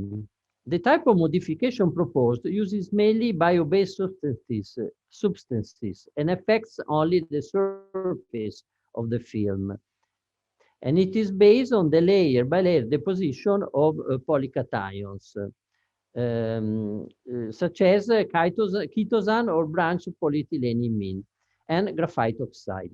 The conditions of both the deposition and the subsequent reduction of graphite oxide carried out in water at room temperature make the method sustainable and easily scalable.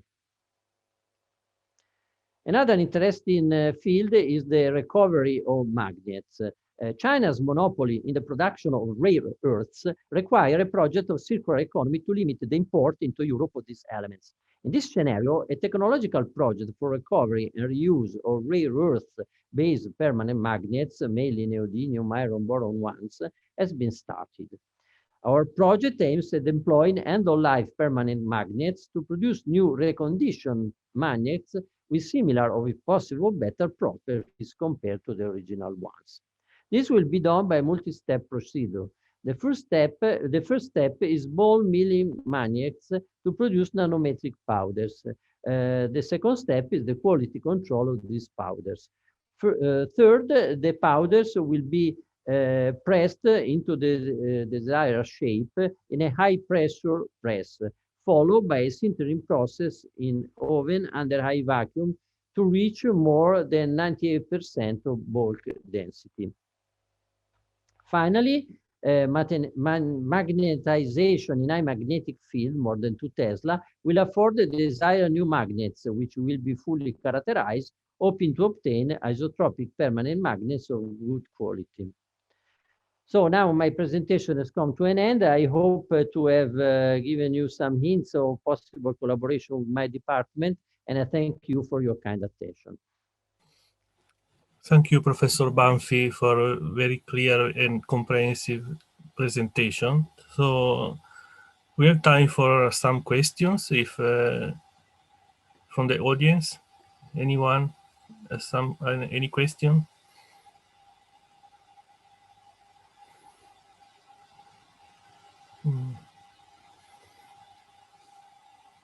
Yeah, just I want to say Genova University and Shibaura IT are already established MOU, I think 2 years ago. So we had some exchange of students. 3 students last year, they come to my laboratory, but unfortunately we were, at some point we had this COVID issue, so they went back earlier than expected, and then we are here too. So 1 year passed, and of course nobody can come to Japan, and students from Japan cannot go to Genova, but I hope this situation will finish soon. Yeah, so, yeah, I'm sure more and more of our master students would like to perform the thesis or part of the thesis abroad.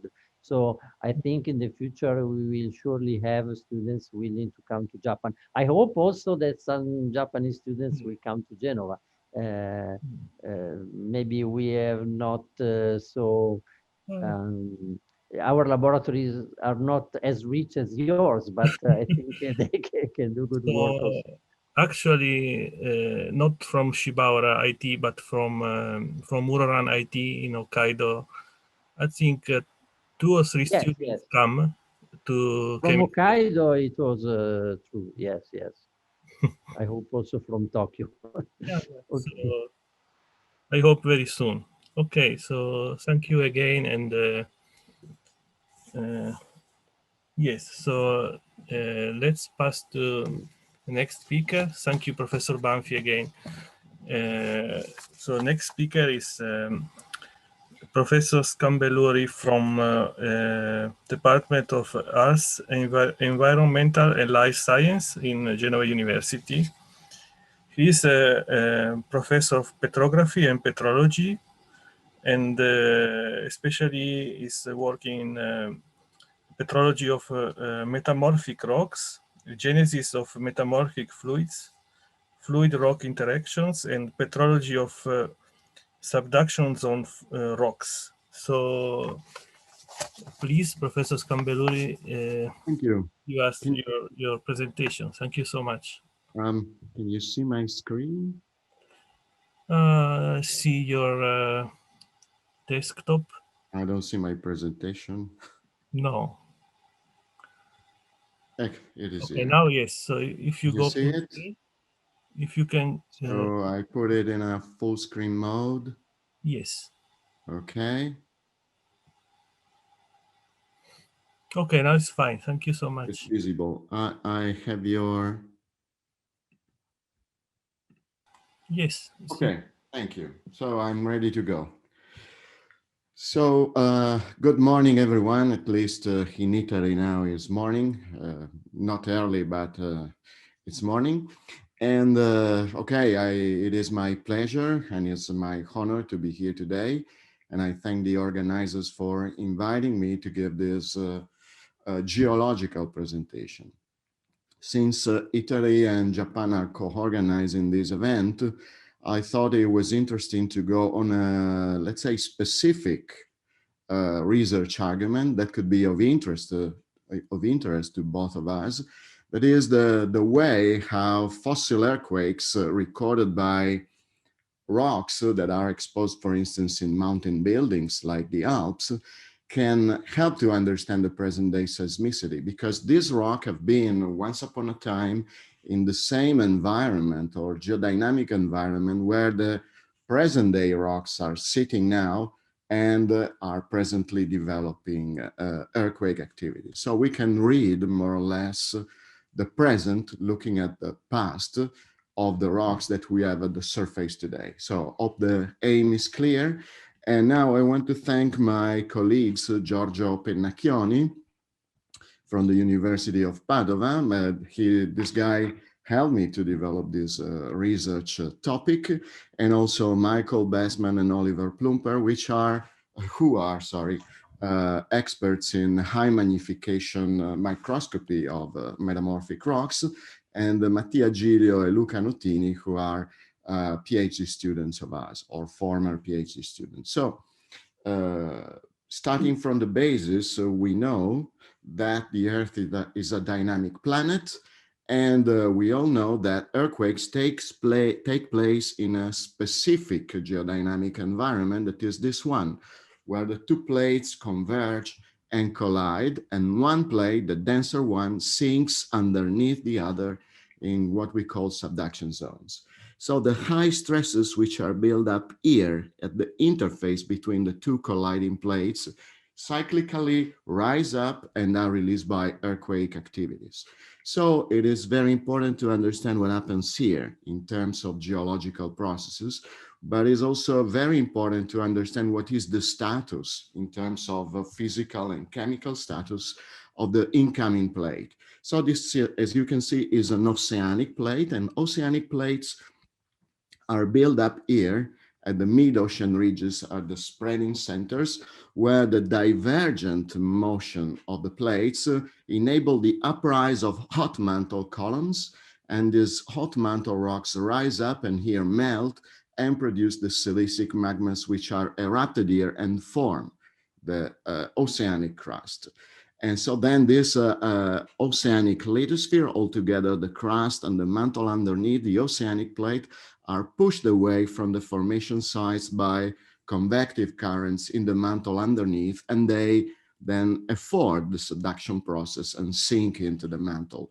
But what is very important is that here we have a lot of fracturing and faulting of the crust and of the lithosphere, and these rocks undergo strong chemical exchange with the ocean waters. In practice, the ocean waters penetrate deeply here into the lithosphere and chemically reacts with the rocks to form hydrous minerals, like, for instance, amphibole, serpentine, and these permanently fix the ocean waters into the lithosphere. So the ocean waters are subtracted by a reaction with the rocks to the exogenic water cycle and enter the lithospheric cycle and are pushed away from the formation sites and sink into the mantle in the subduction zone. And during this sinking process, the subducting oceanic lithosphere heats up, and the hydrous minerals formed here by interaction with the ocean waters become unstable. They chemically and physically break up, and they release the water right here in the subduction zone. And this dehydration process has two major implications. The first is that fluids here are strongly overpressurized, and they break the rocks, is a brittle breaking of the rocks, and they also lubricate the fault plains, and so they strongly enhance the earthquake activity here all along the subduction zone. And importantly here, the fluids hit the hot mantle, melts, and the silicic magmas uprise and are erupted here at volcanic apparatus. So that's why countries like Italy and Japan, which are built upon subduction zones, have such a high seismic and volcanic hazards. So it's very important to understand what happens here in terms of processes and rock mechanics. And here we have a close-up of the Japanese subduction zone. Here there is, this is a geophysical image, and this is the subducting Pacific plate underneath Japan. So here with the different colors, this is a seismic tomography, and with different colors, we have different densities of rocks and speed of the seismic waves. So the darker colors have the higher densities and speeds of the seismic waves, and the lighter colors the other way around. So the idea is that the water that is uptaken here by the Pacific oceanic plate during the lifetime of the ocean are progressively released during the way down to subduction here by breakdown of the hydrous minerals. And here, the geophysicists show that there are two planes of earthquakes. This one here along the plate interface in the so-called Benioff plane, and here inside the plane, inside the plate. And these are called double seismic zones. So the idea, again, is that the water released here weakens the rocks and enhances the earthquake activity. So the plate interface, this domain here, is made by low velocity rocks, because here we have a free fluid, pressurized free fluid that decrease the speed of the seismic waves. And this fluid are, the high pressures of these fluids are among the most accredited triggers for the seismic activity here and here. And here you can see that the light colors of this mantle here is because the fluids rise up from the slab into the mantle melts, and here are the volcanoes like the Mount Fuji or the Monte Vesuvio in Italy. So how can we access this type of processes? And there are two ways. The most information we have is from indirect approaches, like, for instance, the seismology. Seismologists studied the development of earthquakes starting from surfaces like this one, fault plains, we dissect one rock block with respect to the other. And this movement releases a deal of seismic energy, and the seismic waves travels up and hit the surface. So the seismologists study how the seismic waves propagate and the sources of earthquakes. But he can also study the mechanics of earthquakes by laboratory experiments. There are, for instance, machines that can build up around a single little rock sample, high pressures, high temperature, and also deformation. And we can see here during the time of an experiment, the rock progressively breaks and releases acoustic emissions during the breakup of the rocks. And this is the sample after the experiment. You can see here deformation planes inside the samples, like fault planes which cross-cut each other. So we may combine the deformation of the sample with the acoustic emissions that can be detected by sensors applied here on the machine. And we combine these results in order to understand the dynamics of rock failures during an experiment that simulates an earthquake. So we can drive this data to develop modeling studies. And this is the indirect approach. And this approach, compared to the study of natural rocks like this one, which record natural earthquake events occurred in the past, okay, there's the use of natural samples is much less utilized, but this can give us a direct view of the processes that really occur in nature. Here you can see a fault plane that breaks the rock in two, and this is quite similar to what is handmade here in the laboratory. So we are, this is an approach that is quite similar to the material sciences.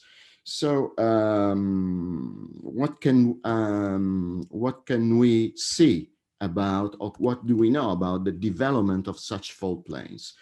Here is shown here the seismic fault development during shear eating and melting, and formation of these rocks that are called pseudotachylite, are fault rocks. So in order to develop an earthquake and a fault in a rock, we pass across 1, 2, 3, 4 main stages. The first is the dynamic fracturing of the rock by interaction with the fluid, for instance, or building up of ice stresses, and this lead to breakup of the rock and rupture propagation at kilometers per second, so very high speeds. And after the rupture is established, the two blocks of rock aside of the fault start to glide into opposite direction. And this develops a lot of shear heating in the rock domain in between the fault. And the shear heating is very high, the rock are very bad thermal conductors, and so we can reach inside the fault plane temperatures as high as 1800 degrees C. So the rock fully melts inside the rock plane, and we have a rock liquid here inside the fault plane, and we are at stage 2 and stage 3, the melting of the rock. Then when the rock is molten here, it tries to inject the surrounding rocks along this, what that we call sorry, injection vein. And then at the end, we have a strong thermal gradient in between the liquid, the silicate melt inside the rock, the fault plane, and the rock surroundings, which are at 500, 600 degrees C. And so this brings to the strong and quick cooling of the melt into glass, and the precipitation of tiny little minerals, which indicate the pressure and temperature conditions at which the rock is sitting during the earthquake event. So looking at this type of fault rocks, the pseudotachylite, we really study weaknesses of past earthquake event, and we can determine the conditions at which the earthquake develops. So this is, for instance, a natural rock from central Australia, and this is a pseudotachylite, the fault plane, the injection veins. So this rock here that is now exposed at the surface underwent during its past history, when it was sitting inside the earth, deep inside the earth, an earthquake that led the rock to break and even to brecciate, like in this case here. So how can we bring, or how can nature bring the rocks from depth to the surface so that we can observe them? And we can see here a subduction sketch. This is a downgoing oceanic plate. And here, when it undergoes deep subduction, we are at 100 kilometers depth, slices of this oceanic lithosphere can detach from the original setting, tectonically detached. These are fault. This could be also earthquake events, and they are tectonically pushed up towards the surface. So they are tectonically pushed up here, and they accrete, geologically accrete to the origins, which are mountain buildings that are built up here at plate convergent margins during collisional processes. So the rocks that are buried here can be exhumed, we say, up to the surface and can be ready to be studied. And we know that the Alps are placed like this. This is a mountain from the Alps, the Cervino, the Monte Matterhorn. And we know from past geological studies that the Alps contain slices of rocks that were once upon a time sitting in the Jurassic 160 million years ago in the oceanic lithosphere. And then during the Alpine cycle, I mean, from 80, 70 to 30 million years ago, these rocks underwent subduction and then were tectonically exhumed at the surface. So we can see them by looking at rocks in the Alps. And in the Alps, we find a rock like this. This is a peridotite. This is a rock that was originally sitting here in the mantle of the subducting plate. And this rock, you see, it's cut into by a pseudotachylite fault plane. So this rock truly records a fossil earthquake event that occurred when it was sitting here in the downgoing oceanic plate and was detaching from it to come up to the surface.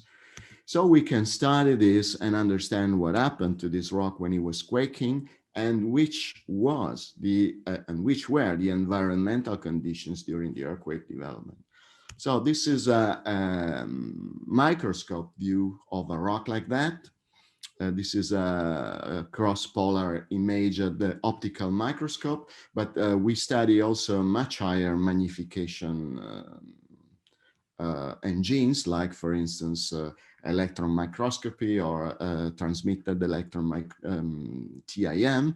And we can investigate the deep and nanoscale or microscale structure of this stuff here. So we can see here a fault plane cutting the rock in two and breaking in, let's say, many pieces, the minerals that are making up this rock. These minerals here display what was the original grain size of the rock before the seismic failure to occur before the earthquake. And then this fault plane dissected everything and break the minerals into these many little pieces and crystals that we call this structure cataclasite. That means a deformation structure that is built up in a second. All of this deformation pattern doesn't take place at geological timescales, I mean million years. All of this takes place in minutes of time, all the development of this fault plane. They are in the lifetime or the duracy of an earthquake. So all of this happen in a short time and the rock is broken into many little pieces. And you can see here, if we zoom into this particular domain of the fault plane, you can see here all what is black here under the cross-polarized light is isotropic. So this is glass. And you can see here the fault plane is full with glass. So the shear heating during this faulting melted the rock, and the melt was quickly frozen in a few days into glass. And you can see here, sorry again, the injection veins into the rock. So this fully was an event developed when this rock was sitting in the subduction zone at great depth. And you can see here inside the glass tiny, shiny little minerals that are the microliths, the little crystals that are precipitated during quenching of the glass that indicate us at which conditions did earthquake occur. Anyway, by looking at this sample, which is a frozen piece of an earthquake taken up to the surface and ready to be studied, we can see, for instance, if water was present here. Because if water was here at the time of the earthquake, at such conditions, water is chemically happy to enter into the melt and be frozen as a component into the glass. So by analyzing, sorry again, the glass, we can detect if traces of water are hosted in the glass, and so if the environment here during the earthquake was wet or dry. And this is an image, a scanning electron microscope image magnification of the glass here with these tiny little crystals. And these tiny little crystals are garnet. And the garnet is a peculiar mineral that forms in these rocks where they are sitting at depth in the subduction zone. I mean, the expected conditions are 80 kilometers depth or 70 kilometer depth for the earthquake to occur. And you can see here another picture. This is glass, and this is a crystal of olivine. Normally, olivine has a rounded shape when it forms as a euhedral mineral in rocks.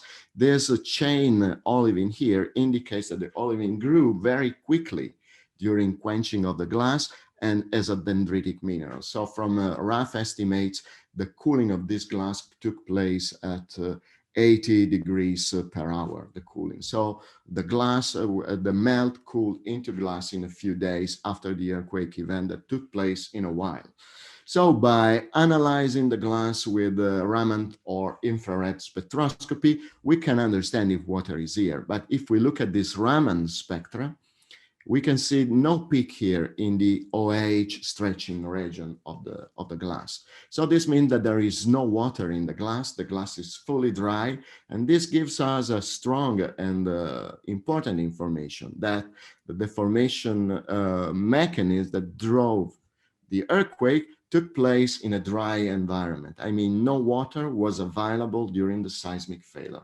So from this simple thing or simple analysis of these rocks, we can draw some major conclusions or key points to bring back home. I mean, this is a sketch showing the subduction zone, the upper plate, the low velocity zone, the one where fluids are present, and the dry upper plate underneath. So this is a sketch of the subduction zone. We can say, okay, pseudotachylites are unique witnesses of what is a fossil subduction earthquake or fossil earthquake. So we can use them to constrain the conditions for an earthquake to develop. And what I showed you here in this example is a fossil analog of what happens today in the circum-Pacific plates which are experiencing subduction. So what we learn here is that the earthquake mechanism is not unique. So we don't have only high fluid pressures here that localize the earthquakes here in the low velocity zone, but importantly in the dry lower plate, we may have different mechanism of earthquake formation according to the different domains in the subduction zone. And here we can only drive an earthquake by rising up the stresses and leading the rock to fail, and we need to build up gigapascals of stress. Okay, this is what I can tell you today, but this is important to drive a good understanding of the seismic processes and to their modeling and to their understanding. So that's all for you. Thank you very much for your attention. Thank you so much for a very clear presentation. Okay. There are any questions?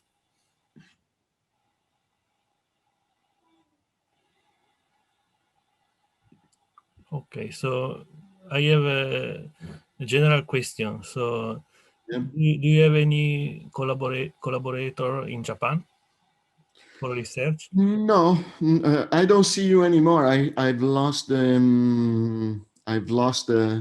okay, it is here. Sorry. Interrompi. Okay. No, I don't. No, I don't, and would be very interesting because the Japanese are top scientists in this kind of studies. As a simple geologist and going to the field, you see this type of features. And I got in touch with my colleagues in Italy. There's Professor Pennacchioni is a world-known expert in the study of these rocks. And we connected to people that is able to do eye magnification imaging and study of rocks. Now we are moving to modeling, because by, let's say, physical modeling of this stuff, having the strength of the rock and all the parameters, we can try to develop alternative views to develop an earthquake. And this would be very interesting for Japan, because Japan has this type of material undergoing subduction, and this would be a really key point. The Japanese are experts in the laboratory treatment and in geophysics, and it would be great.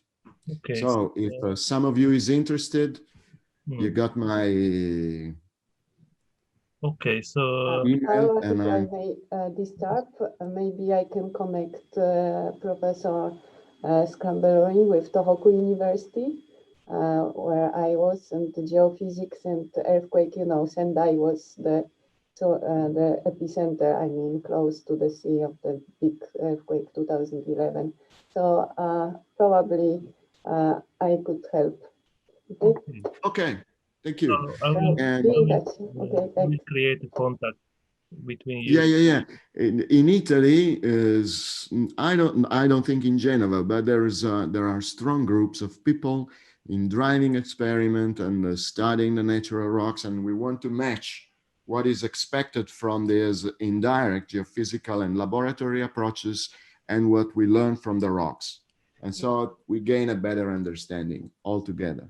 So thank you. I really enjoyed the talk, even I'm not geoseismic, but I experienced 2011 earthquake. So we have to go to the basis and not to the, but there are many physical and numerical and even engineeristic implications. But I'm a Raman specialist, so I can still see both rock and very nice to see both rocks. Thanks. So see you. Let's keep in touch. Bye. Thank you. Thank you. Thank you again. Okay, so let's move to the next talk from Dr. Cristina Attini, Department of Chemistry and Industrial Chemistry of University of Genoa. Cristina is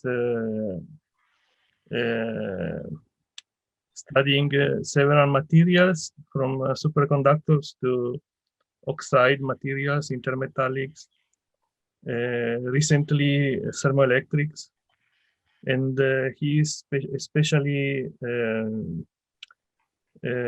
studying the relation between structure and properties of materials. So, Cristina, please. Thank you so much. Thank you. Can you hear me? Yes. Okay.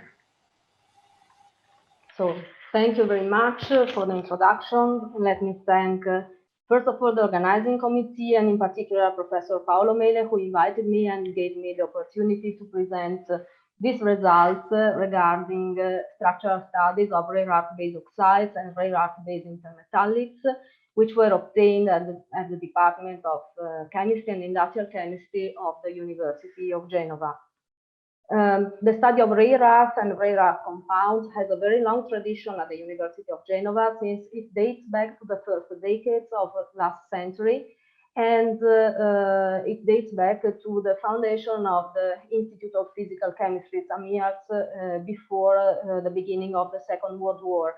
And since then, this study has never been interrupted, as still today there are some groups that focus their research on the synthesis and characterization of rare earth-based compounds to be used as materials for energy.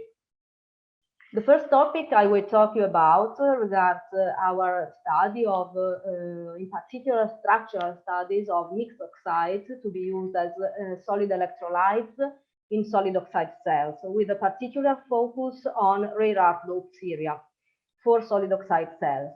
A solid oxide cell is an electrochemical device which is able to convert the chemical energy contained in fuels into electricity. And to do that, it needs three main parts that are an anode that is generally made of a composite of nickel and yttrium stabilized zirconia, or a composite of a manganite with a doped ceria system like samarium doped ceria. It needs also a cathode that is made of manganite or a ferrite, and finally it also needs an electrolyte. The most common electrolyte to be used is yttrium stabilized zirconia, but if you want to lower the operating temperature of the cell, you have to use rare earth doped ceria.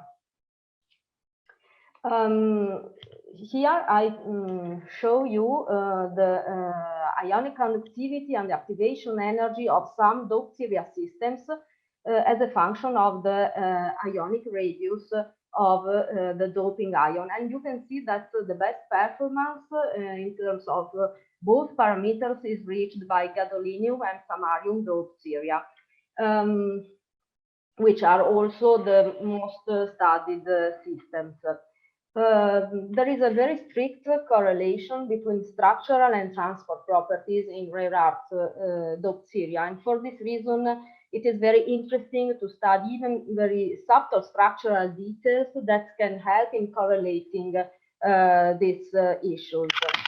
Ceria that you see on the side crystallizes in a cubic cell belonging to the M-3M space group, in the so-called fluorite type or F-type structural type, where cerium is 8 coordinated to oxygen atoms. It is at the center of these cubes. And when a certain amount of cerium is substituted by a trivalent rare earth, the trivalent rare earth takes the place of cerium, and at a sufficiently high temperature, ionic conductivity takes place. But if the amount of this trivalent rare earth exceeds a certain threshold that apparently depends on the chemical identity of the rare earth itself, there is suddenly the appearance of nanodomains and then microdomains of the rare earth sesquioxide, which have a different structural arrangement with respect to the F structure. This structure is a cubic structure, which is a superstructure of F. And in this atomic arrangement, oxygen vacancies are no more free to move through the lattice, and ionic conductivity suddenly drops. This is, for example, what we observed in our measurement of ionic conductivity as a function of the amount of the trivalent rare earth in the case of gadolinium, samarium, and neodymium thulium deuteria, and we can observe that the maximum ionic conductivity occurs more or less when 15% or 20% maximum of cerium is substituted by the trivalent rare earth. This is quite interesting because if we observe the compositional extent of the F phase, which is reported in this panel, and the F phase is the one where ionic conductivity takes place, we can see that according to X-ray diffraction data, we have a compositional extent of the F phase which is much wider than we could expect from our measurements of ionic conductivity. And this could mean that we have the presence of these blocking C domains even within the composition, the F compositional region. This hypothesis was confirmed by our Raman spectroscopic measurements. Raman spectroscopy is a very useful technique for the study of doped ceria because it is very sensitive to the presence of oxygen vacancies, and it is highly complementary to X-ray diffraction. And we can observe in correspondence of these arrows the Raman signal, which is the signature of the C domains. And these domains can be found even at 10, 15, 20% of substitution of cerium, what can justify what we observe in the trend of ionic conductivity. Recently, we developed also a novel approach based on high pressure X-ray diffraction data, which can be useful in estimating the distribution of the trivalent rare earth between the F region, the F phase, and the C domains.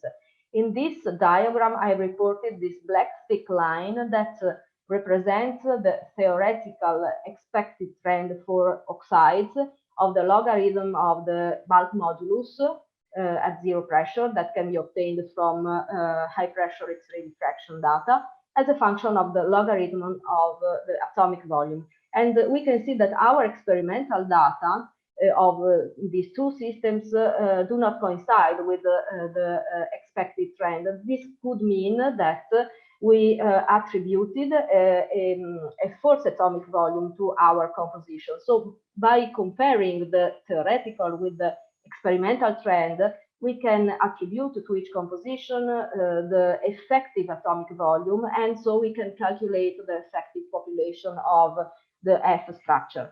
By manipulating data this way, we obtained these results that show that within the F phase, we have for each composition, so for each nominal amount of trivalent rare earth, an amount of rare earth that effectively enters the structure that is lower than the one that we introduced into the structure. This means that even at the lowest X, we have a certain amount of rare earth ions that contribute to the formation of the C domains, which block ionic conductivity. And this domain cannot be seen by X-ray diffraction until they reach a certain amount. That is, for each system, more or less 25% substitution of cerium. The second topic I will talk about regards our study of structural studies, above all structural studies of materials to be used as thermoelectric materials. A thermoelectric generator is a solid-state device which is able to convert heat into electricity in the presence of the temperature difference. To do that, we have a P and an N leg, so a P and an N semiconductor, which are connected by a wire and which are in contact with the heat source and the heat sink. If many of these thermocouple are connected, we can obtain a thermoelectric generator. And we are interested in the optimization of the thermoelectric properties of the P and N semiconductor. A material to be a good semiconductor needs to have a high electrical conductivity and a low thermal conductivity. That means to have a high thermoelectric figure of merit, because in this expression we have as a numerator the power factor that is made of Seebeck coefficient and electrical conductivity, and as a denominator thermal conductivity. We cannot act on the electron contribution to thermal conductivity because it is strictly connected to electrical conductivity through the Wiedemann-Franz law. But we can act on the phonon contribution to thermal conductivity because it depends on other parameters, like, for example, this L, which is the phonon mean free path. The most common phenomenological approach for the optimization of thermoelectric materials regards the attempt to reduce the phonon mean free path by introducing in the structure phonon scattering centers. And this is what we are trying to do, studying these materials, which are field scutterudites. Scutterudites are intermetallic compounds having the stoichiometry MX3, where M is a transition metal and X is an element like antimony, but not only antimony. M is located at the center of this octahedron, and it is coordinated to 6 antimony atoms. And these octahedra are so strongly tilted that a very large cavity is formed at the center of the cell. And scutterudite, as they are not interesting from the point of view of thermoelectricity because they have a very high, too high thermal conductivity. But if we are able to introduce a foreign atom here at the center of the cavity, this atom, that can be a rare earth atom or an alkaline earth element, acts as a scattering center, and thermal conductivity is strongly lowered. So what we did was to study field scutterudites, so scutterudites which are with a cavity that is partly filled by a rare earth ion, and we also tried to substitute the transition element with a mixture of 2 different elements, and also we tried to substitute partly antimony by another element like tin. So we studied materials with a progressively higher degree of complexity. Here there are some results on the most simple field scutterudite that we studied, where cobalt is substituted by iron and nickel. Here I represented the amount of the filler ion, that is samarium, that is needed to reproduce the electronic count of a degenerate semiconductor. That is represented by this line. We can see that our experimental data, which are obtained by X-ray diffraction data, show that that these trends do not coincide, but that we have here N-type scutterudites and here P-type scutterudites, and the PN crossover at more or less 60% of iron. And this trend was also confirmed by the measurement of the Seebeck coefficient at room temperature, which shows this PN crossover more or less at the same composition. And very interestingly, we also noticed a discontinuity in the cell parameter of the field scutterudite at the PN crossover, which could be caused by a low high-speed transition of iron. Then we tried to enhance the complexity of the system by filling it with two different rare earths that are samarium and gadolinium, and we here, from the structural point of view, observed again the presence of this discontinuity of the cell parameter and the shift of the PN boundary of the PN crossover, which is quite an interesting point when designing a thermoelectric material. And this happens due to the presence of a smaller rare earth like gadolinium with respect to samarium. From the point of view of the thermoelectric properties, the double filling leads to a reduction of the overall thermal conductivity with respect to the case of the singly filled scutorudite, which finally leads to an enhancement of the thermoelectric figure of merit with respect to the case of the singly filled scutorudite. And finally, what we are doing now is the attempt to substitute, to introduce a further scattering sensor into the scutorudite by partly substituted antimony by tin.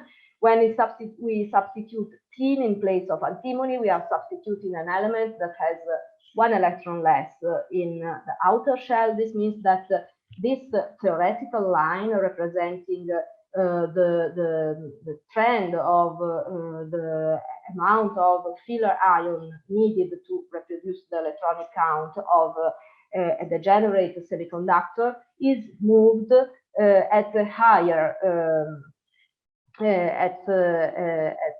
amount. But what we in principle do not know is the real amount of samarium, of the filler ion that enters in this system, which is new. So as a first step, we tried to we chose some compositions, and we tried to introduce into our structure the same samarium amount that enters the scutorudite without tin. And what we obtained is quite interesting, because we obtained these are the microphotographs taken by electron microscopy on the surface of our samples, and we can see that we obtained scutorudite as we wanted, but also some additional phases for all the compositions. And the reason could be the fact that we introduced an amount of samarium which is not exactly the amount that really enters the structure, because the amount of the filler ion is an intrinsic property of the scutorudite that cannot be forced over or under a certain value. So this result that represents the real amount of the samarium that enters the structure represents a good starting point for the future synthesis of monophasic samples, we hope, because this is the only way that we have to study their thermoelectric properties, which are expected to be better than the ones of the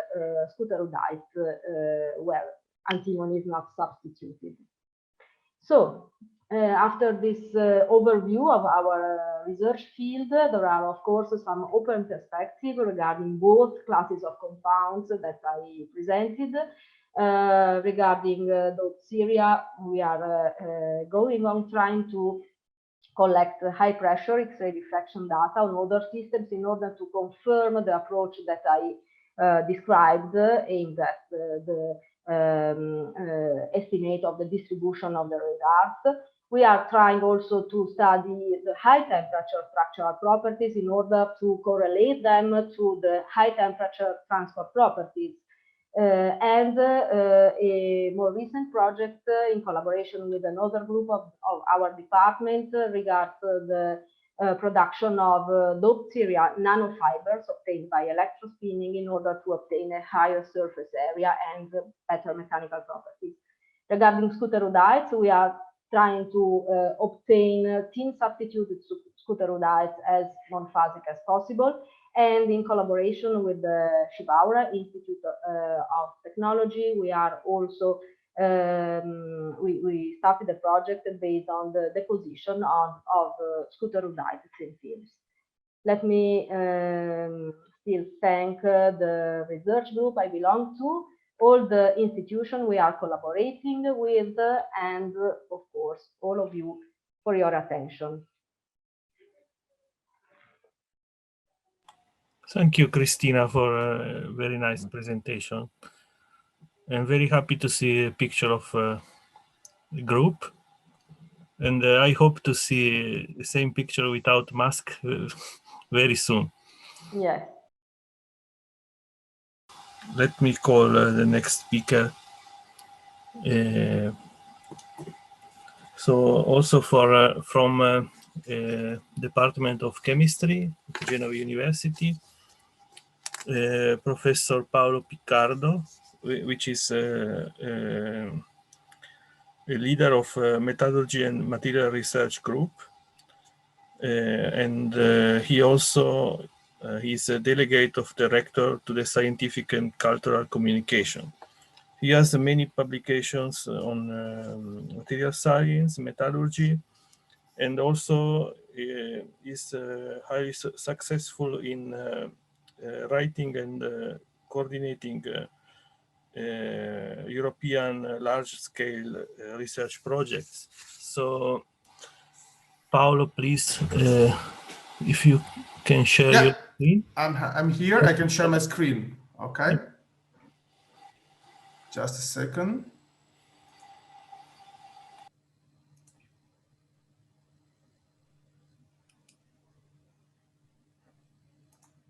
You should see my presentation now, correct? Yes. Okay, perfect. So first of all, thank you, Professor Mele, for this invitation and for contributing to this exchange between colleagues all around the world, because it's really important to keep this contact very close and strong, even in this dramatic period. And I would happily substitute the word virtual seminar or virtual workshop, because this is a real workshop, not a virtual one, because we are here in person and we talk and we can exchange. The topic I would like to talk about today is regarding the circular economy and the incredibly fast growing market of electric vehicles and the interest on lithium-ion batteries in particular. We know that, just a second, because something is going wrong. Oh yeah, perfect. We know that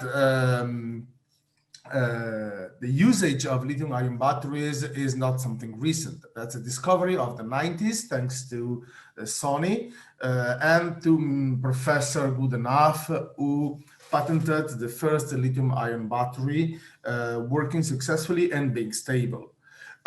This has been interesting for the computer and for all electrical devices considered portable, but it's only thanks to the electric vehicles, hybrid and fully electric, that there has been a real market for this kind of batteries, and then the demand of these batteries has increased enormously.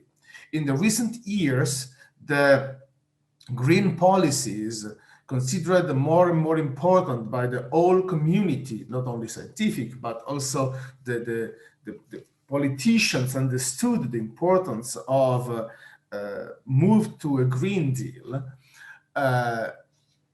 created other problems, of course, because on one hand, we had the increase of researches on clean energy or green energy, because it's not basically the same.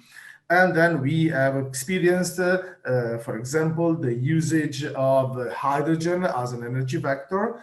And we also have a lot of activities in this field. But then also the problem of storage. Storage and easy to use or ready on demand energy. And this has been obtained thanks to the lithium-ion batteries especially. And besides the fact that today we are studying other kind of cations like sodium, for example, to obtain this kind of phenomenon, because lithium, we know, is quite rare. Lithium-ion batteries are expanding their presence everywhere. And we can expect then, it's already predicted by the market, two main issues. The first one is the penury of lithium and penury of raw materials, because we know that we need cobalt, and we know that cobalt has a dramatic history in the market, also for the regional presence of cobalt in certain part of the world. We are looking for, of course, lithium, which is also not easy to extract and not evenly distributed everywhere. And that's the main first problem. The second problem is the waste, because we know that those batteries have expected lifetime of around 5 years, and then in 5 years they are dismissed. And then to think about recycling is fundamental. It is true that Sony, when they produced the first set of lithium-ion batteries, they also patented the first recycling process. But the recycling process predicted to destroy, burn, and recover the oxides of all important metals inside the battery, and lithium wasn't among these elements. So they just looked for iron, nickel, copper, and of course cobalt. But in the optic of circular economy, we need to think differently. We need to prepare something which is not related to search, destroy, and rebuild, but something more close to reuse and regenerate, because that's more circular economy. And this is what we try to do in our activity.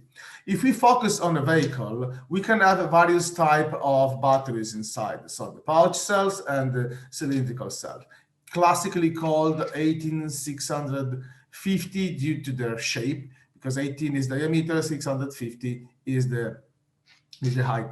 But we need to consider that this kind of battery is usually in number of close to 8,000 batteries for one car. And if we think about 1 million vehicles, this makes enormous numbers of batteries to be built, manufactured, used, and then dealt. Because then once we have those as waste, it becomes a very precious, but at the same time, risky waste that then needs to be treated in special ways. Of course, we already have companies like Tesla thinking how to manage the battery pack, but not all electric vehicles in use are thinking of this, and then we need to provide a solution. And in the possible solution, we need to think how to recover as much as possible materials from the batteries in a sort of waste mining, which is really precious because that's the main resource. So let's have a look inside the lithium-ion batteries. I believe that most of you know how they work, so I will be quite short, but in case you can, of course, ask me any question you want at the end of my presentation. We think about the cylindrical one. It's easier to be described. We have an electrode, which is the cathode, and another electrode, which is the anode, and usually they are made up of very thin, around 10 microns maximum, aluminum foil in the cathode or copper foil in the anode, cover both sides with active materials. Active materials can be lithium oxides, mainly based on cobalt. Of course, it's not only LCO, but we can have cobalt, manganese, aluminum, nickel, iron. We can have iron phosphate, but it's not for the vehicles because the power density is not enough. And on the opposite side, we have the anode, and the anode is a copper foil covered with graphite. Graphite is the best material at the moment in the market. So it's not the best material as efficiency, but it's the state of the art for the market to receive lithium when lithium is reduced to the metal state.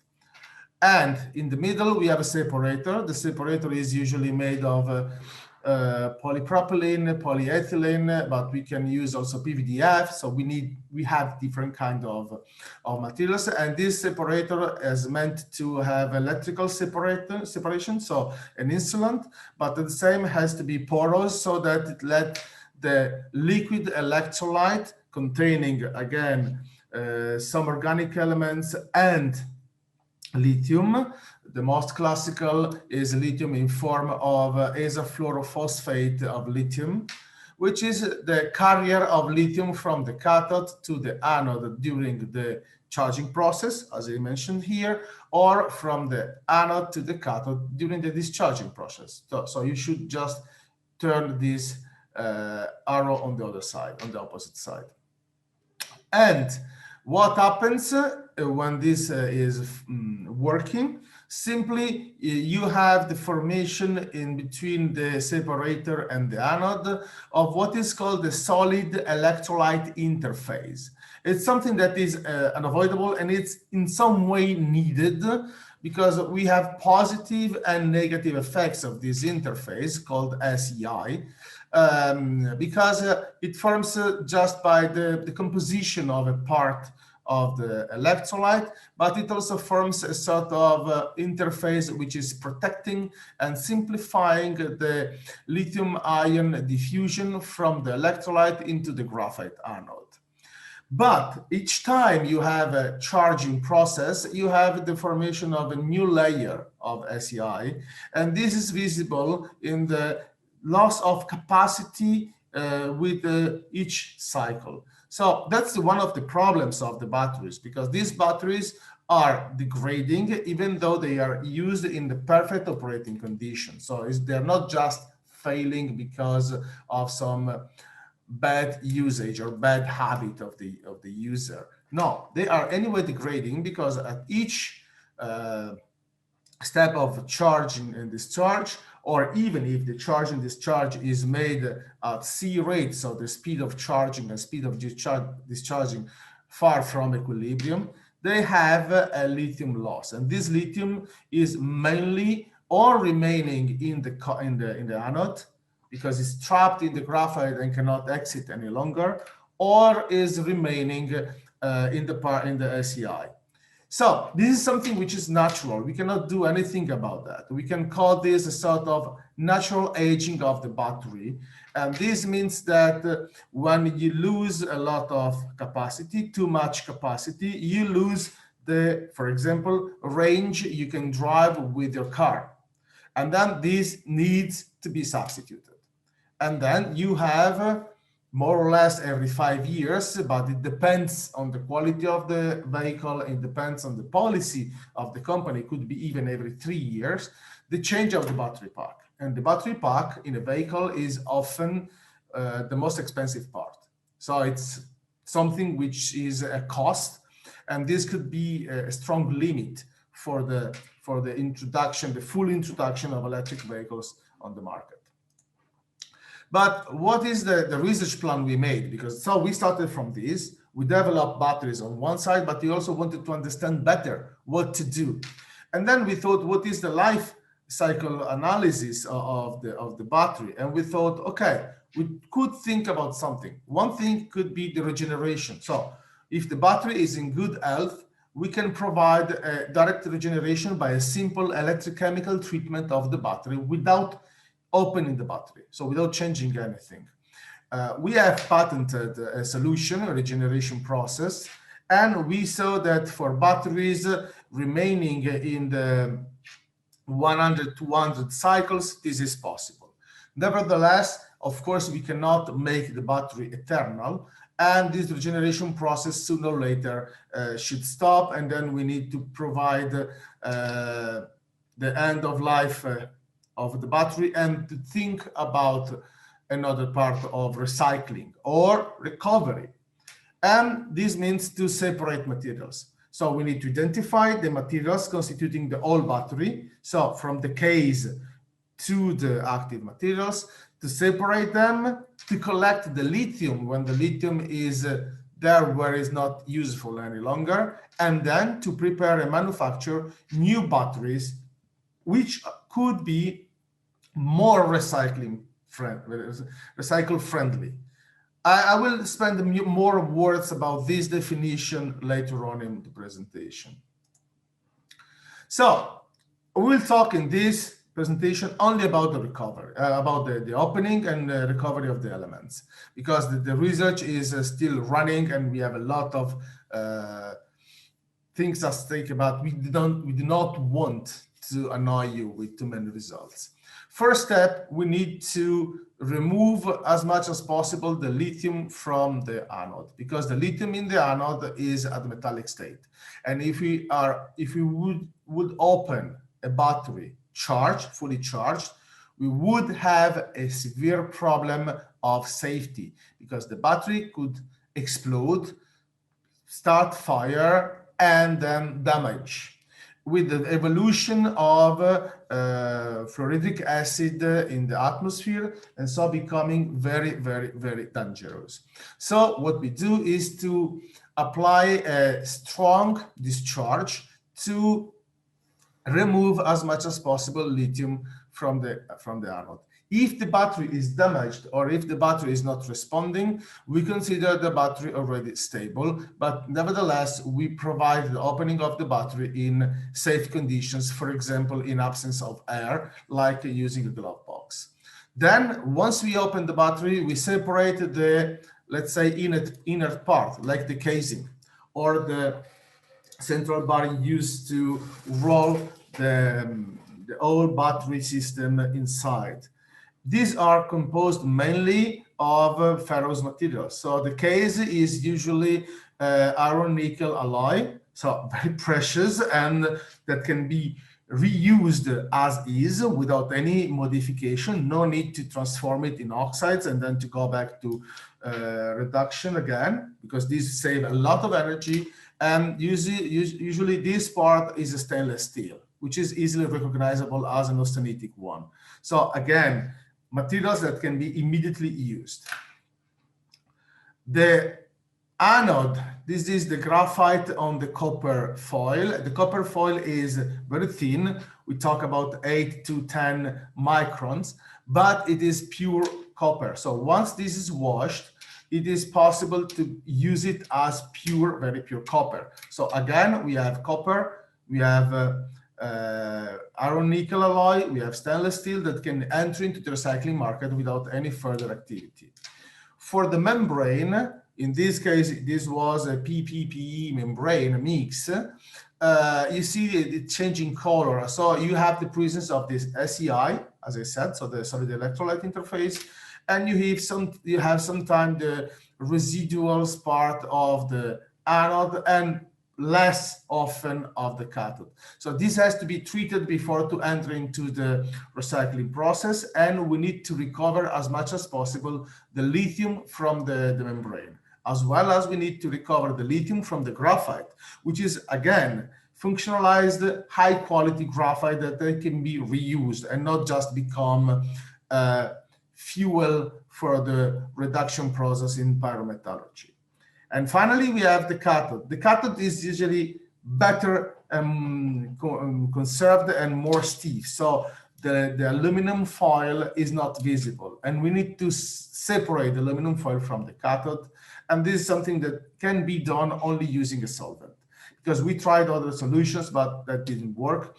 And then what is the problem is which kind of polymer has been used as a binder for the anode and for the cathode. And today the binder is classically a binder soluble only in very harmful and dangerous solvents like NMP. So that's something we want to change. What are the losses? Well, you lose the electrolyte, which is a very minimum part, and you lose the binder. But what could be a possible solution? We found this paper very interesting. It's a paper quite recent, and you have the references here if you want to look for this. And it talks about the possibility to use the juice of a citrus, which is not edible, so it's not for the tables, but that contains a lot of organic acid like citric, oxalic, malic, ascorbic that can be useful to extract lithium from the membrane and from the graphite. We wanted to use it, and we tried to see if this works. Of course, working on the sensitive parameters like the molarity, like the molarity and the proportions between the acids, the temperature, the usage of ultrasounds, and the dwell time in the solution. Here we talk about the results of this, and you will see they are quite interesting. First of all, we tried to apply it on the cathode, but the cathode, as I said, resulted in a critical response because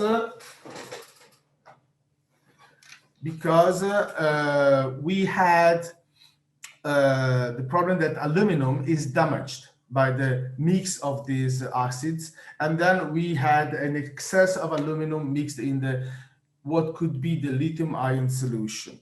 And then we need to use alternative solvents like NMP, which is actually what we need to use, but it's very dangerous. Styrene, that is not fully working. And of course, it would be much better to apply whatever is the needed solvent, but for future activities to use water-soluble binders like polyvinyl alcohol or styrene butadiene rubber that are used to manufacture and regenerate the batteries. Then we have tried to see what is the efficacy of the solution we used, and to do this we used the ICP-IS to analyze the amount of lithium inside the solution. The first trial was with the classical solvent, so using aqueous solution of nitric acid. Using this, you destroy everything, but then in this way we can analyze the real amount of lithium in the whole battery. And the result is that for one single battery, what we obtain is this little amount of lithium. So 0.6 or less 62 grams. We found that not the 4 acids, but only 3 of the acids, which are the citric, oxalic, and malic. We called it the tersol because turn 3 solvents, okay, worked pretty well. And we obtained this result. We just extracted 0.61 grams of lithium from the battery. We tried to increase the concentration of this just to see if it could be more efficient, but we didn't obtain anything else than a worse condition, and due to the excess of concentration, we had salts precipitation.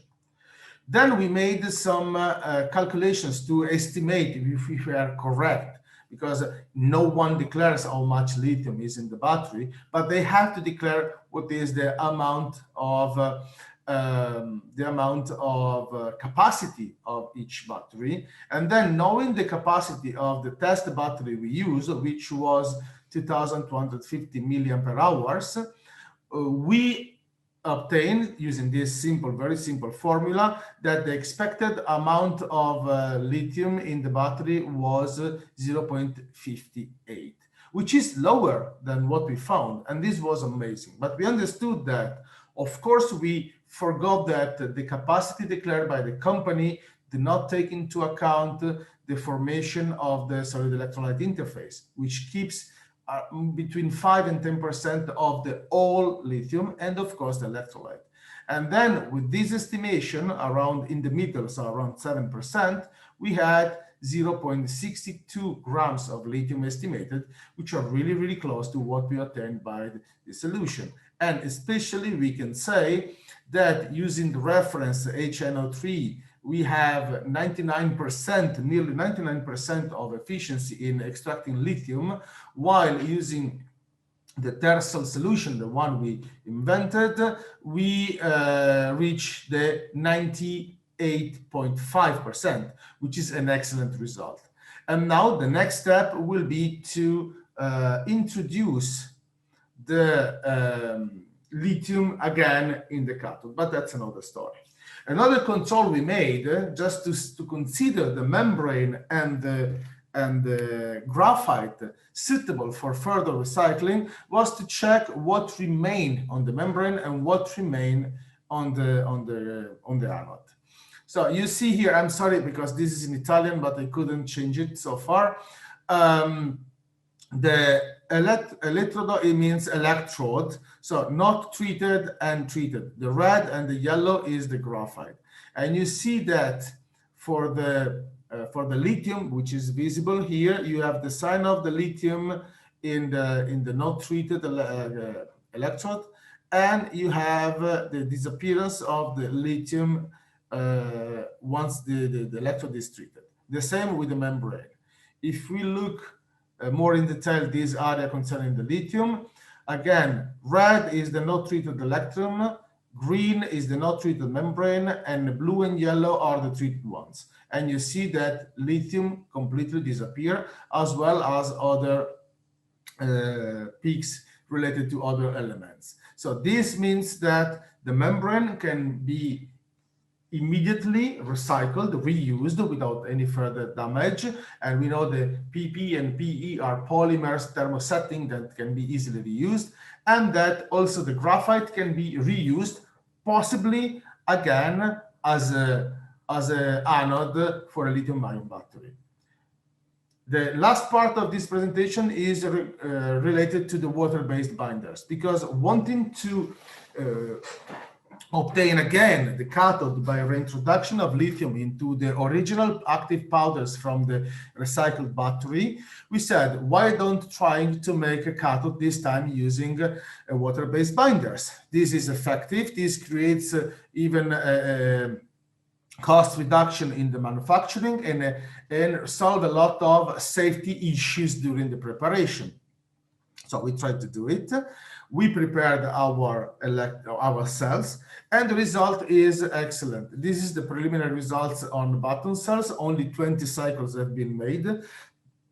But as you can see, the behavior is pretty stable over the 20 cycles, and the Coulombic efficiency is growing with cycles, and this is considered quite normal because it means that the cell is stabilizing and then reaching a steady state of operation. Going to conclusions and perspectives, we can say that waste mining in the case of energy is the future. Of course, we know that our planet has limited resources, but if we look at the exhausted batteries, and this will be an enormous amount very soon, then we have the source for raw materials for the batteries of tomorrow. And the battery of tomorrows need to be more green and more easy to be recycled. We can do it in a quite simple way, and saving a lot of energy during recycling, and using natural solvents which are not harmful for the environment, because every operation in the circular economy has to take into account safety and environment. The introduction of water-based binders, I know that someone is already doing it in their batteries and their vehicles. It's very important because increase the sustainability of the process. The further studies we will make will be to increase the performance of the reintroduction of lithium into the active material of the cathode coming from the battery, and then to reproduce our own batteries from the same amount. I'd like to thank the research group and those who actively work in this research: Michela Bracco, Giorgia Rebagliati, Sara Lucchini, Fabio Bongiovanni, Marco Ricci, and Lorenzo Ambrosetti. And first of all, I'd like to thank Phase Motion Control, an Italian company financing this kind of research. And thank you all for your attention. Thank you, Paolo, for a very nice presentation. There are any questions from the audience or comments?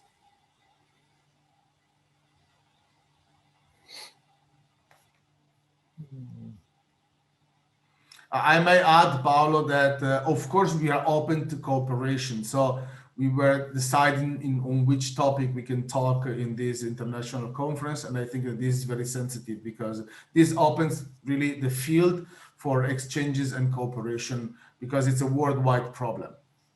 Yes, so this problem and also the so-called e-waste, so the recycling of computer components, for example. Absolutely, yeah. So yes, so we are also open, of course. So MOU is there. So you are welcome anytime when it will be possible to travel again. When it will be possible, with great pleasure. Absolutely, yes. I want to thank Paolo again. Thank you so much. Thank you. And I want to call next speaker,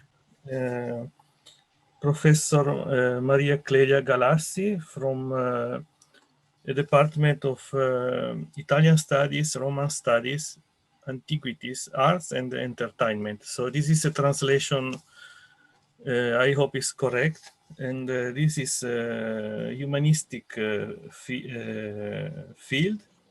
We are very, very glad to have this kind of talk after a row of a full row of scientific and material science talks. And Professor Galassi is director of school of specialization in Italian is beni storico-artistici. So this is artistic field conservation at the Genova University. So I welcome Professor Galassi for her talk. So thank you so much. Please. And thank you very much for inviting me to present my research as an art historian. So we are changing the topics now. And in my presentation, I try to show how the interaction between humanities, science, and technology has radically changed the perspective of research in our departments. So I try to share my screen.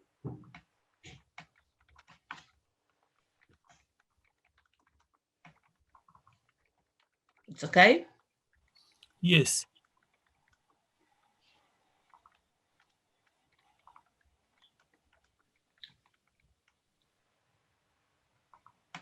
Okay. The application of scientific technologies to analyze the works of art has delineated a new and very interesting perspective for academic research and didactic offer. Scientific technologies, in fact, have made it possible to examine and analyze works of art from the macro down to the nanoscale, thus producing a great impact in art history, improving traditional connoisseurship methodologies. Technical examination can provide information about authenticity and attribution, as well as insight into the artist's techniques, materials, and procedures. A new branch of art history has developed, which focuses on a work of art as a physical object of art history. It studies the materials, techniques, and production methods that went into its making, as well as artist reflections on the process of creation. Researching the material history of a work of art is the objective of what is called technical art history, a relatively young field of research involving art historians, conservators, and scientists, so combining a variety of expertise into a global research approach that concerns the artist's process from design stage to finished work.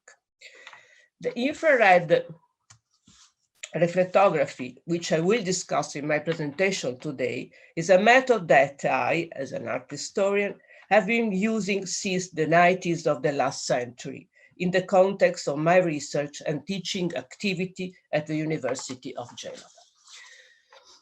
Certainly, it is one of the most effective examination techniques that to understand the creative process that produces a work of art. It was developed by Professor von Asperen de Boer in the late 60s, a physicist of Groningen University in the Netherlands, and has reached today a very satisfactory performance standard, thanks to the progressive improvement of the sensor and the application of the most modern imaging technologies. Here you can see Professor von Asperen de Boer using an infrared Vidicon system, which was produced in Japan by the Japanese company Hamamatsu, which he published in 1969 in the journal Studies in Conservation. And in this slide, I show a comparison between old and modern infrared images obtained with different sensors. As you can see, the images became sharper and richer in information, allowing, for example, to identify the tools used to underdraw. In this case, brush and ink, and here a detail from Mantegna's San Zeno altarpiece. You can see here the modulated etching executed with a dry material that sets the folds of the drapery. One of the key results obtained through infrared photography is the visualization of the underdrawing below the pictorial layers, which is essential for the historical and stylistic study of a painting, in particular to identify the stages of the creative process through which the artist has designed his work. But at first, what do we mean by the term in underdrawing? That is the preliminary sketch made on a support, such as a canvas or panel, before painting. In other terms, by IRR, we can penetrate the surface, which is visible to the naked eye, making a hidden stage visible. It's a journey, it's a guided journey through the thickness of the paint layers, but also through the time of the execution of the painting. IR radiations can penetrate through the pigments normally used by painters, while becoming strongly absorbed by the carbon black. Therefore, infrared photography can reveal the presence of an underdrawing made with carbon materials, such as black chalk or carbon ink, on a white ground layer. This is the case for most of the paintings produced in Europe in the Middle and early modern age, so the method is particularly effective.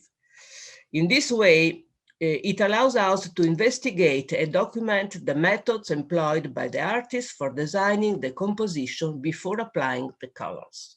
It is also possible to identify hidden pictorial layers, drawings, and compositional ideas later discarded during the process, the so-called, the Italian term, pentimenti. For example, here, you can see the pentimento in the eye of the lion. And here I show you a good example, which we studied, of an underdrawing by the Flemish painter Joachim Buchler, which was modified several times by the painter himself, changing and shifting the position of figures and objects. And here a detail to better see the change in the position of the face that initially was designed in the frontal position and then shift in profile. When executing their paintings, the artist might rely on two basic types of underdrawings: those that are transferred in a mechanical way from a drawing on paper to the support, and those that are drawn freehand directly on the support. The painters could also decide whether to perform a linear underdrawing relating only to contours or a modulate volumetric underdrawing. In the latter case, the plasticity of the forms could be suggested through a washed underdrawing or through hatching. I will briefly show you some examples which we studied, which reveal different approaches in setting up the forms that painters either derived from the artistic tradition in which they were educated or elaborated according to their own sensitivity. Here you can see Giotto's underdrawing, dominated by a great sense of plasticity, one of the peculiarities with which the painter renovated the Byzantine tradition. The infrared photography revealed large areas of shadow made with multiple brush strokes using a large brush and a liquid medium. The dark areas are much larger than in the finished painting, as seen in the shadows of the Madonna's cheeks and neck. An example of freehand etched underdrawing can be seen in the already mentioned Mantegna's San Zeno altarpiece, where the fine etching was performed freehand by means of a dry and sharp point, probably a black stone, to create the folds of the drapery, while the Flemish so-called master of the view of Saint Gudula preferred using a soft liquid medium, that's it, brush and ink, to simply mark the shade levels. Infrared photography of Raphael's paintings show how the artist, during his short but intense career, executed both freehand and traced underdrawing. The Carval Madonna exhibits a very elegant freehand and linear underdrawing, as you can appreciate in this detail I show you. While in the Calvary, a tracing technique can be identified. In fact, all the contours have a kind of rigid appearance, a sign that they were mechanically transferred from a preparatory cartoon. Reconstructing the history of the painting from the moment of its initial elaboration can also be useful, in particular case, for authentication and attribution of a work. About the question of original and copy, I will show you two case studies of mine. The Dutch painter Jan van Schorer organized a large workshop in Haarlem where he and his assistants developed and repeat a repertory of standard subjects such as the Crucifixion, the Nativity, and the Madonna and Child. In this context, IRR can help us to distinguish between the works executed by the master himself and those executed by assistants. In fact, underdrawing in paintings by Schorer and his workshop exhibit differences in approach as well as style. Many paintings are freely sketched and rich of pentimenti, giving the impression that the design was worked out directly on the ground of the panel. These works, as in the Madonna of Utrecht, here shown, can be attributed to Schorer himself, while most schematic forms of layout, as in the Berlin Madonna that you see at your right, are characteristic of the workshop production. I show you other details, a comparison between the two works by the master himself and by an assistant. My second example concerns the serial production of the Flemish painter Gerard David. We know at least 4 versions of the Madonna and Child with the milk soup. One of them is housed in Geneva. Although the Aurora Trust painting in New York is the most finally executed, all of the examples, surprisingly, revealed a traced underdrawing. For this reason, some scholars in the past have argued that the prototype is lost because no painting exists in which there is the type of freehand creative underdrawing which could be expected in a prototype. Here a detail from the Genova painting. Nevertheless, a more realistic contextualization of early 16th century Antwerp art market, for which Gerard David came to produce these serial works, could suggest another possibility, perhaps more consistent with the reality of the working methods of Antwerp masters in that time.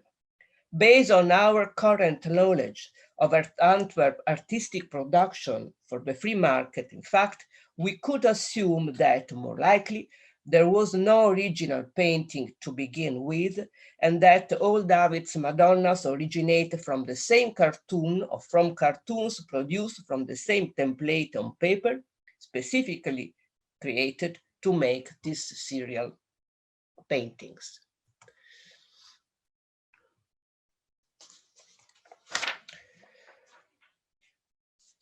IRR can also reveal hidden details which can be essential to trace back the history of the paintings.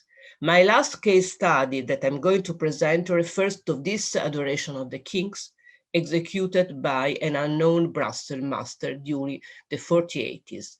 It is housed in Turin, Galleria Sabauda, but in the past was in Genova, in the Palazzo Reale. In this case, close similarities in underdrawing brought new evidence to the hypothesis that the painting was a part of a triptych. Whose wings are now housed in Genova, Palazzo Reale, and in Strasbourg, Museum of Fine Arts. In addition, infrared reflectography detected the presence of a coat of arms in this area that was hidden during the paint stages. So I show you, sorry.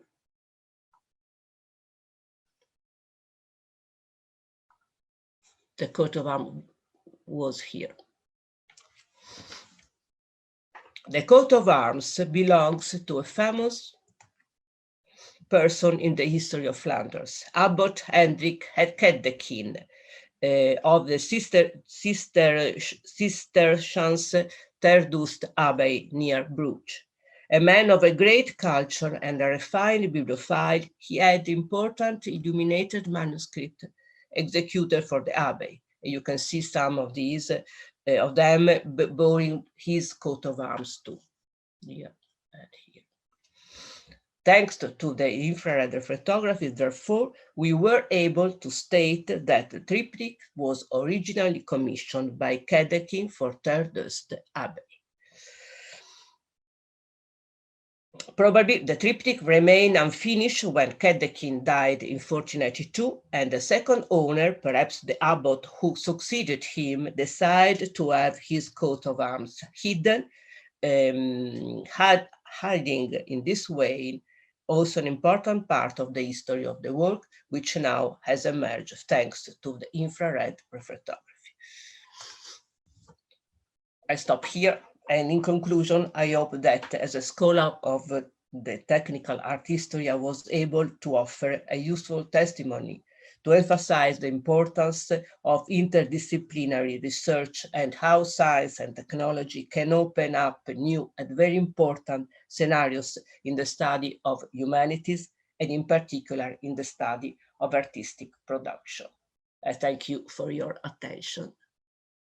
And I come back to you. Thank you so much. Yes. Nice presentation. I try to. So, there is any question for Clelia?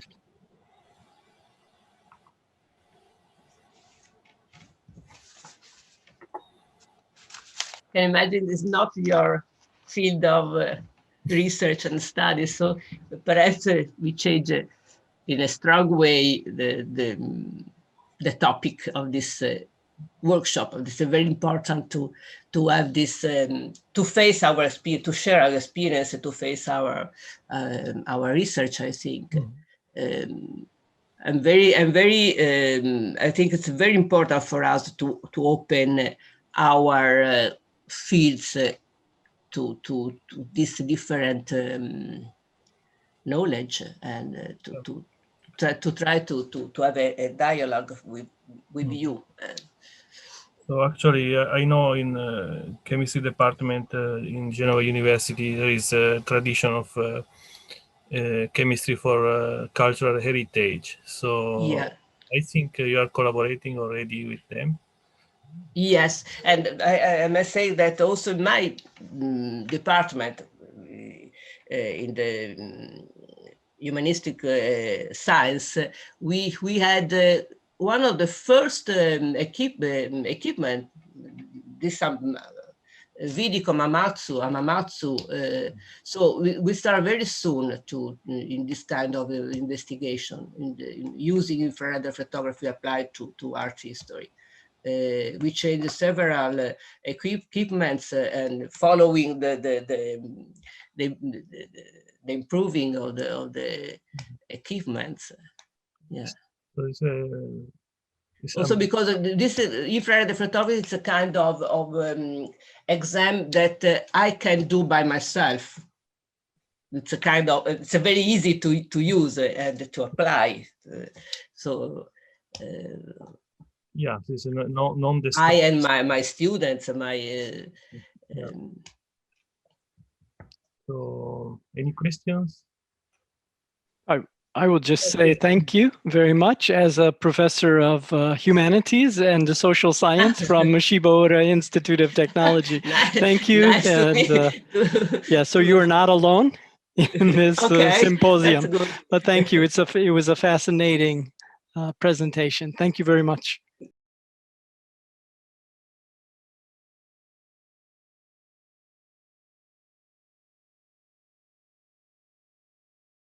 So, yes. Professor Luciano Ferro is belonging to Department of Civil Engineering of University of Salerno in Italy, which is one of the universities which has MOU with Shibaura IT since 2018. And he has a lot of publication in the field of civil engineering, and is on the board of editors of many international journals. And today he will introduce the University of Salerno to us on the behalf of the rector of the university, which is was expected here, but he has a last-minute problem. Then he will also talk about his research on composite materials and structures. So Luciano, please, thank you so much to be here. Thank you, Paolo. It is a huge pleasure to be a talker of this workshop. And of course, first of all, I want to excuse for the little delay due to the talk with my rector that at the last minute had a problem and asked me to introduce the University of Salerno. I remember Paolo visit us 2 years ago or 3 years ago, I don't remember very well, and he had the opportunity to see how is our two campus, and I hope that with this presentation we can encourage the exchange of students between our two institutions. So the title of my presentation is Research on Composite Material and Structures developed at the University of Salerno, and I share this presentation and this research with my colleague Rosa Penna from my same department. As Professor Mele told us, the Shibaura Institute of Technology and the University of Salerno, wishing to enhance the relation between the two institutions and to develop academic and cultural interchange in the area of education, research, and other activities, agree to cooperate and work together with a memorandum of understanding. And the area of cooperation include any program feasible for the development and strengthening of a cooperative relationship between the two institutions. Such program include exchange of faculty member, joint research program, and exchange of academic information, joint cultural programs, joint conference and workshops, benchmark data, and exchange of students. So we really hope that after this period, very bad, we will be able to develop and the program with the exchange of faculty members and the students. As you know from the presentation of Paolo, I am a professor of the Department of Civil Engineering, which is at the campus, Fisciano campus of the University of Salerno. The department promote and coordinate research activity in the following 15. The department promote and coordinate research in the following area, from transportation system analysis to geology, geotechnical engineering, hydraulics, sanitary, environmental engineering, structural engineering, and so on.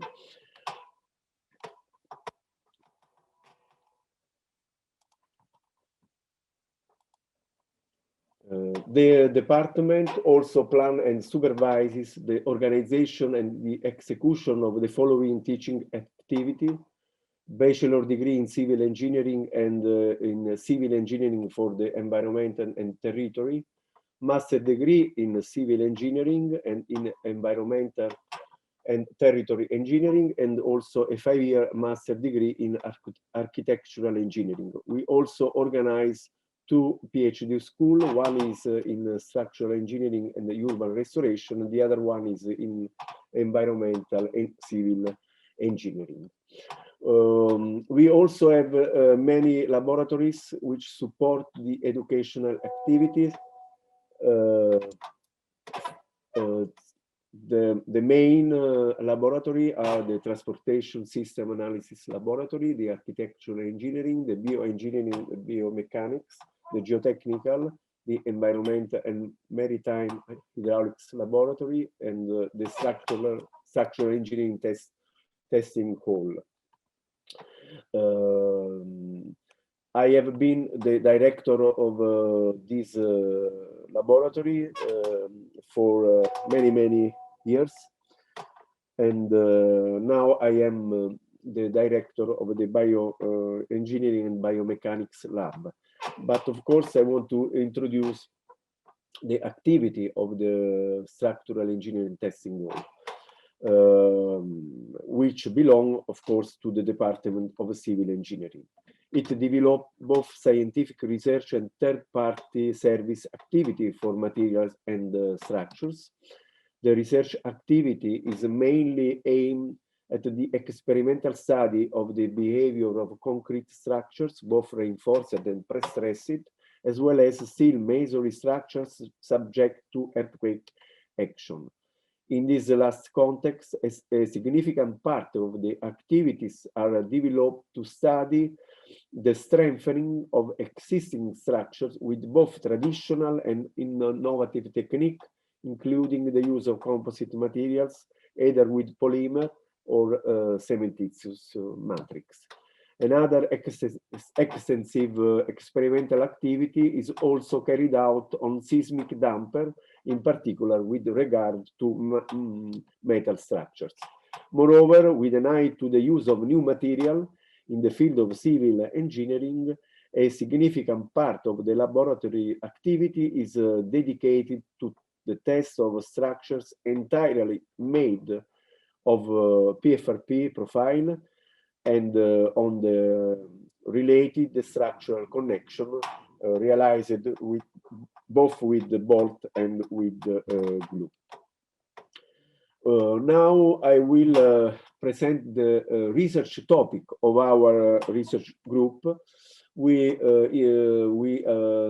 have developed research in this field, from the experimental investigation of composite materials, the numerical analysis of nanocomposite materials, Of course, multi-scale numerical modeling and the simulation of material and structures, then computational design of innovative, sustainable materials and structure, and as I told before, full composite structure, connection in composite structure, durability, and finally green concrete and sustainable innovative materials and structures. We have several scientific collaboration all over the world, in particular in Europe with Professor Antonio Ferreira, Professor Misifan, in the United States with Professor Benzoni, Professor Skelton, Professor David Dewey, and Professor Mosallam. In China with Professor David Lo from the City Hong Kong University, Professor Wang Dong Ma Yuan, and other professors. Many scientific collaboration with professors from South Korea, Professor Seo Lee, and so on. And of course, with India, with the Prince Sultan University of Saudi Arabia, Riyadh, and with Professor Paolo Mele of the Shibaura Institute of Technology, Japan. Now, after this presentation, I will introduce the activity and some result of the research that we have developed on pultruded reinforced polymer to show how we generally conduct research from the experimental investigation to the numerical and modeling, and with a little surprise at the end of this presentation. So, as I think many of you know, the FRP composite represent a class of advanced materials whose use has spread from aeronautical, mechanical, and naval industry to civil infrastructures. The advantages of this material are well known. They are the high corrosion resistance, the electromagnetic transparency, low maintenance cost, and also high strength weight ratio. During the past few decades, the pultruded PFRP composite have been used in several applications related to corrosive environments, such as cooling towers, mining and petrochemical facilities, water and wastewater treatment plant, and of course, offshore structures. By mid-19th, major application of these materials were also initiated in the field of seismic and corrosion repair and strengthening of existing reinforced concrete bridge and building. And historically, off-the-shelf PFRP composite were developed and designed by the pultrusion industry and were intended for low-stress application. These are some non-load bearing pultruded product. Recently, composite have been also introduced as primary structural member to replace or complement other conventional materials such as steel, concrete, and wood, and of course in critical applications such as bridge, deck, pedestrian bridge, and recently in highway bridge and other infrastructural system. You can see in this picture, in this photo, the Fiberland all pultruded composite in Denmark and the very well-known all composite A-Catcher building in Switzerland. But let's see what are the relevant, some other relevant example in Europe. We have some construction of a pedestrian and cycle bridge in Denmark, in France, in Germany, in Italy, of course, in Netherlands, in the United Kingdom, and in Russia, of course, Iceland and Spain.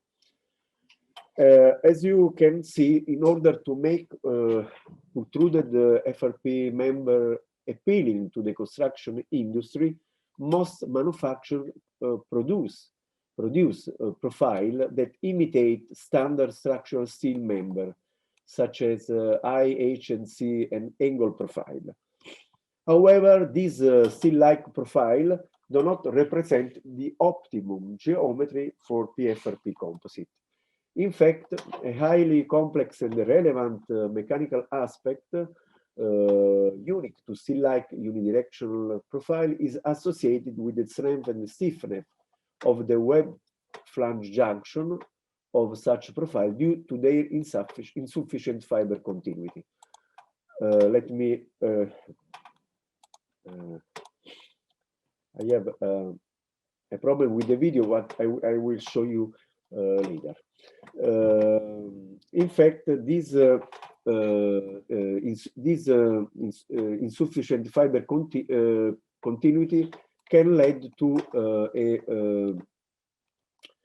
a failure, premature and brittle failure of the junction, as you can see in this photo. During last years, the University of Salerno, with my group, and the University of California, Irvine, with the group of Professor Ayman Mosallam, developed a multi-phase comprehensive joint research program on this problem in order to study both the axial behavior and the relative rotation behavior of this profile. The first problem was developed at the University of Salerno and will be the focus of this presentation. The first part of the presentation concerned the experimental investigation. We have developed some pull-out test in which the web flange junction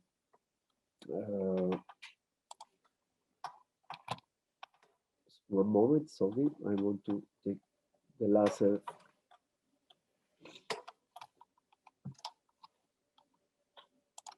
Okay, the web flange junction here is subject to a uniform pull-out load applied at the bottom flange of the profile. The pull axial load was performed using a servo-hydraulic testing machine of our lab. Two sides of profile were chosen for this investigation, denoted as I-116 and I-200, profile type 1 and type 2, whose geometry is reported in table 1. The nominal values of the mechanical property of this profile were supplied by the manufacturer and are summarized in this table, but of course we also verified the values through traction tests in our lab. Specifically, two different test setups were considered. In the first, the pull force was eccentrically applied at the end of the spaceman. Here, in the hand point pull-out force or pull-out test setup. In the second setup, the midpoint pull-out test setup, the force was applied at the midpoint of the sample of the spaceman. So this is a photograph of the pull-out endpoint pull-out test, and this is the midpoint pull-out test. A total of 15 specimens were tested according to the profile, size, and the location of the pull force. And this slide shows the result of the first group in terms of the failure and of course of the load displacement curve. I will show this result, and in this slide we summarize the result for all the specimen. And of course, as you can see, we obtain different failure mode for the different group that we have studied. And one of the preliminary conclusion was that the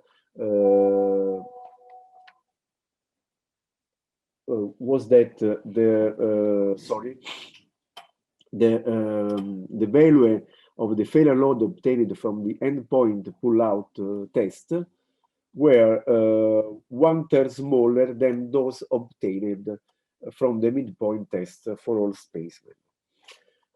In order to understand the behavior of this element, we also and to support the experimental finding, we also developed a 3D finite element analysis by using the software Strauss. The pultruded shape were simulated by as a laminated configuration with the internal layer constituted of unidirectional fiber parallel to the longitudinal axis, and the external layer composed of multidirectional fibers which completely wind around the pultruded element. This figure shows the three-dimensional finite element meshes of the spaceman. In both cases, the node of the plate of the upper flange were constrained against the movement, while the uniform pull-out load acting at the lower flange of the PFRP profile was applied by modeling the steel device fixed to the testing machine that you can see here in the red color. These are some results in terms of stress distribution at the web flange junction for both the endpoint and midpoint configuration and for both the two sides of profile. In order to compare the numerical and the experimental result, three rectangular strain gauges were also placed as shown in this figure for the measure of strain at the web flange junction. And these figures show the load versus experimental strain for all these, for some tests, as you can see. And this is the comparison of the experimental in the blue color and the numerical result of the deformation for the obtained result that we have developed in the lab. Moreover, we use a digital image correlation to capture the in-plane displacement strain. And as it is well known, digital image correlation is an innovative non-contact optical technique for the measure of strain and displacement. This is the digital image correlation setup. You can see the camera, the light, and the spaceman whose surface was treated with some random point, black point on the surface, as shown in this figure. And these are typical longitudinal and transversal displacement map obtained using the digital image correlation technique, where the violet color represented the highest displacement and the red color represent the lowest one. Finally, we, in order to understand and to interpret the experimental result, we have developed a lattice model because the result of the experimental test reported in the first part of this presentation highlight a dispersion in terms of junction strength and stiffness. In particular, the strength ranges between 9 and 11 kilonewton, with a different percentage difference of 18%, and the stiffness also may have a difference percentage of 50%. So This difference could depend on the property variability in the beam due to possible defect distribution along the beam and the manufacturing process, as well as the difficulty in the perfect repeatability of the same test, so that the result can be strongly affected by the accidental eccentricity. So in order to explain the reason of the experimental result dispersion in terms of stiffness and strength, a lattice model was developed, highlighting the influence of contact area imperfection, strength dispersion, and material heterogeneity.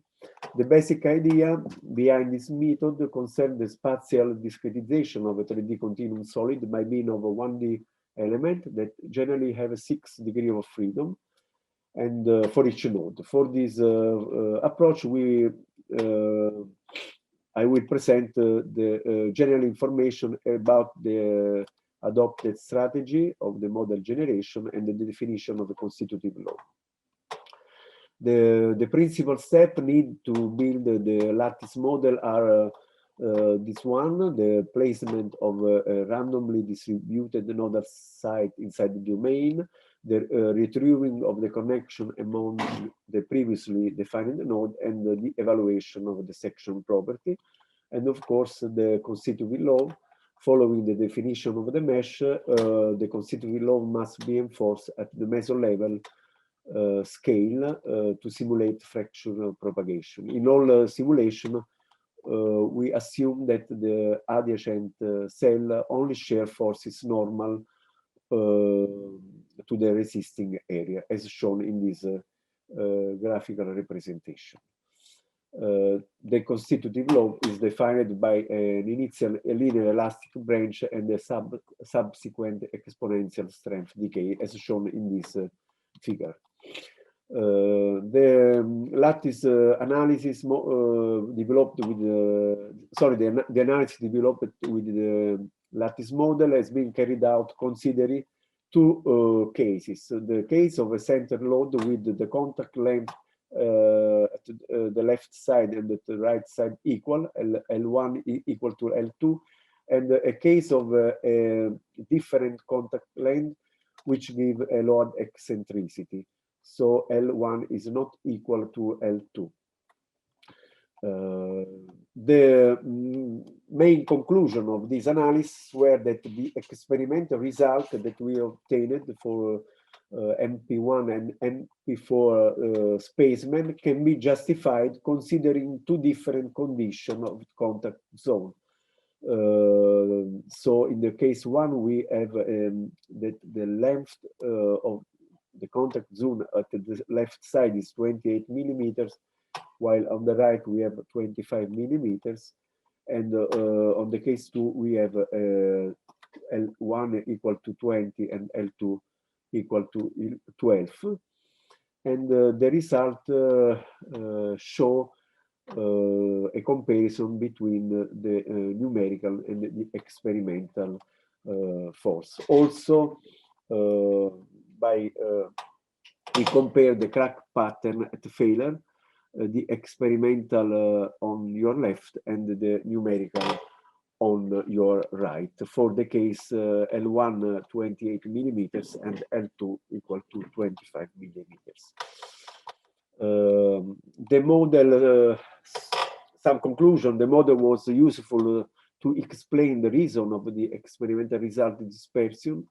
The result of the proposed approach showed good agreement with the experimental test, and even by using a very simple central spin network approach, the model was able to correctly predict strength, stiffness, and the crack path observed during the laboratory test.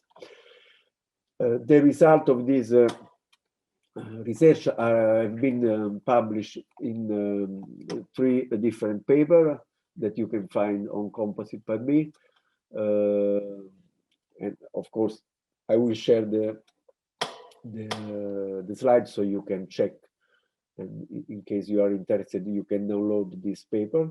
And finally, the European Committee for Standardization has recently has recently published a scientific and technical report drawn up by the working group number 5, UG4, titled Fiber Reinforced Polymer Structures. This report includes all the predictive rules which can be considered as the most up-to-date and reliable for the design and the execution of wool of FRP composite. We were invited as experts, and we have contributed with in this document with the result of our research. Thank you for your attention. Sorry for the technical problem, but Paolo, you have to excuse me because I received a phone call from my rector 5 minutes before starting this presentation, and I had to reorganize my presentation. But you know that Italian people often live in this situation. Thank you, and I hope that you have enjoyed the presentation, and in particular the first part, which give you an idea of our campus. Paolo visit us, and Paolo, I heard before that you miss Italy, and we really hope that we can very soon see each other in Italy or in your university. Thank you to all for the attention. Thank you, Luciano. Yes, I come to Salerno in 2018, actually. Yeah. Yes. So it's too long time. Yes. Okay. So any question to Luciano?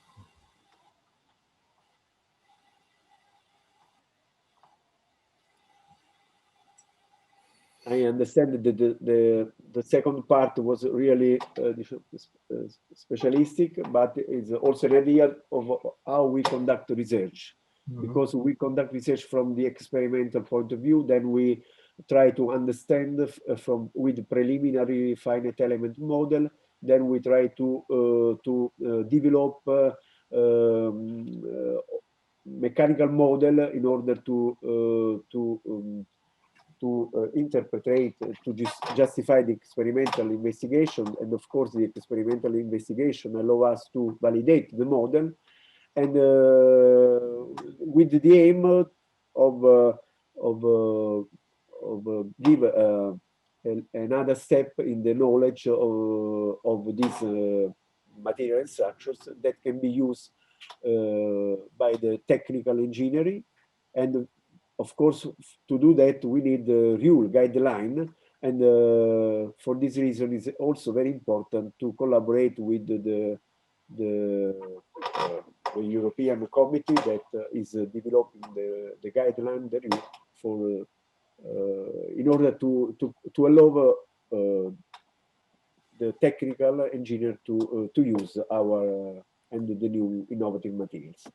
Thank you, Paolo. Thank you, Luciano. So, as you said, University of Salerno has many departments and specialties and institutes. So, I'm sure the students from Shibaura can find a proper laboratory to do internship when it will be possible to travel again. And also, in Shibaura there is a civil engineering department, so I'm sure your students also can come to Tokyo and enjoy stage. So we have to wait for the end of this pandemic risk.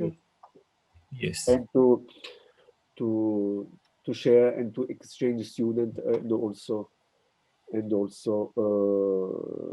faculty members. I have a good news because when I load my email this morning, I read from a communication from my rector that from next month we have a permission to have a mission in Italy and also in other countries all over the world. So we can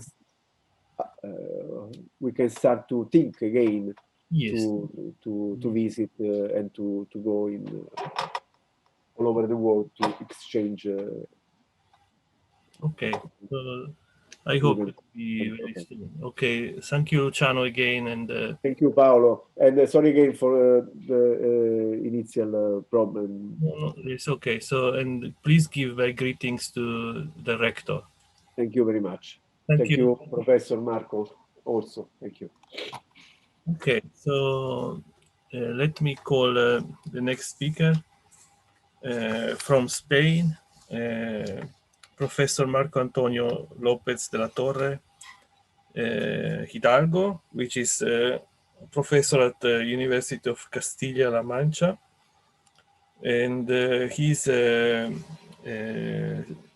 solid state and physics specialized professor, researcher, and he had postdoctoral stay at the University of California, San Diego, and then he joined his current place, which where he's full professor, and he had a sabbatical stay at Shibaura IT in 2019 in my laboratory. So today Marco will introduce his university to us, then he will talk about research topics as well. So Marco, you are welcome, and I see your slides are perfect, so you can start. Thank you so much. Presentation. I'm Marco López de la Torre from Universidad de Castilla-La Mancha, Spain. And in the first part of my talk, I'm going to talk on behalf of the Chancellor of my university, that first of all wants to send his regards to Professor Murakami, Chancellor of Shibaura Institute of Technology, and to all the attendants to this meeting. Well, my talk will consist on two parts. One of them is going to be institutional, presenting my university and academic and research activities more related with those at Shibaura Institute of Technology. And in the second part, I will describe my collaboration, the results of my collaboration with Professor Paolo Mele. Our university was founded in 1982, and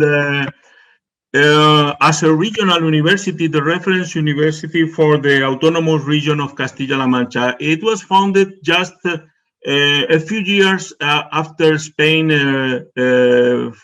became a fully democratic country in 1977, and from in this almost 40 years, we started slowly. Practically everything was built from scratch, and now our university, after I would say long struggle, has finally reached a standard in between our universities in Spain. I would say that our university is a middle-sized university, and we are. You can find us, our university, in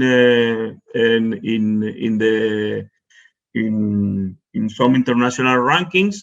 But the important thing about university is mainly the geographical environment. We are in the autonomous region of Castilla-La Mancha, in the center of Spain, close to Madrid. But our region, that is almost 8,000 kilometers square big, is scarcely populated, only 2 million people. Though, so our university, in order to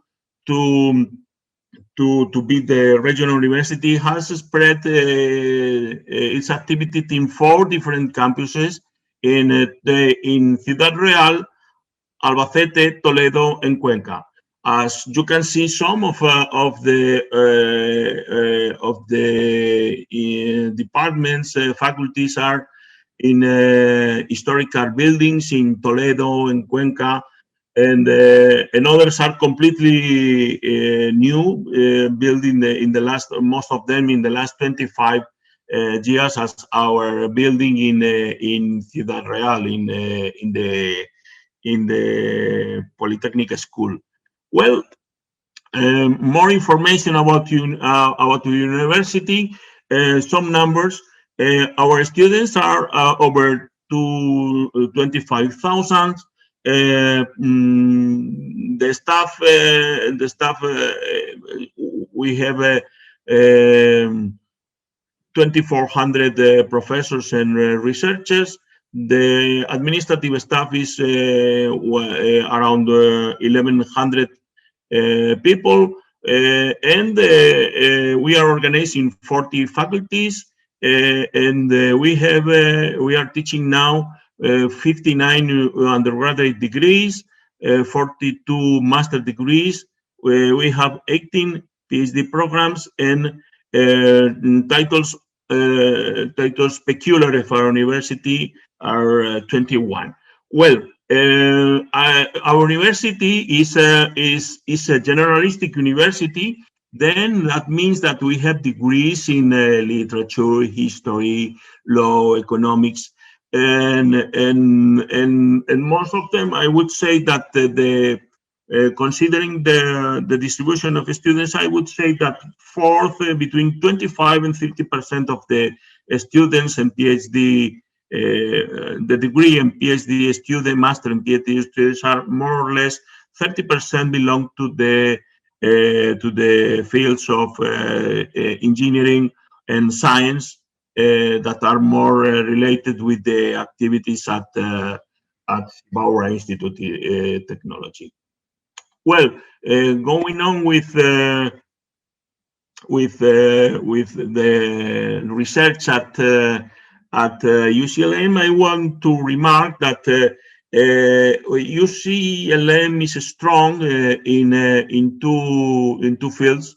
In Spain, is one of the Spain leaders in research in veterinary and energy science and engineering. That's I want to remark that because it's important for the possible collaboration in between Shibaura Institute of Technology and our university. You can find in the international rankings that the veterinary science in UCLM is third position in Spain and 40th at world level. And more important for the collaboration between the two institutions, in the field of energy science and engineering is ranked among the 300 universities in the world. As a matter of fact, the teaching, research, and knowledge transfer in UCLM has been awarded by our Spain Science Ministry with the award of Campus of International Excellence. That our project in science and technology for energy is one of the is maybe the strongest point of research in our university. That I think that's very important, as I told you, for in terms of the future collaboration between the two institutions. Well, now I'm going to explain that about the degrees that we have here at UCLM that are related with activities at Shibaura Institute of Technology.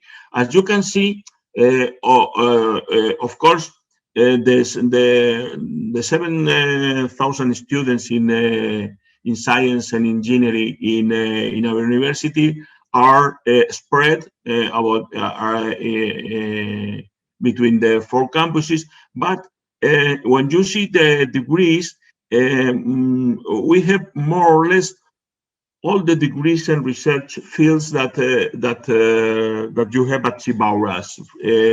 And considering master and PhD degrees, for example, we have here chemical research, chemical engineering, physics, and math. Industrial engineering,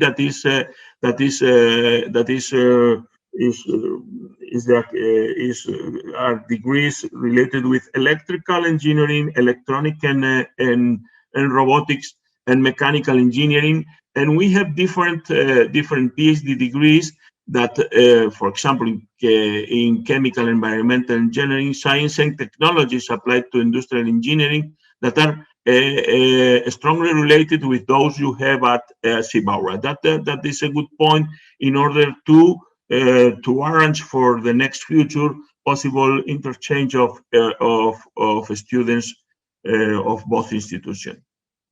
Well, considering now my school, well, I will focus on the research on the institute I'm a professor at, that is Hiker Technical School of Industrial Engineering at Ciudad Real. As a matter of fact, this is the bigger of our technical schools, and as I tell you before, we have degrees in mechanical engineering, electrical engineering, industrial, electronic, and automatical engineering, completely very similar to degrees you have there at Shibaura. And we have also a master degree in industrial engineering and a PhD in science and technology applied to industrial engineering. It's a degree that usually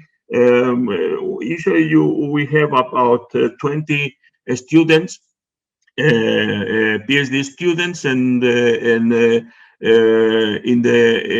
the last 10 years, the average of thesis has been of about a dozen of PhD dissertation. That is a lot, considering that the PhD program started only 10 years ago, more or less. And about research activities, we have a strong relationship with two institutes, a research institute in Ciudad Real, one of them, the Regional Institute of Research, is mainly focused on functional materials, chemistry of functional materials, and the other one that is very strongly related with our school, and I'm a member of it, is the Institute for Energy and Industrial Applications. Well, research group, we have different research groups that I am showing you a list of them, and I want to remark that most of them are related with research groups you have that are at Shibaura Institute. And considering the present collaboration between a group of Professor Mele and my own group, Applied Material Physics, I would say that there are different groups that could be involved in research in functional materials for energy, as the design and we have a strong group in design and advanced processing of materials. Another group working in magnetic materials that belongs to the Applied Physics department. And our group has a strong collaboration with this group, and a group working in microsystem actuators and sensors. The research is focused on application of new materials for that industrial applications. I would like to remark also that there are, in my opinion, there are possible collaboration in other fields, different of functional materials for energy. For example, we have strong groups working automatic, robotic, and mechatronics, fluid and engineering, and design, and for example, vision and a smart system, and others that I know that you have there at Shibaura strong group working on that field. As an example of a a possible future collaboration that I think is very likely to occur.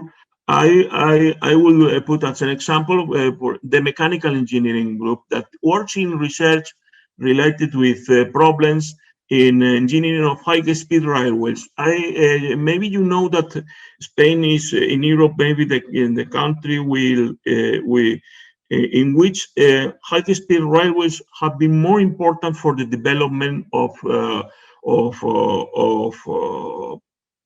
the economy in the last decades. And then in research in mechanical problems related with high-speed trains are very important in Spain. And of course, this group is really interested in a collaboration with a Japanese group about the field. I give here an example of a very recent collaboration from of this group in a high impact publication.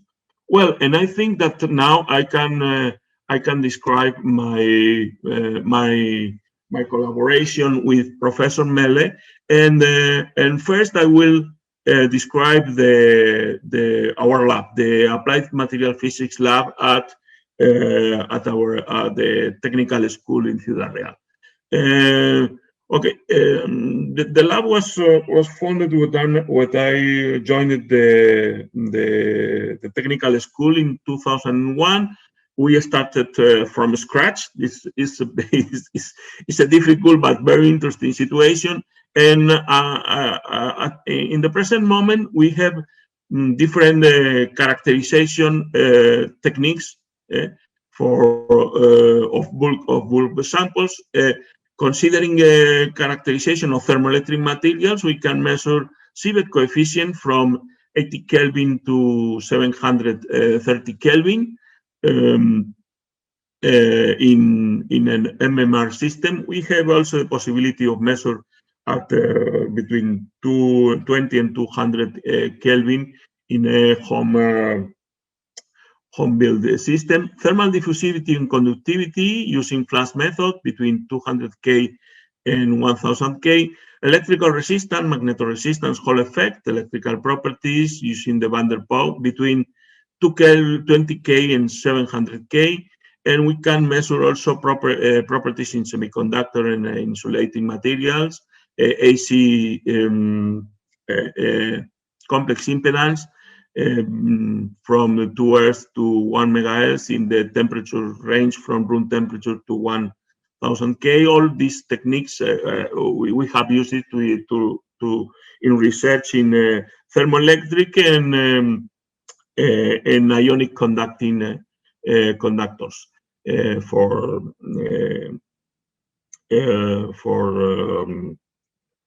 fuel cell applications.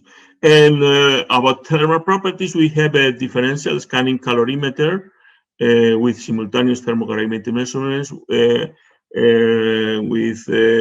the temperature range from 80K to 1200 K. Well, this is about characterization techniques, but we have also available different systems for synthesis of materials. We have a planetary ball milling system for mechanical alloying and milling of materials. We have an arc melting furnace for intermetallic for the synthesis of intermetallic alloys, and of course we have furnaces and to perform solid state synthesis, and a sputtering system that we share with the magnetic materials group for growth of thin films and multilayers.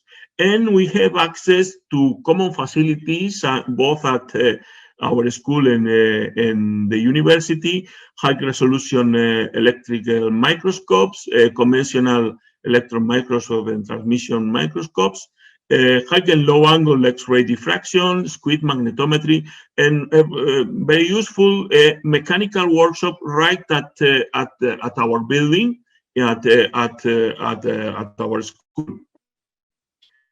That may give us flexibility in our research. And well, Paolo, you can. Well, and now I will talk about the collaboration, our collaboration with the group of Professor Mele at the Shibaura Institute of Technology. Everything came from my 3-month sabbatical stay at Professor Mele group, and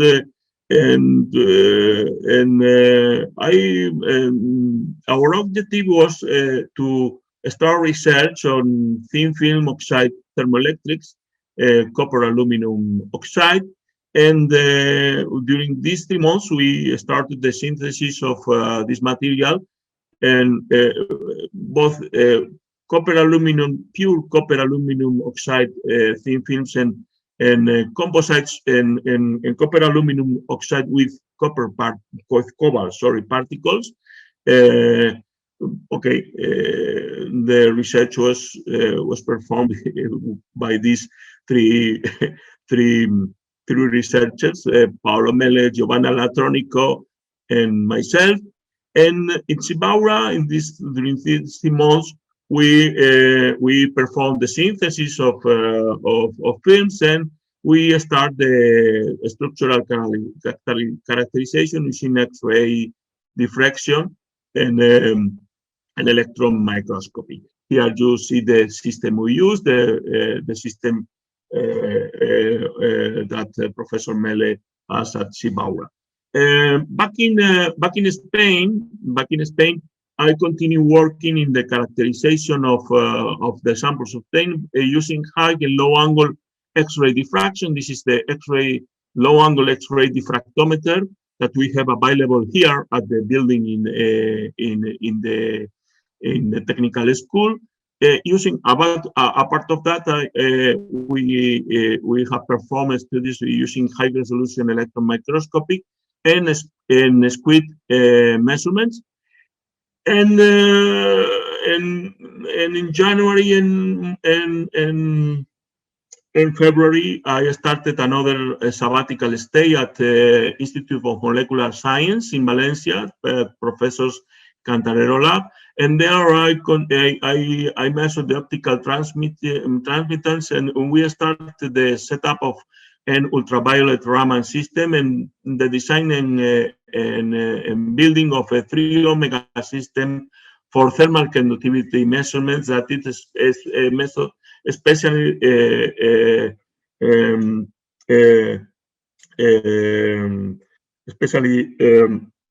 special for thin film measurements that are very difficult, as you can imagine, compared with wearable measurements.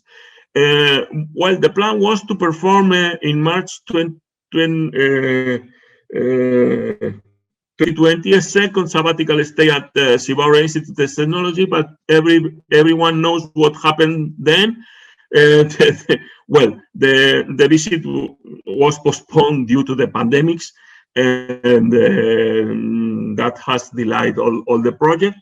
But in any case, I can show you here the preliminary results of our research. First of all, in Shibaura, we detected that the copper aluminum oxide Delaphosis sample in our samples using high-angle conventional X-ray diffraction at the system that you have there at the OMIA campus, and here in Ciudad Real, I was able to determine the thickness using low-angle X-ray measurements, as those I showed you here in this slide.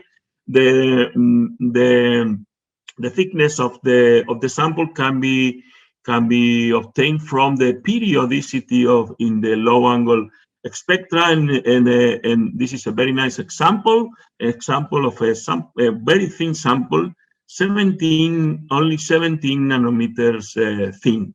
As a matter of fact, we checked that the thickness of our first series of sample range between 17 and 70 nanometers, and we determine also the grain size of the cobalt aluminum oxide phase that seems to be in all the films similar to the thickness that is suggestive of pseudomorphic growth. That means that the cobalt aluminum oxide matches well with the substrate. Then it means that it grows coherently with the substrate. Here you have also image of electron microscopy that we could determine the typical grain size in the plane with a high resolution, as you see from from the scale here, that these grains are around 100 nanometers wide. This micrography was taken in 60 minutes, the thicker samples.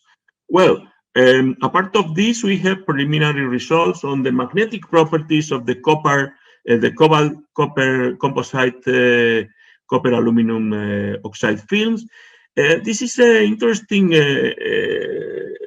system because our objective is to check if the transport properties of the thermal transfer properties of the thermoelectric films are changed when you have cobalt particles contributing to the thermal scattering. But anyway, the magnetic properties are also interesting because cobalt particles that we have detected here in Ciudad Real using squid magnetometry and field emission electron microscopy. You see here that the signal is small, but we can detect here with our magnetometer.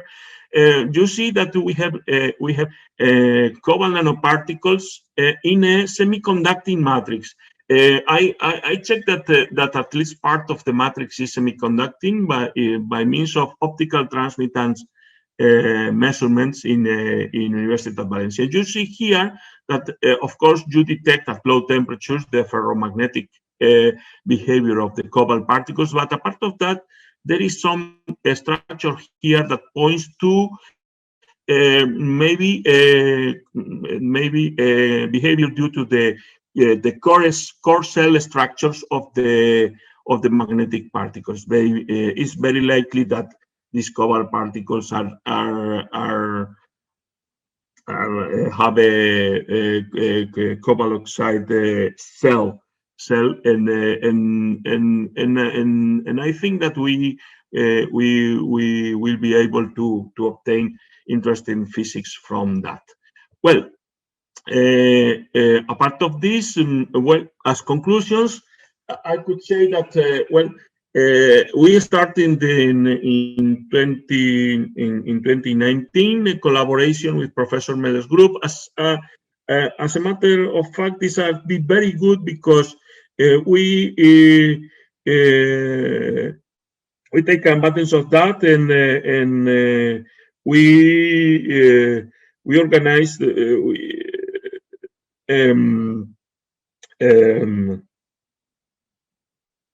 sorry. Well, as a first fruit of our collaboration, now we have a memorandum of understanding between my university of Castilla-La Mancha, and Shibaura Institute of Technology, that I think in the next future, when this pandemic ends, will allow us to continue and broaden our collaboration. And I hope that in the future, students from both institutes can make visits to both institutions.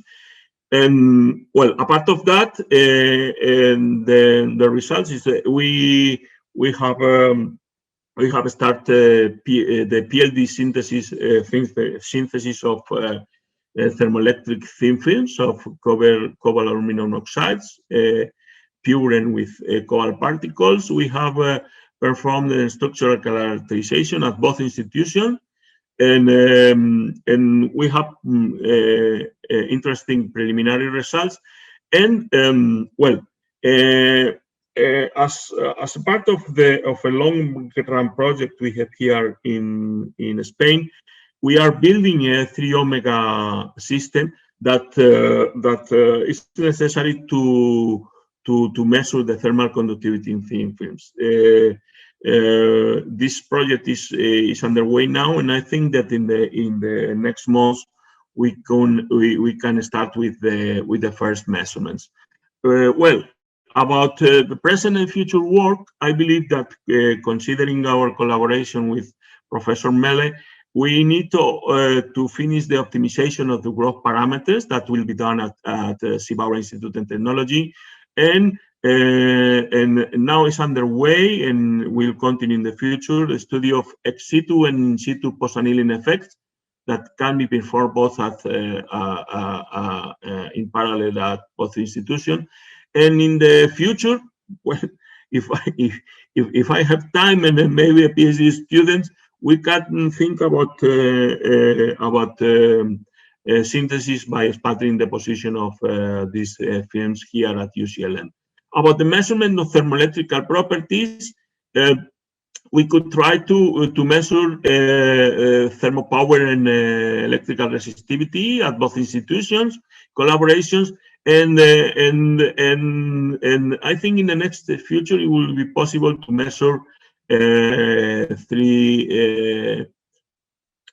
thermal conductivity in the thin films using the 3 omega method, and maybe ultra and very likely ultraviolet Raman.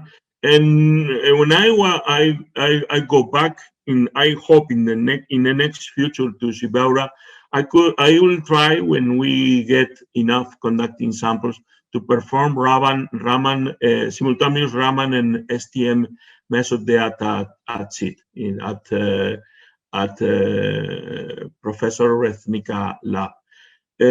After this copper aluminum oxide projects, it's possible to think about other materials, and I think it would be a good idea if once we finish our project with Valencia, we can work with you in collaboration to build a 3 omega system at Shibaura. I would very happy collaborating with you in that topic.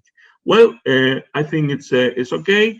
Acknowledgement, of course, part of this the work at UCLM was supported by our regional government and the Spanish government, and I want to express my thanks to the people at Shibaura Institute of Technology, my colleagues and friends, Paolo, Giovanna, Isabella, and the people at the administrative department for the warm welcome that I received there at Omiya campus. I'm extremely grateful to that. Domo arigato, arigato. And well, that's it. Thank you for your attention, and I hope we can meet very soon at the University of Castilla-La Mancha. And of course, my plan is to visit to finish my sabbatical stay at Shibaura as soon as possible. Thank you very much for your attention once again. Sorry for the problems. Thank you, Marco, for a very nice presentation. So we have time for 1 or 2 questions, or comments. So I think everyone is very tired. Yes. Yes, any comment or questions?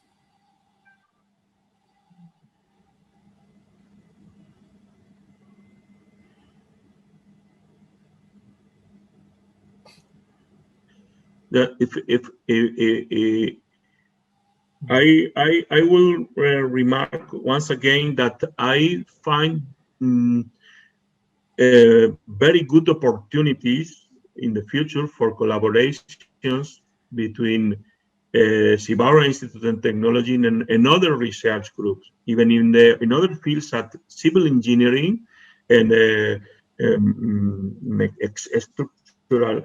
structural materials, robotics, and And don't forget that we have here, for example, strong collaboration with other research institutes. Very close to Ciudad Real, we have at 50 kilometers, the National Center for Hydrogen Technologies. They work in fuel cells and materials for energy. And I think that in that field, there are good opportunities of collaboration between both institutions. I hope that it will be possible to next year, when these pandemics reach an end, to start visits between both institutions, students, professors, and others. Thank you, Marco, again. So I hope to meet you soon, face to face. So, okay. Yes. Thanks a lot. So I want now to call Miriala Sensei for closing remarks. Professor Miriala is Deputy President, Shibaura IT, and the Professor of Graduate School of Science and Engineering. He is very famous and researcher in the field of bulk superconductors. And he has a lot of papers and patents and publications, books, and he received many awards. Very recently, the prestigious, I'm sorry for the pronunciation, Pravasi Bharatiya Samman Award from the Ministry of Overseas Indian Affairs, Indian government. So, Professor Miriala, could you give us your remarks for closing the workshop? Thank you so much. Okay, thank you, Paolo Sensei. Before going to closing remarks, can I show some small presentation? Okay, and depending on your global time scale, good morning, good afternoon, and good evening, everyone. This is Miriala from College of Engineering and Graduate School of Science and Engineering. It is my great pleasure and deliver the final section of vote of thanks. Just before my message, I want to show some strategies to improve the SIT partner universities and its relationship.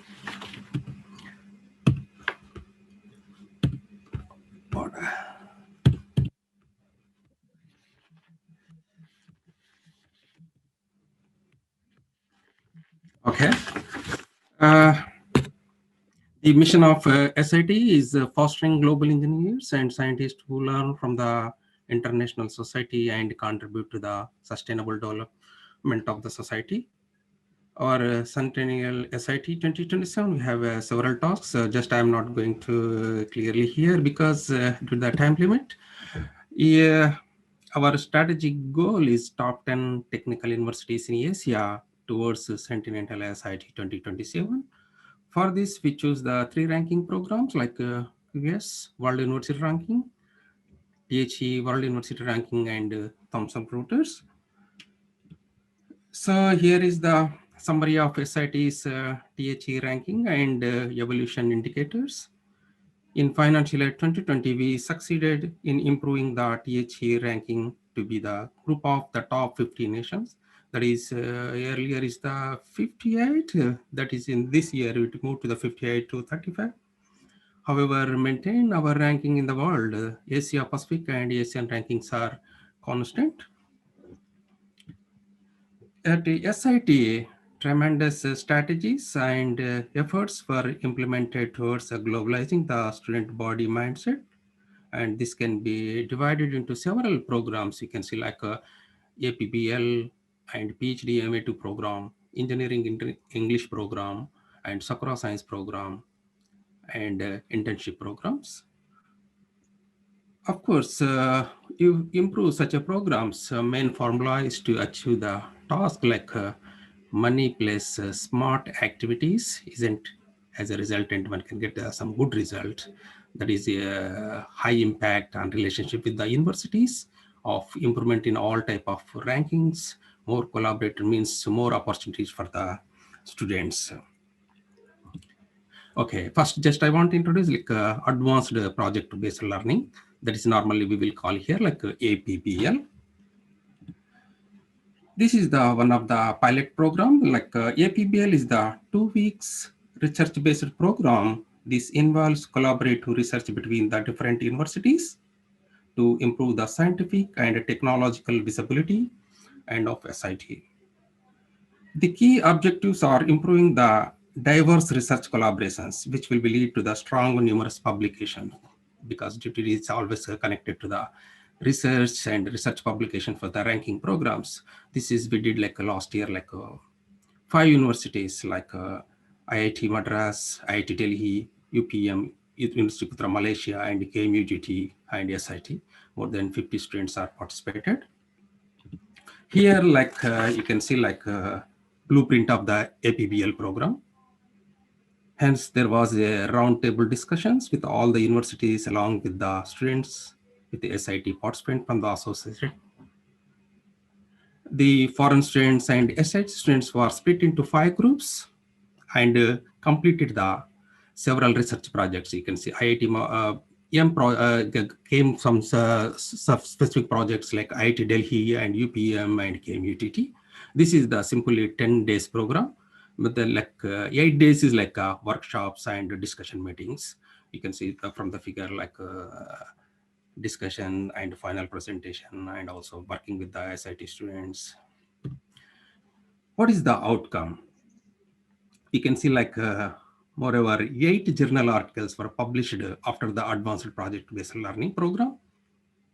Without a doubt, research cannot be accomplished in its own.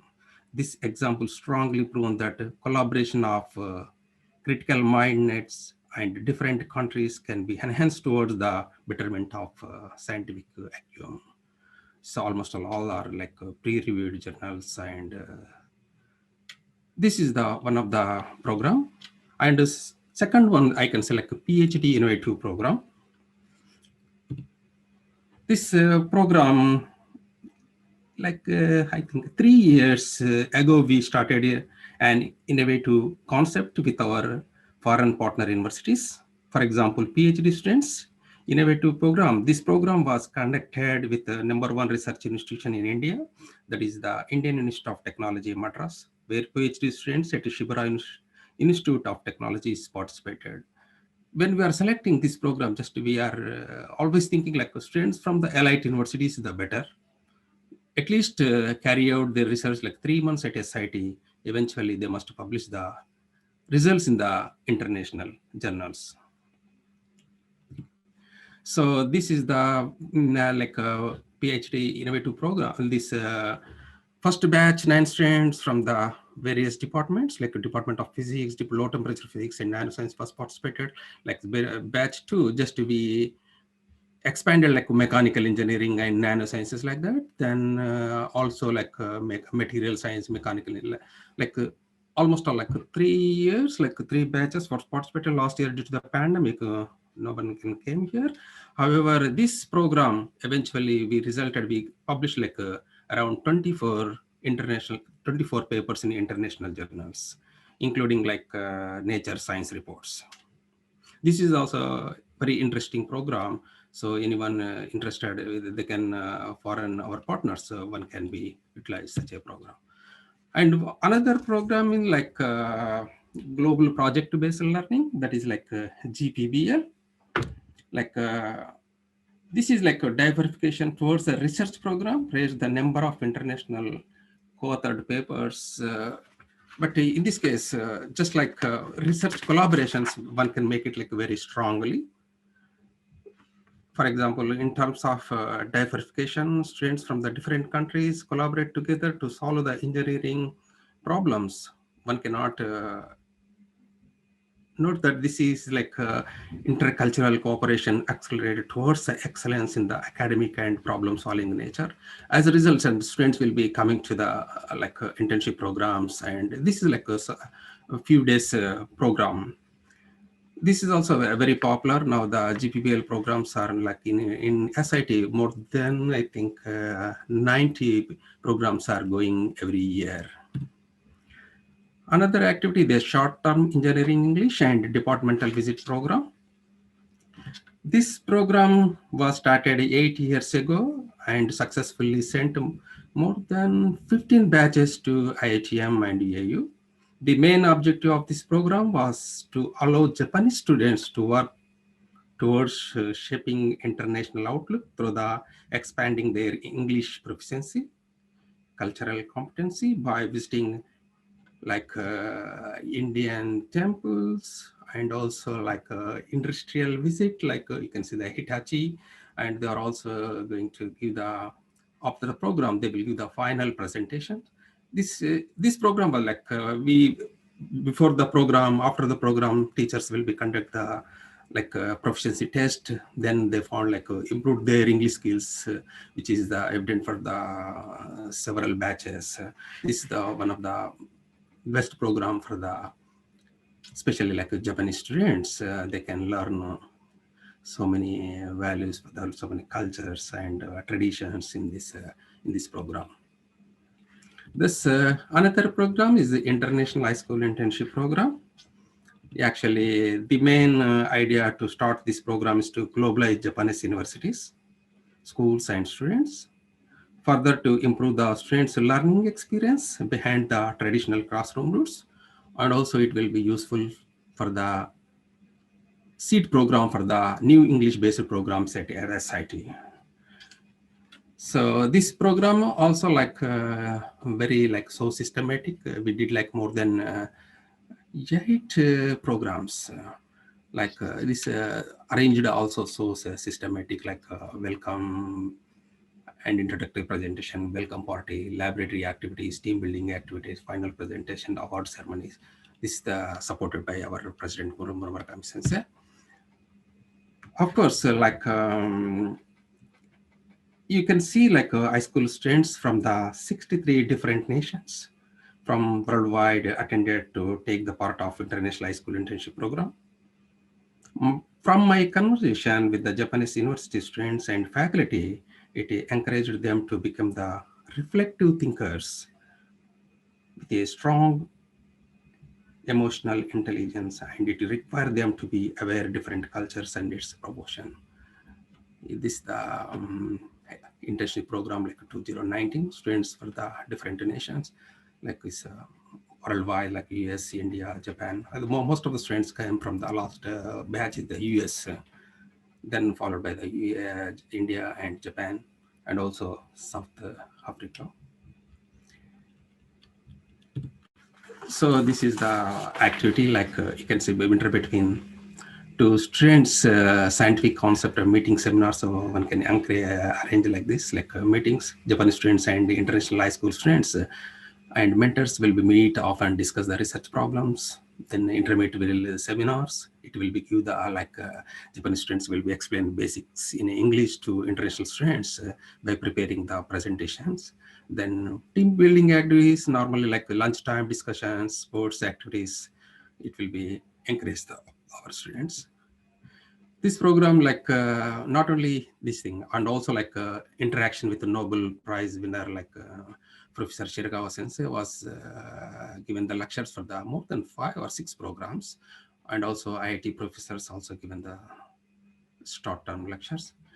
In this program, it's a more attractive is like a special guests coming from the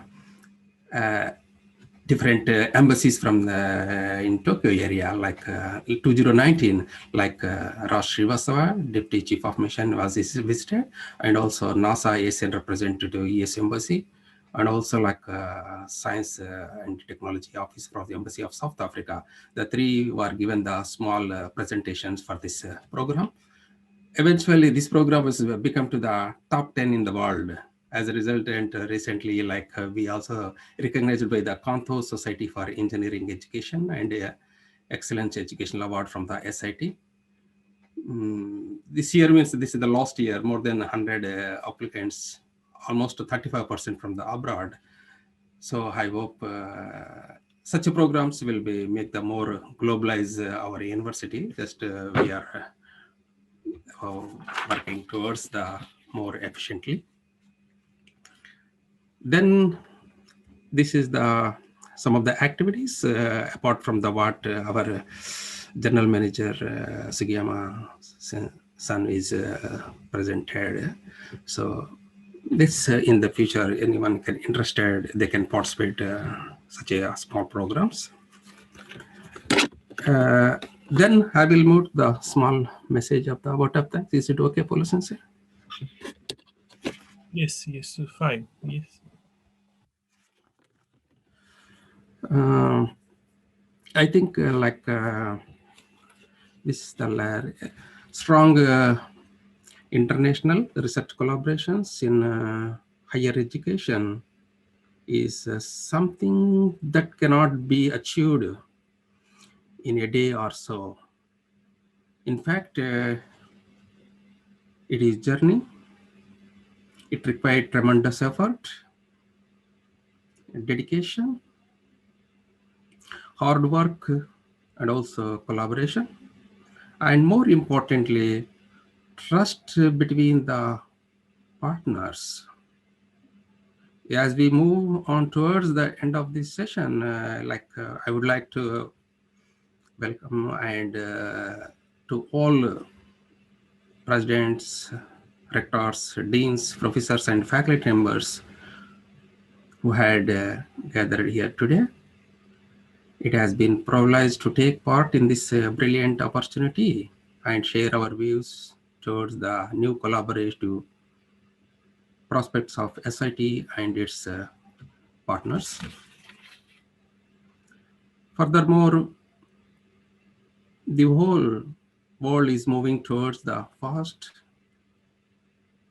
digitalized era of AI. In this stage, it is necessary to establish the global collaborations and borderless teaching. Glad to note that SIT has become a global hub for inviting the students from the various parts of the world, both for the short-term as well as long-term programs.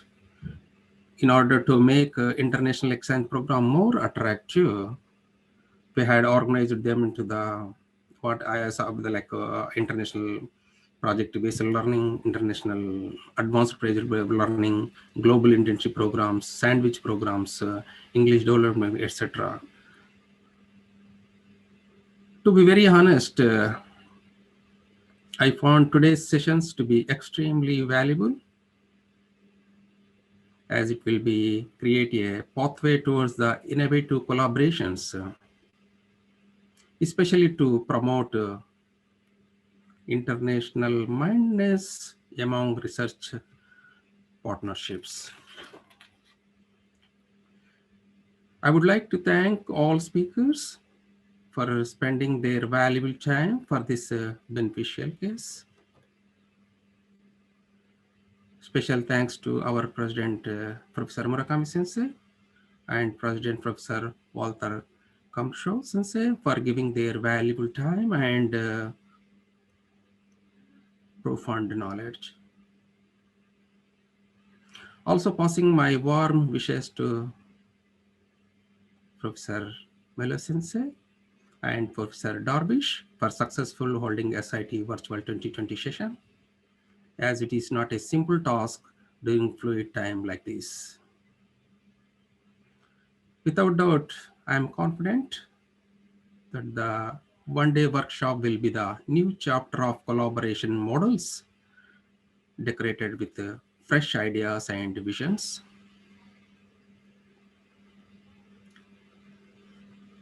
Once again, thank you to all faculty and speakers who made this meeting possible, and looking forward to a great collaboration with the SIT.